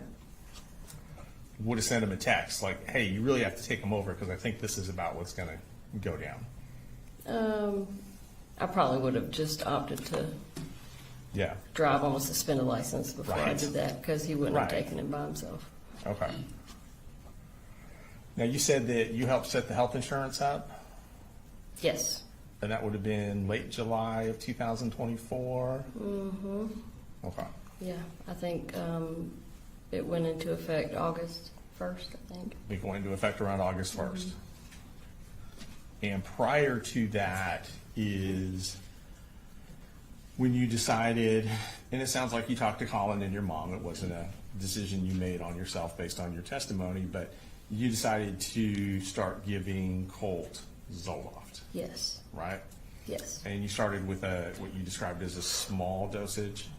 Yes. You say half a pill? It was actually a quarter of.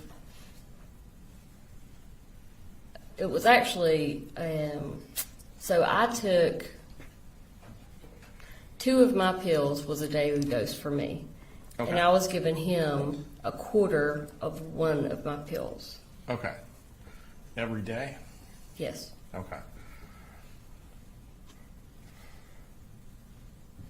And I'm not trying to be smart, Alec, but That's okay. I mean, you're not a psychiatrist or a psychologist. You're not a doctor. Nope. But it sounds like you had done some research. I'd done a lot of research, and I'd also talked in depth with my psychiatrist, the original psychiatrist that put me on Zoloft. We had talked, I had talked to her about my kids, and Okay. I talked to her about Colin. He actually went and saw her once or twice. And she had shared with me that typically when you're dealing with an SSRI,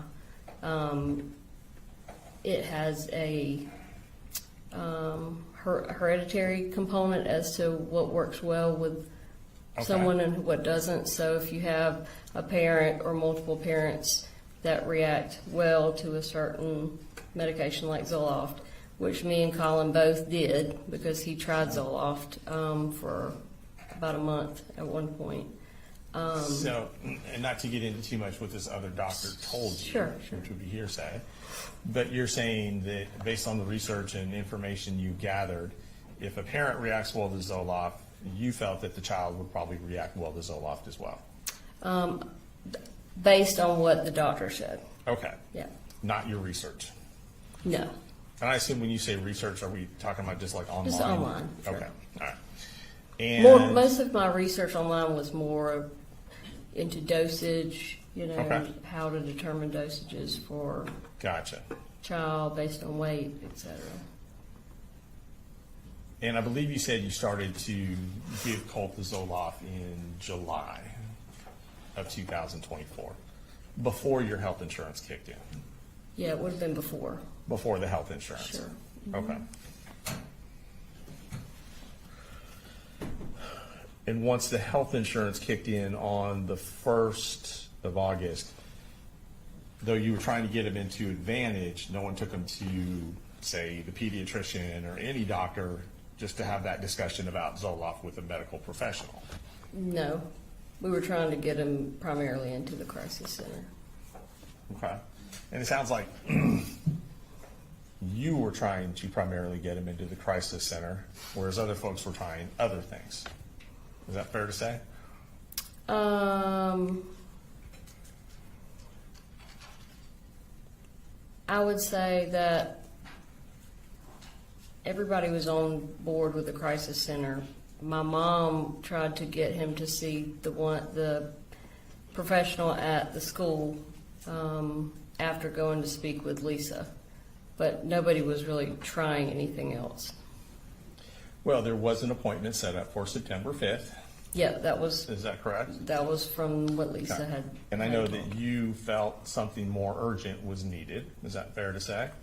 Yes, that's. And you fair. felt something more in depth was needed as well. Yes.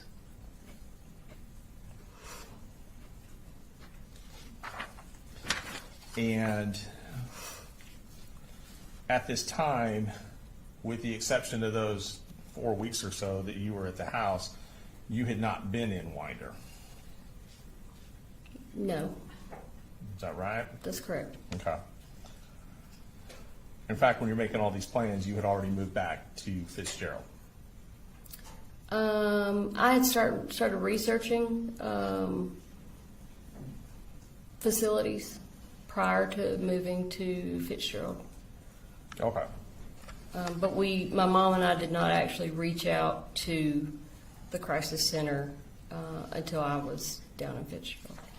Until you were down in Fitzgerald. Yes. All right.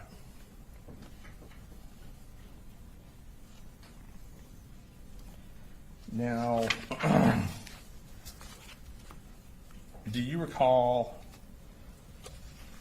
telling either Investigator Smith or GBI Special Agent Ward or Maddox or anyone in law enforcement you spoke with that you thought Colt had homicidal ideations?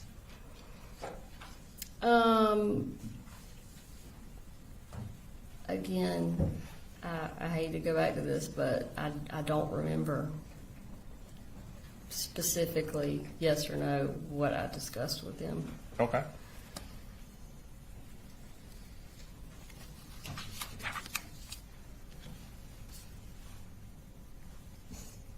Do you recall telling anyone in law enforcement, so we'll say it like that, so I don't have to say everyone's name every time. Do you recall telling anyone in law enforcement about Colt's fascination, which is your word, with the school shooters?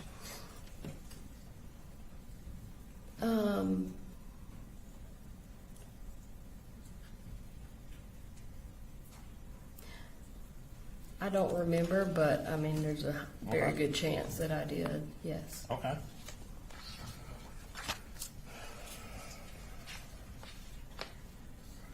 Did you tell anyone in law enforcement that Colt had made these threats to kill Colin?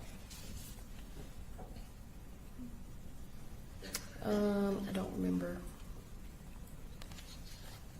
Do you recall, well, you testified that some of these threats made by Colt to kill Colin were done in front of Colin. Is that right? Or am I getting that wrong? That is what happened. I had witnessed him do that before. I don't know Okay. who I told or if I told anybody that. Okay. You witnessed Colt threaten to kill Colin in Colin's presence, is what you're saying? Yes. Okay.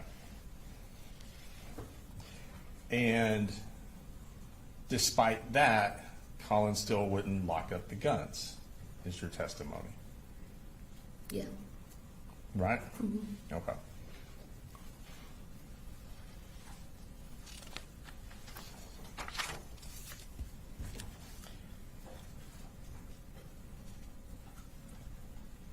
You talked about Colt wanting to complete his school shooter uniform or costume, however you phrased it. Outfit. Outfit, That's what he thank you. said. Thank you.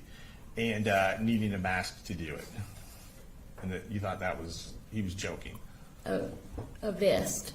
A vest. Yes. Okay. And I believe you testified that the way he said it, the tone made you think that he was joking. Yes, and he actually said, "I'm just joking." He just said, I'm I'm serious. joking. Mhm. Okay. And I believe you said on direct as part of your testimony that, it really wasn't acceptable to make those kind of jokes. Yeah. I said something like, "That's not very funny." Yeah. Right. You mean you let him know you didn't approve of it, Sure. right? Because obviously you wouldn't approve of a school shooter or a school shooting. Nobody would. I made him understand that was not acceptable, but I did know that he was just kidding around, or thought he was just kidding around. Or thought he was just kidding around. Okay. And that's obviously, as you said, not something that you would approve of, right? Yes.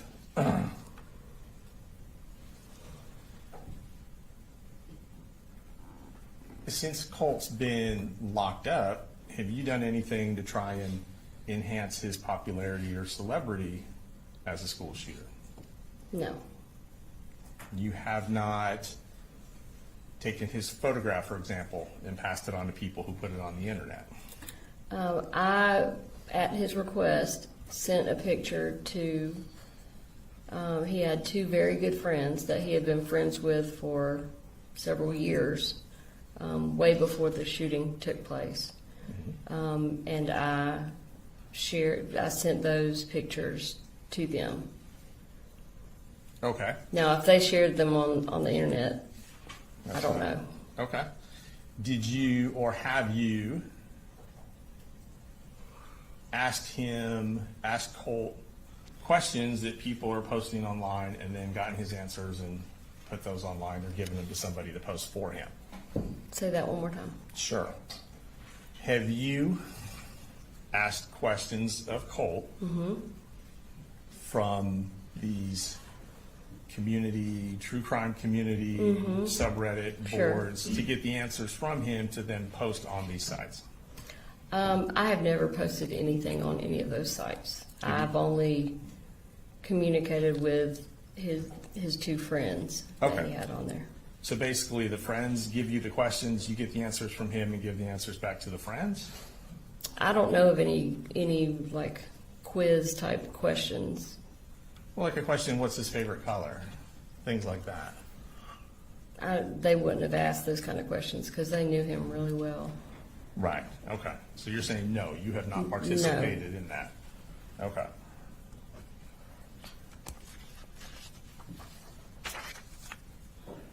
And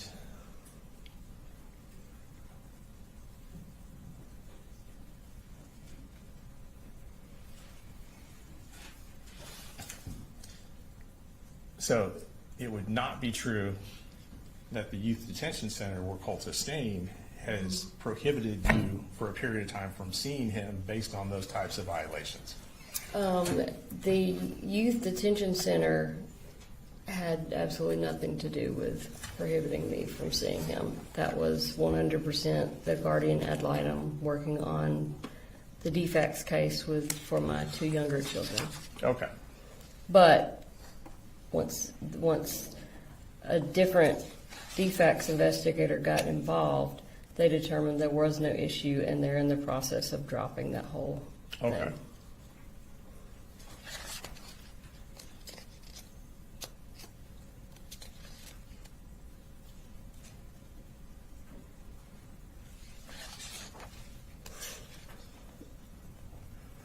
Now, you were aware that Colin Cray and Colt had gone hunting. Yes, Is that correct? yes. And it sounds like that would have been in 2023? Yeah, that sounds about right. About right. Did you ever voice disapproval of that pastime to Colin or to Colt? No. I believe you described it as a way that they were bonding. Yeah. Is that accurate? Yeah, I did not disapprove of that. Okay. And that also included going to shooting ranges, gun ranges, things like that? Yes. And you didn't have a problem with that either? No.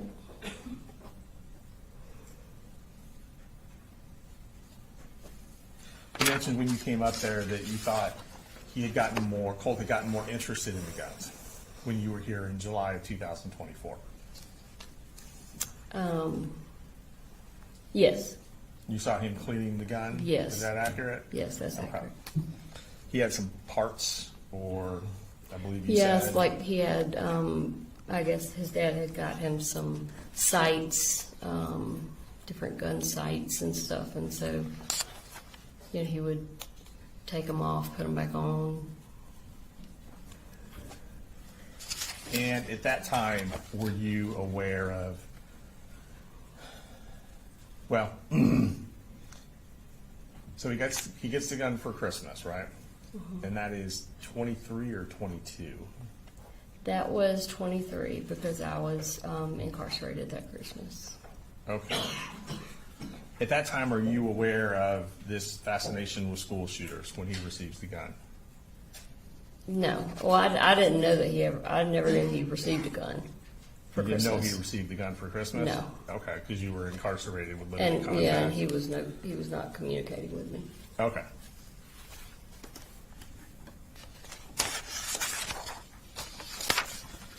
When did you become aware of the fascination with the school shooters? When he, I would say when he came down to stay with me for that month, right before all three of them went to live with their dad, Okay.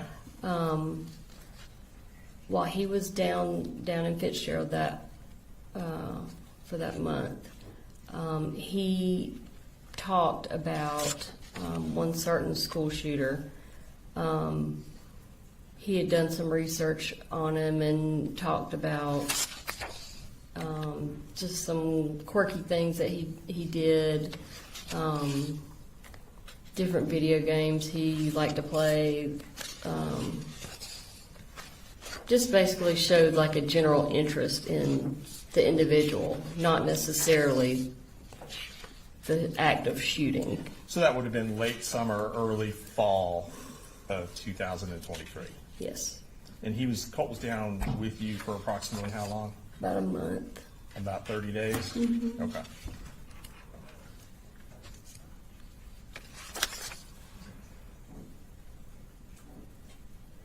Now, you testified that you got Colt registered for school for the 9th grade. Yes, Is that correct? yes, The other kids as well? yes, Okay. And that was with Colin Gray's knowledge. yes. He knew you were doing that, Sure. right? Mhm. Okay. And he was working at the time? Yes, Was he working full-time? yes. Do you remember what his hours were like?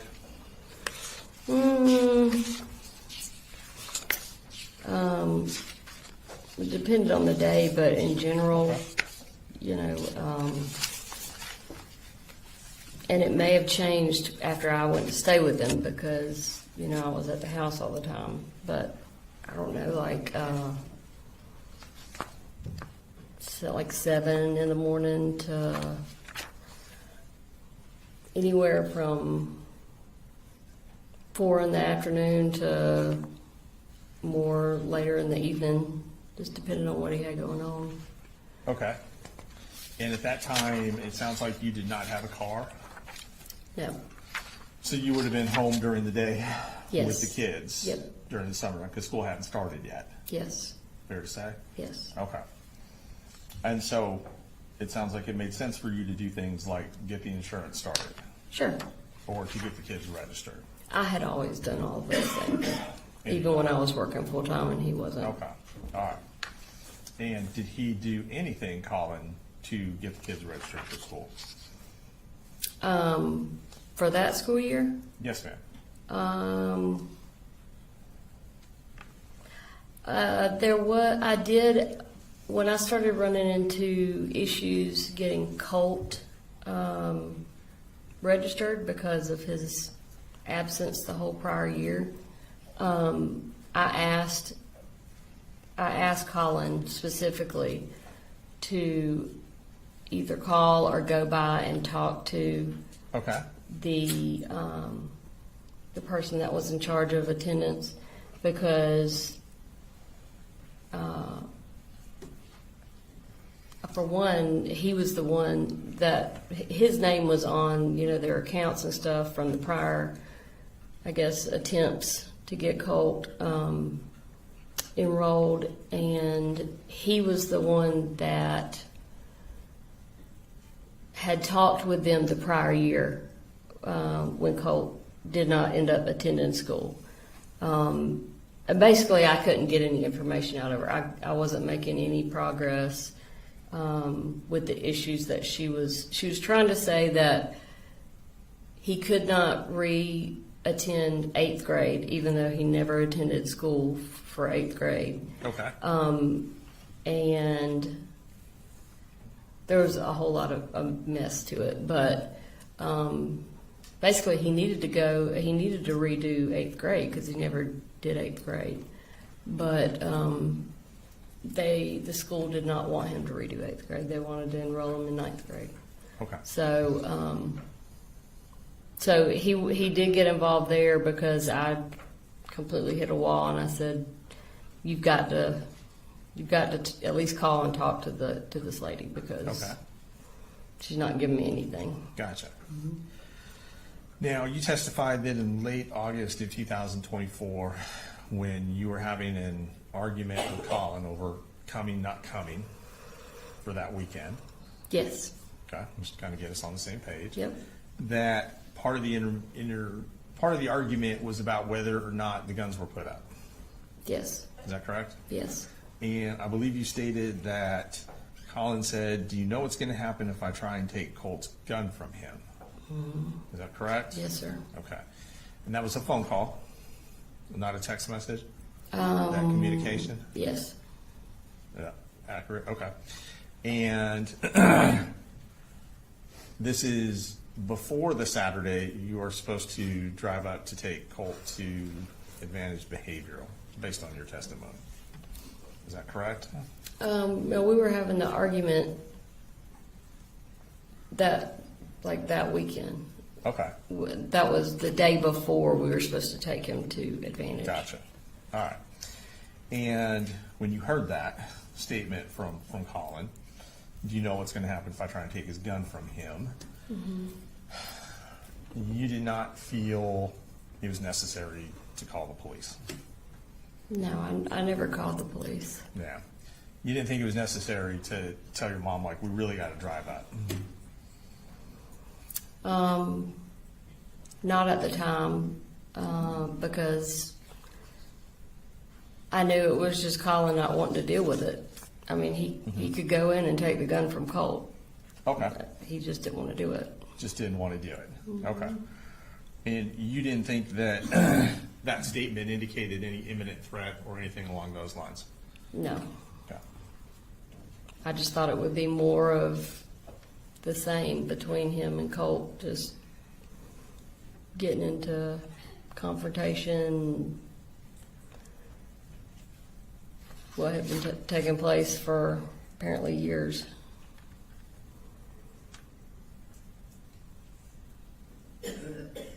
Now, if you can, trying to orient this. In 2024, you would have lived with Colt for about 5 weeks. In Wander or in up here? In Winder in 2024. Yes. You're going to work backwards. Yes. In 2023, you would have lived with Colt for about 30 days. Yes. Is that correct? Okay.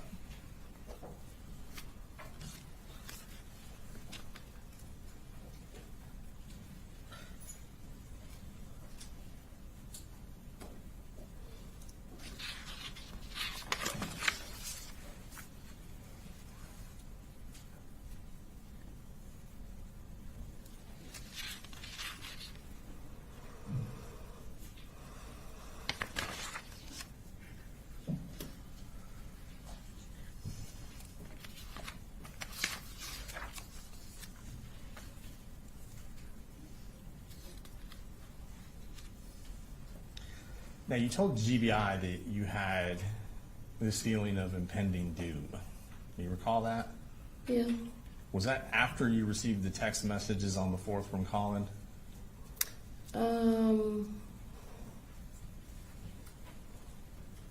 Yeah, I would say. Not before. No, I think it was more so after the text messages, and Is it fair to say that had you had some feeling of impending doom, you would have done more? prior. Yes, ma'am.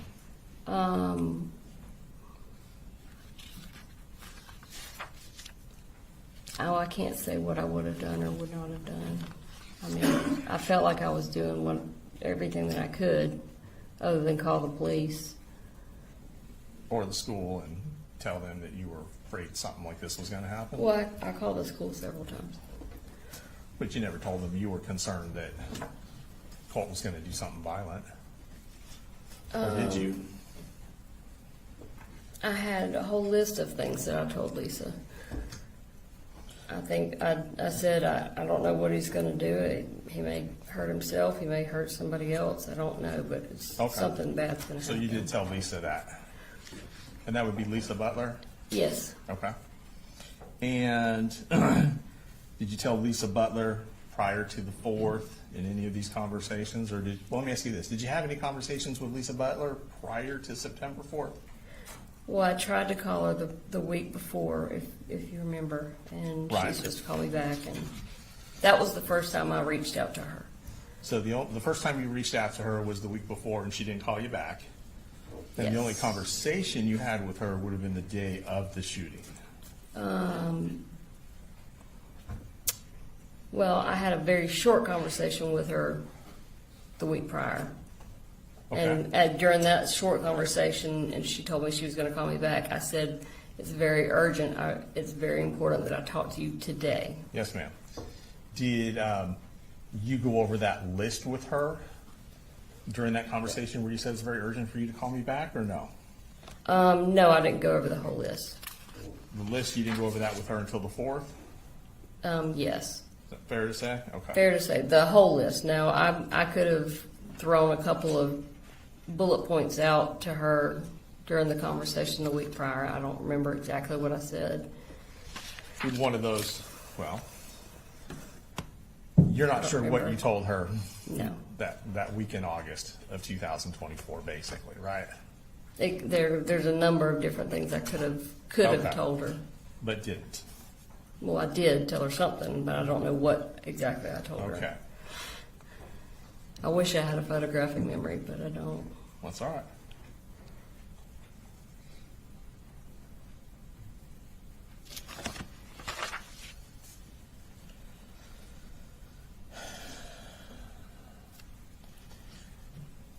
So you're not here today telling the jury or anyone that you saw this coming? I did not see a mass school shooting coming. No Right. way. Okay. Maybe I was just not wanting to face it because I was his mother. I don't know, but it was the last thing that I would have guessed. Right. I mean, this is your child. Sure. I mean, I would have seen, if you'd asked me if I saw him hurting someone, I would have said maybe himself. But you can't picture him doing something like this to someone else, No, nor could you have in 2024, there's no prior way. to September 4th. Yeah, that's correct.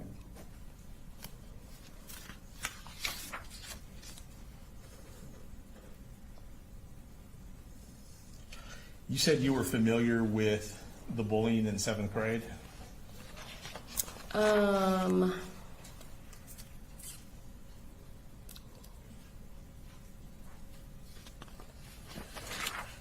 Can you elaborate Sure. the bullying? Sure. There was testimony earlier about Colt being bullied in the 7th grade, right? Do you recall being aware of any of that? Or is that something you learned later? Would you have known at the time it was going on? I'm just trying to remember what school he was at.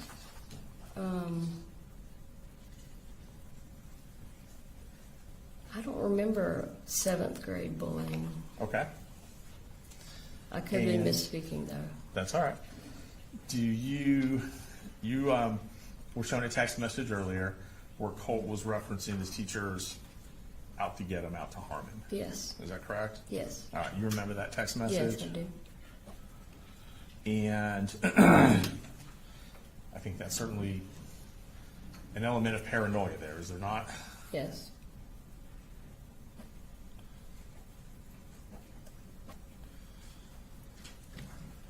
And that that text message didn't make you think, I need to get involved and call the police. it did not make me think I needed to call the police. It made me think we've really got to get him into the crisis center. Mental health treatment. Yes, Okay. I remember saying that's not normal. Do you remember telling one of the investigators that you and Colt had long conversations? Yes, we did. Is that fair to say? Oh, definitely. Right. And He he would shared talk to me things for with hours you. and hours sometimes. Right. And he would share things with you. Is that accurate? Yes, Share things with you he wouldn't share with his dad? definitely. Is that fair to say?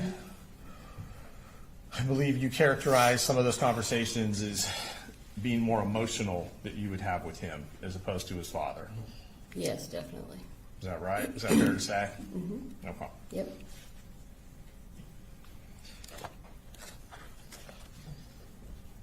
Your and Colin's relationship in July, August of 24. So you guys were still married. You're still married today, I want to say. You're not legally divorced. No. Okay. I have And- filed for divorce, but we have not served him yet. Okay. And so in July and August of 2024, you guys were still married. Yes. And when you moved into the house for that 30-day period, 5-week period, it was like you said, only temporary. Yes. You guys weren't looking to get back together or anything like that. He was looking to get back together. You think he was, Yes. in your opinion. Well, I mean, he said it. He said many it. times. Okay. Yeah. Okay. And you were, it sounds like, not of the same mind. Correct? I knew that I had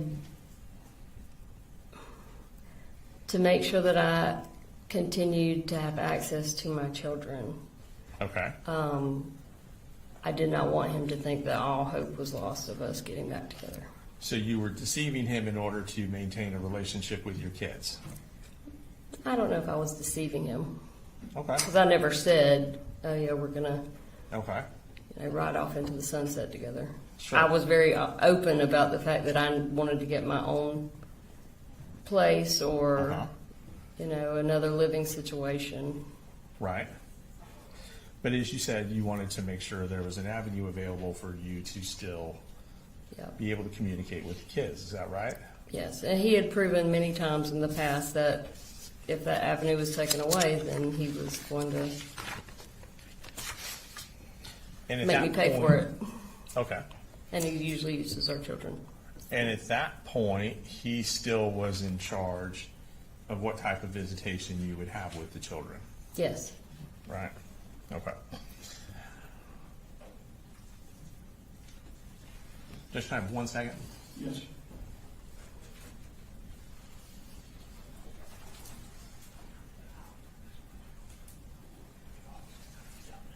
You guys doing okay? Thumbs up.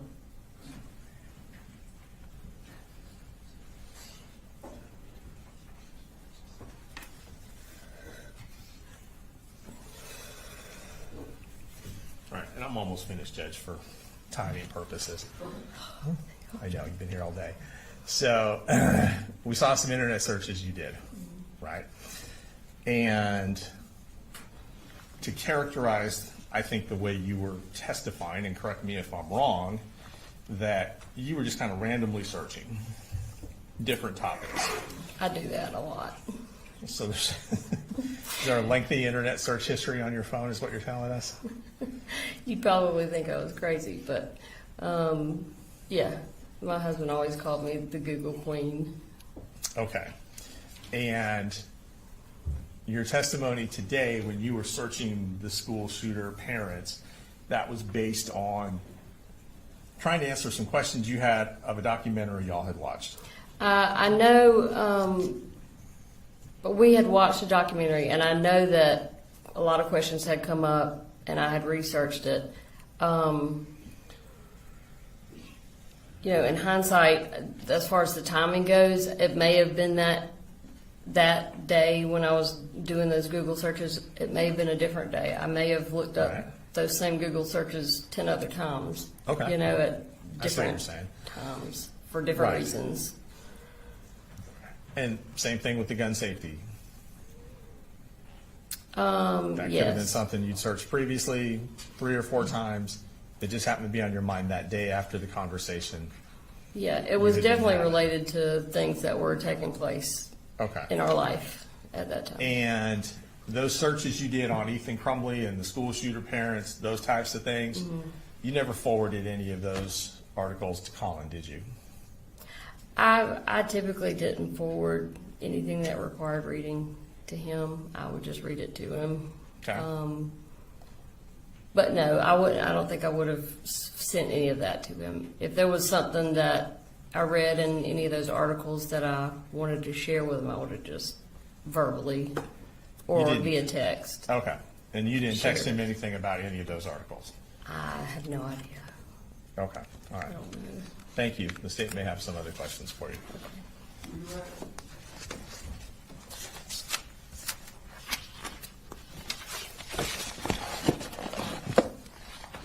briefly, Your Honor. Isn't it true that you were concerned that you and Colin could be arrested if Colt did something just like you and Crumley's parents, and that you conveyed that to the defendant? I don't remember ever doing that, no. Nothing further. Is she free to go? Yes, Your Honor. All right, you can be excused.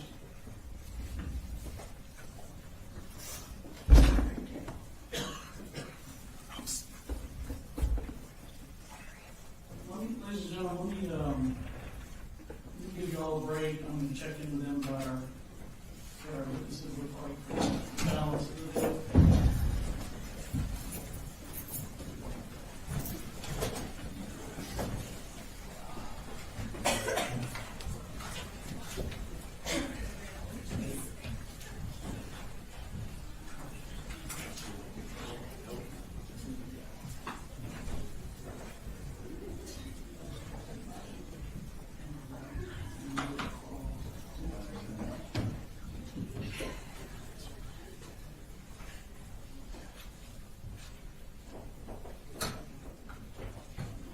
What does it?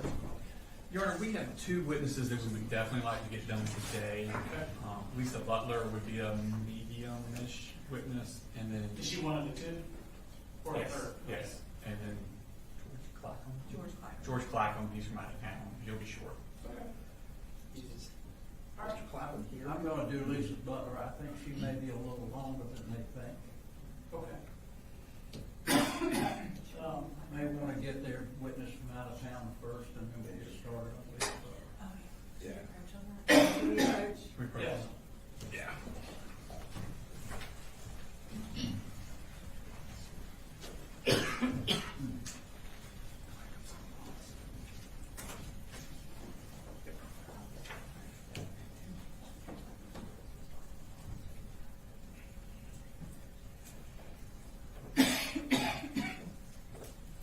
We'll take a short break. We'll be in a short recess.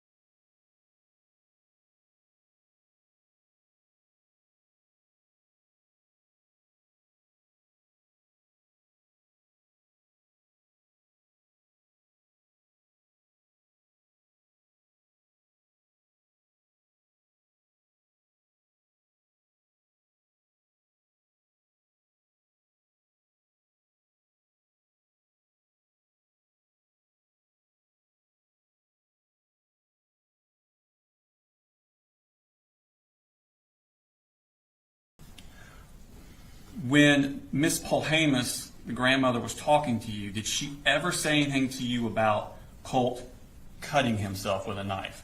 No, Did she ever say anything to you about Colt having violent outbursts? no, Did she ever say anything to you about Colt having urges to hurt other people? no. If she had said something to you like that, what would have been your response? I would have referred her to take him to get counseling, or maybe to an emergency room or anywhere, and to get counseling. Okay. Did she say anything to you about trying to get counseling in Athens for that Saturday? No. Okay. When was the next time you had contact with anybody from that family? When Marcy Gray called me, Okay. And when was that? September the 4th. Okay. I want to go back. I want to talk about September 4th, but I want to go back a little earlier into the day. Did you get an email from Miss Harris? Yes.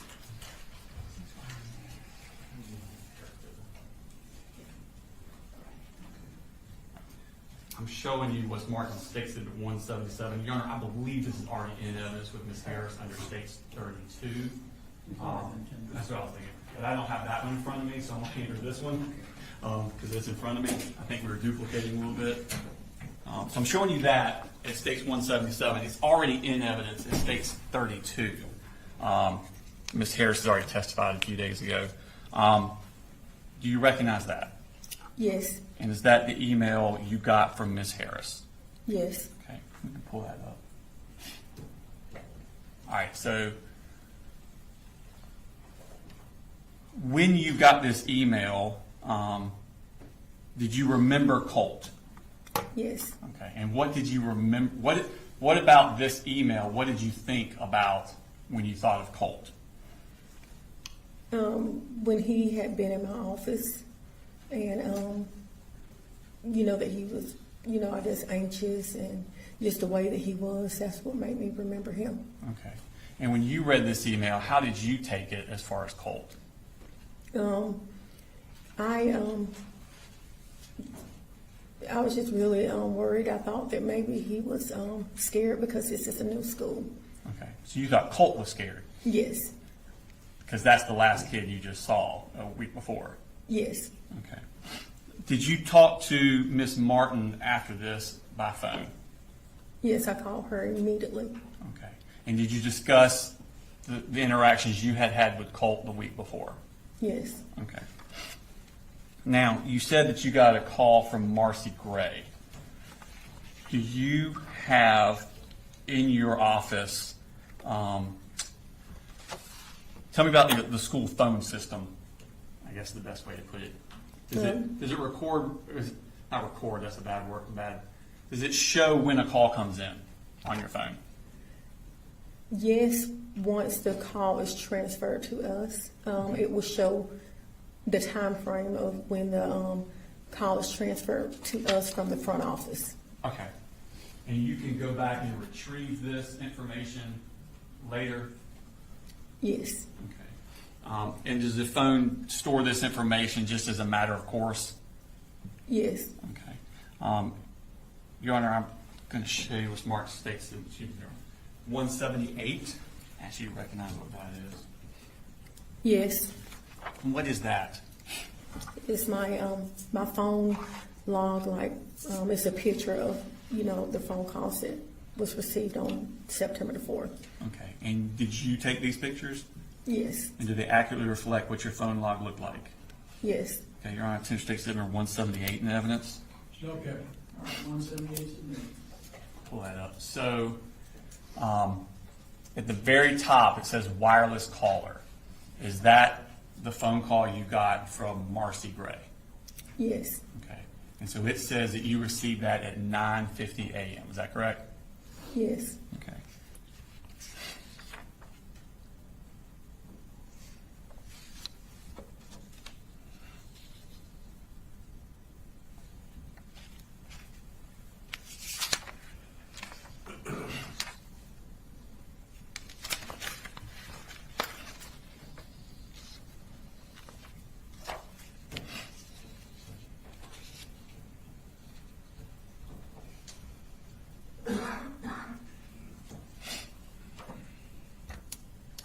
Ms. Martin,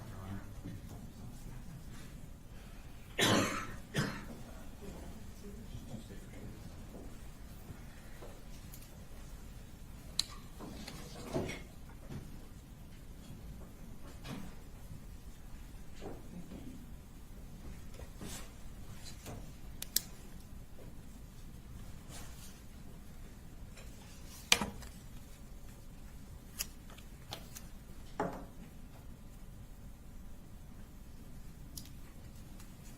Sorry, I had two things and they're the opposite to which was which.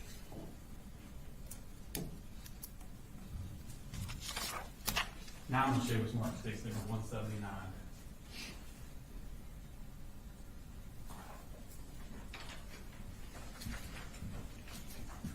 Do you recognize that? Yes, And what is that? the phone number from Ms. Gray. Okay. So if you click on what it shows there, does that screen then pop up? Yes, Okay. And it tells you the duration of the call?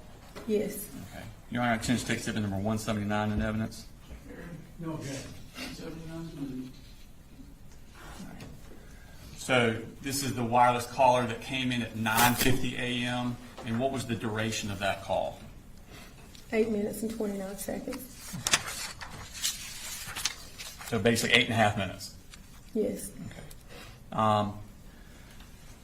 Now, during Miss Marcy Gray's conversation with you, without going too much into the details, what did she talk about? basically that she was really concerned about her son. Okay. And did she tell you why she was concerned about her son? Yes. What did she say? She said that he had been texting her and that she could not get him to respond, and that she just started talking about past tense and things like that. What do you mean by past tense? She was talking about, like she was saying, I wanted him to go to Athens to receive counseling and things like that. And we discussed the sworn referral and the Project Aware form that I had completed. And she goes to tell me that the Project Aware form had already been completed. We talked about counseling for him. Mm-hmm. And we just talked about different things. Did she give you any further, I guess for a better term, diagnosis of Colt than you had already gotten about the anxiety and the depression? No. Did she give you any details about Colt's behavior that was disturbing? Yes. When was that? Towards the end of the phone call. Okay. And what did she say? She said that she was concerned about him because he had access to multiple guns through his dad, Okay. and that he had become obsessed with school shootings. Okay. And was this at the end of that 8.5 minute phone call? Yes. What did you do when you heard that? I took her number down. I told her I needed to get her number. And I wrote her number down, and I told her that I would give her a call back. Let me go back. I told her that I was really concerned. I told her about the conversation that Ms. Harris had sent in the email. Let me ask you this. When you're telling her about the information Ms. Harris had sent, was that before or after she had said what she said? Before. Okay, so this is before she says about access to guns and stuff, okay. Yes. So you told her about the email earlier with Ms. Harris. Did she immediately respond with the access to guns, or was it even further into the conversation after that? Further into the conversation. Okay. So her saying he has access to guns and school shooter, how'd she say it about the school shooter? That he had become obsessed with school shootings. Okay. How close to the 8.5 minute mark was that? Right. It was at the end of it. Okay. What do you do at that point? I got her number. I told her that I needed to get an administrator, and that I would give her a call back. I was really worried. Okay. And what did you hang up? I assume you hung up. Yes, I did. I hung up. Okay. And what did you do when you hung up? I immediately called the head counselor just to tell her about it, and then within that same minute, I called Miss Martin. Okay. And so the head counselor, do you know her name? Whitney Hardigree. Okay. I want to show you Smart Sticks number 180.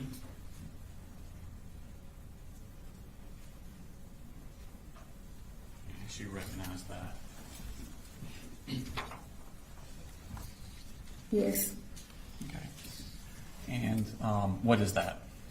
My call history off my phone. I'm sorry, what? The call history off my phone. Okay, so these are your outgoing calls? Yes. And does it accurately reflect the calls and the times that you made them? Yes. And did you take those pictures? Yes. Your Honor, Sticks number 180 into evidence? No objection. Published to the jury.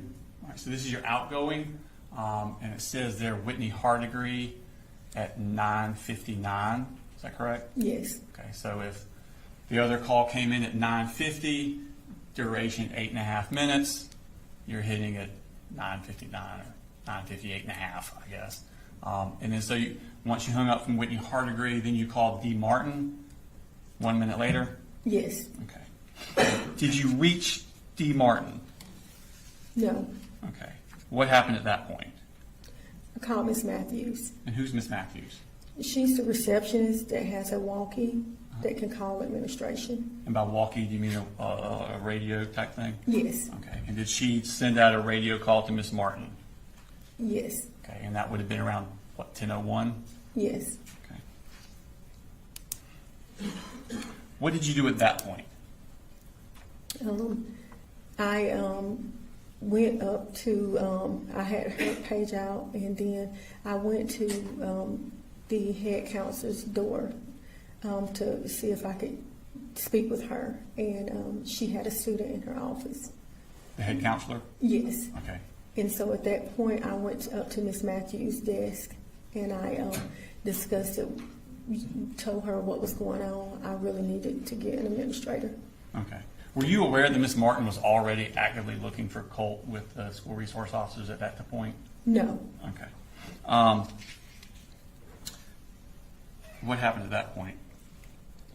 So at that point, Miss Matthews, I think that someone replied back on the walkie and told Miss Matthews that it would be a minute because they were in the middle of a search, and so I was just waiting.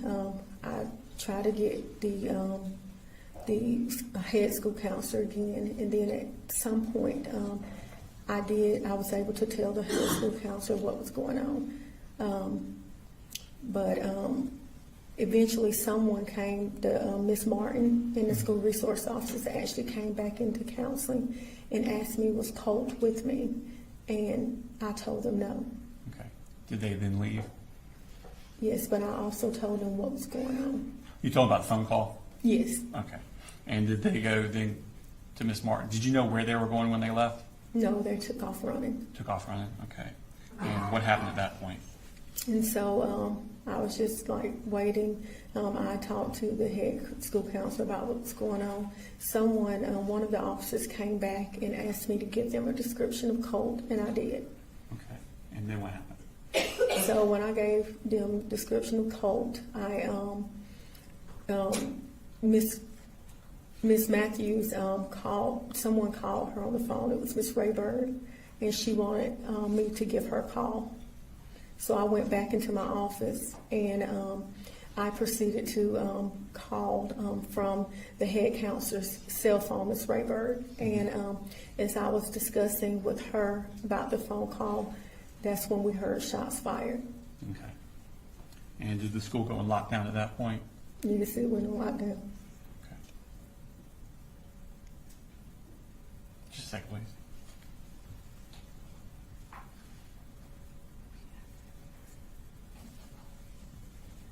I have no further questions. Thank you, ma'am.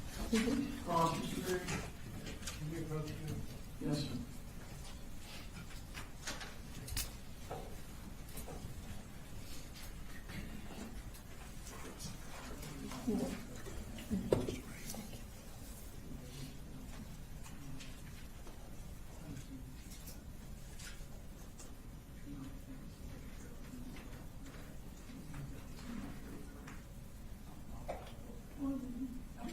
Do what you need to do.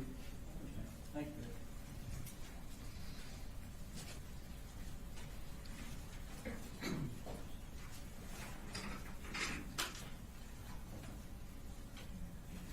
Good afternoon, Ms. Buffett. Hello. Sorry for your family loss. I'll try to be as quick as I can. I know you've got things you need to do tomorrow. I just want to go through a few things with you so that I'm clear, okay? The first time that you indicated to us that you had seen Colt or Colin Gray was the day that they came up and he was registered. Is that correct? Yes, that's correct. Okay. And when he registered, did he sit down with you and talk with you about any issues at all, or was he just trying to get information about the classes that Colt would be in? Just classes that Colt would be in. Okay. So you really didn't have any conversation that day with him about what was going on with Colt or his family life, I presume, correct? Correct. Okay. But you do remember that they came up together. Yes. The mother did not attend. Correct. Is that right? Let me ask you just a little bit about your background. I know you told us that you graduated in counseling. As a counselor, what things are you trained to look for when you're dealing with teenagers? Just if they have like, sometimes if they have like trauma, some things we can see. Just be able to try to help them make sure that while they're in school, that, they can, school is not in their home life, and whatever else is going on in their life, it's not affecting their education. Okay. And I know that you gave a statement in this case. I think you gave more than one statement. But in one of the statements, you indicated that there were several students that were waiting to talk with you. So I presume that you, in teenage years, you have a lot of students that you have to talk with about anxiety and problems that they're having. Would that be fair to say? Yes. Okay. Matter of fact, you had several of them waiting on you. Yes. So anxiety is not something that you're unfamiliar with. Yes. Okay. When Colt came in several days later, you put in your report and indicated to the officers that he seemed to be suffering from anxiety. Is Yes. that correct? Did you have any knowledge of his background about being bullied at school? No. At that point, you didn't have any information, correct? Yes, that's correct. Okay. And so when he came in to talk with you, he gave you a little bit of background information. I don't want to go into that because it would be hearsay.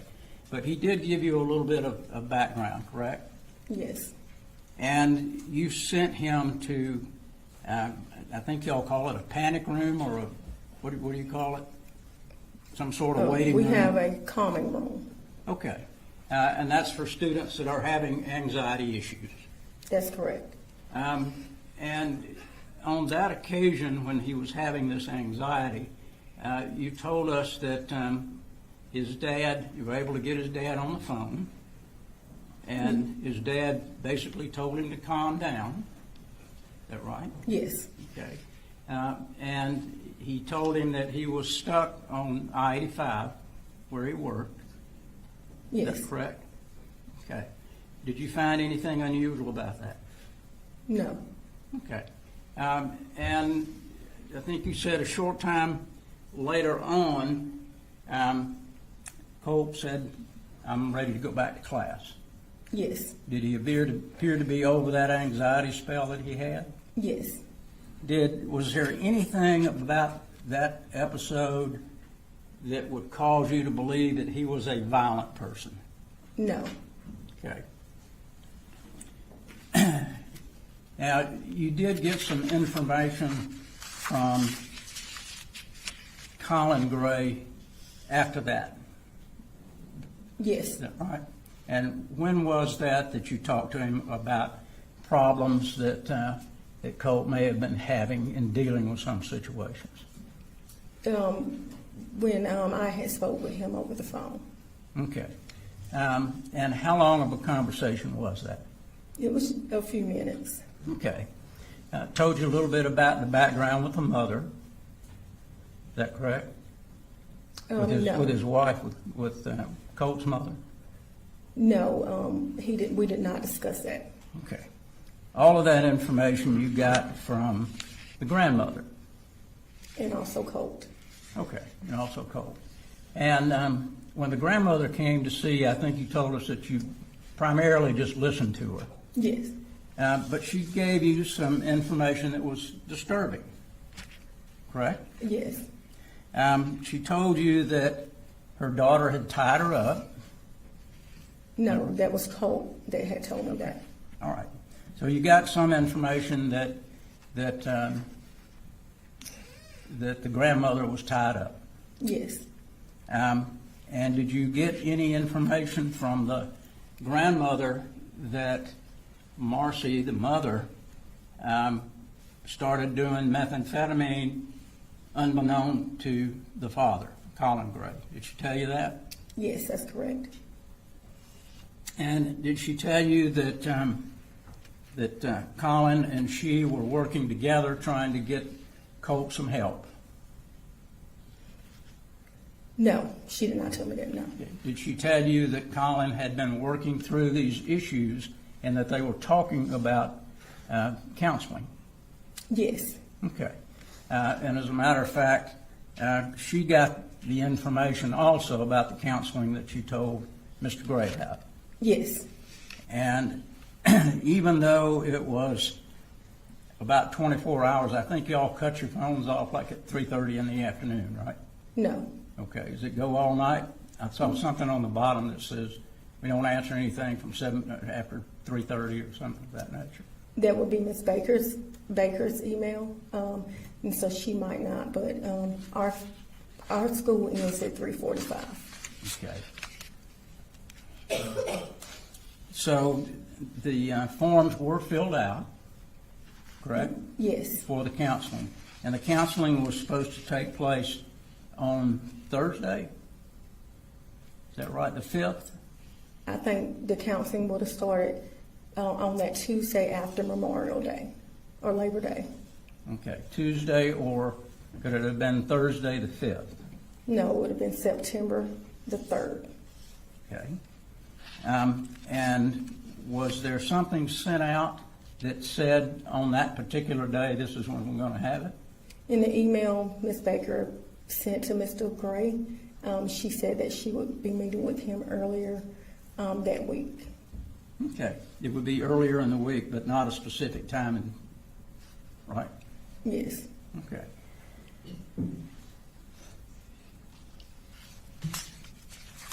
I want to talk a little bit about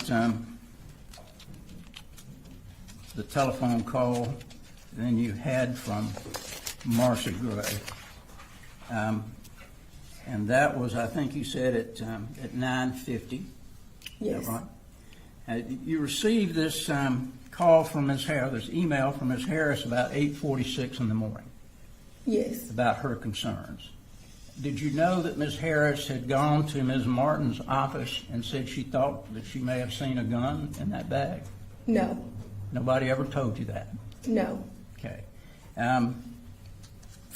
Did you ever tell Ms. Martin there's two Colin Gray or Colt Grays with two Grays with different names that are in the same class? No, I would not have known. You wouldn't have had known that. Okay. So you didn't have any idea that Ms. Harris had made a trip to Ms. Martin somewhere around 9 o'clock, a little after 9 o'clock? No. Would that have been important for you to know? Yes. So at 9:50, which was about over 70 minutes later, you get this telephone call from Marcy Gray. Yes. And she started talking with you about issues that her son had, correct? Yes. Primarily depression and anxiety, Yes. which is what you have dealt with in the past. Yes. And that's what you were going to ask for the counseling to be about, is anxiety and depression. Yes. Did she tell you that she had put her son on Zoloft? Yes. Okay. Did you question her about that at all? No. All right. And then at the end of that conversation, 8-minute conversation where she was telling you different things, she indicated that he had access to a gun. Did she tell you he had access to ammunition as well? No, but she actually stated that he had access to multiple guns. Multiple guns. Yes. And said that he had some sort of obsession with shooters. With school shootings. Okay. And I'm sure that raised a red flag. Yes. Okay. Because you all have had, I'm sure, in your counseling, you've had a number of classes on school shooters, what to do. Matter of fact, I think you had a drill just a short time before this, correct? Yes. Okay. So when those red flags went up about shooting, you immediately turned around and tried to get a hold of an administrator. Yes. And were you able to get a hold of anybody to tell them they needed to shut the school down immediately? No. Okay.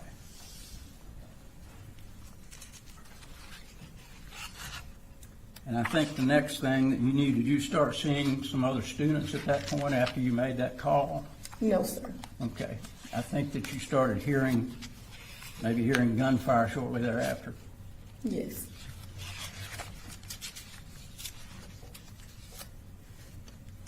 I think you told the investigators when they were talking with you that some people were trying to point fingers at you or not jumping on this fast enough. Is that right? That's correct. Okay. Because everybody likes to point fingers at different directions. Is that what you told them Yes. when something like this happens? But you believe you did everything you could to let people know that there was an issue. That's correct.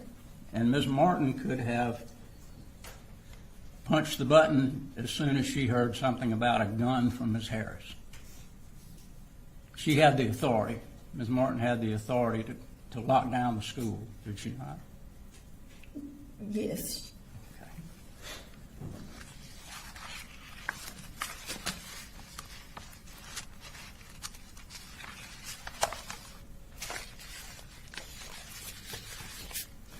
Did you have any further conversation after your conversation with Colin Gray on the telephone? Did you talk with him again before the shooting? No. You had his email address, is that Yes. right? Yes, that's correct. Did you email him any issues or concerns that you had? No. All right, now. Thank you. Thank you. Can you redirect? When Colt was in your office on the 26th, the day of the panic attack, and he's on the phone with his father, what was Colt's demeanor like during that conversation? I'm sorry, I didn't hear that. Sorry? Yes, but what Colt's demeanor was. While he was talking to his father? He was very upset with his father. Okay. Was he crying? Yes. Nothing further. Any referrals? Just one thing. He was upset. Do you know why he was upset? Because he wanted his dad to come and pick him up. Okay. He was upset because his dad was working and he couldn't get there. Right? That's not what he said. He was just very upset because his dad did not come and pick him up. Okay. Nothing further, Judge. All right. Thank you. You're free to go.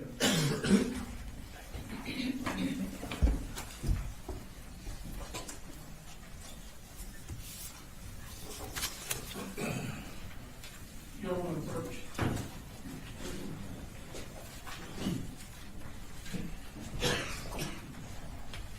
I don't know that it needs everybody.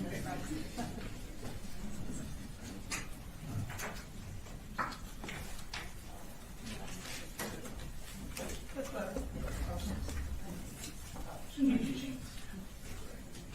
All right, ladies and gentlemen, because we've run over, we went ahead and released the last one today. We'll come back tomorrow. So, we're going to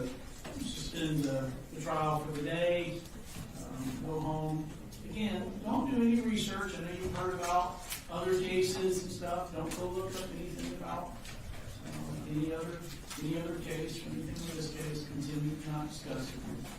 Seem to be doing a great job. Thank you. And we'll see you tomorrow morning. Thank you.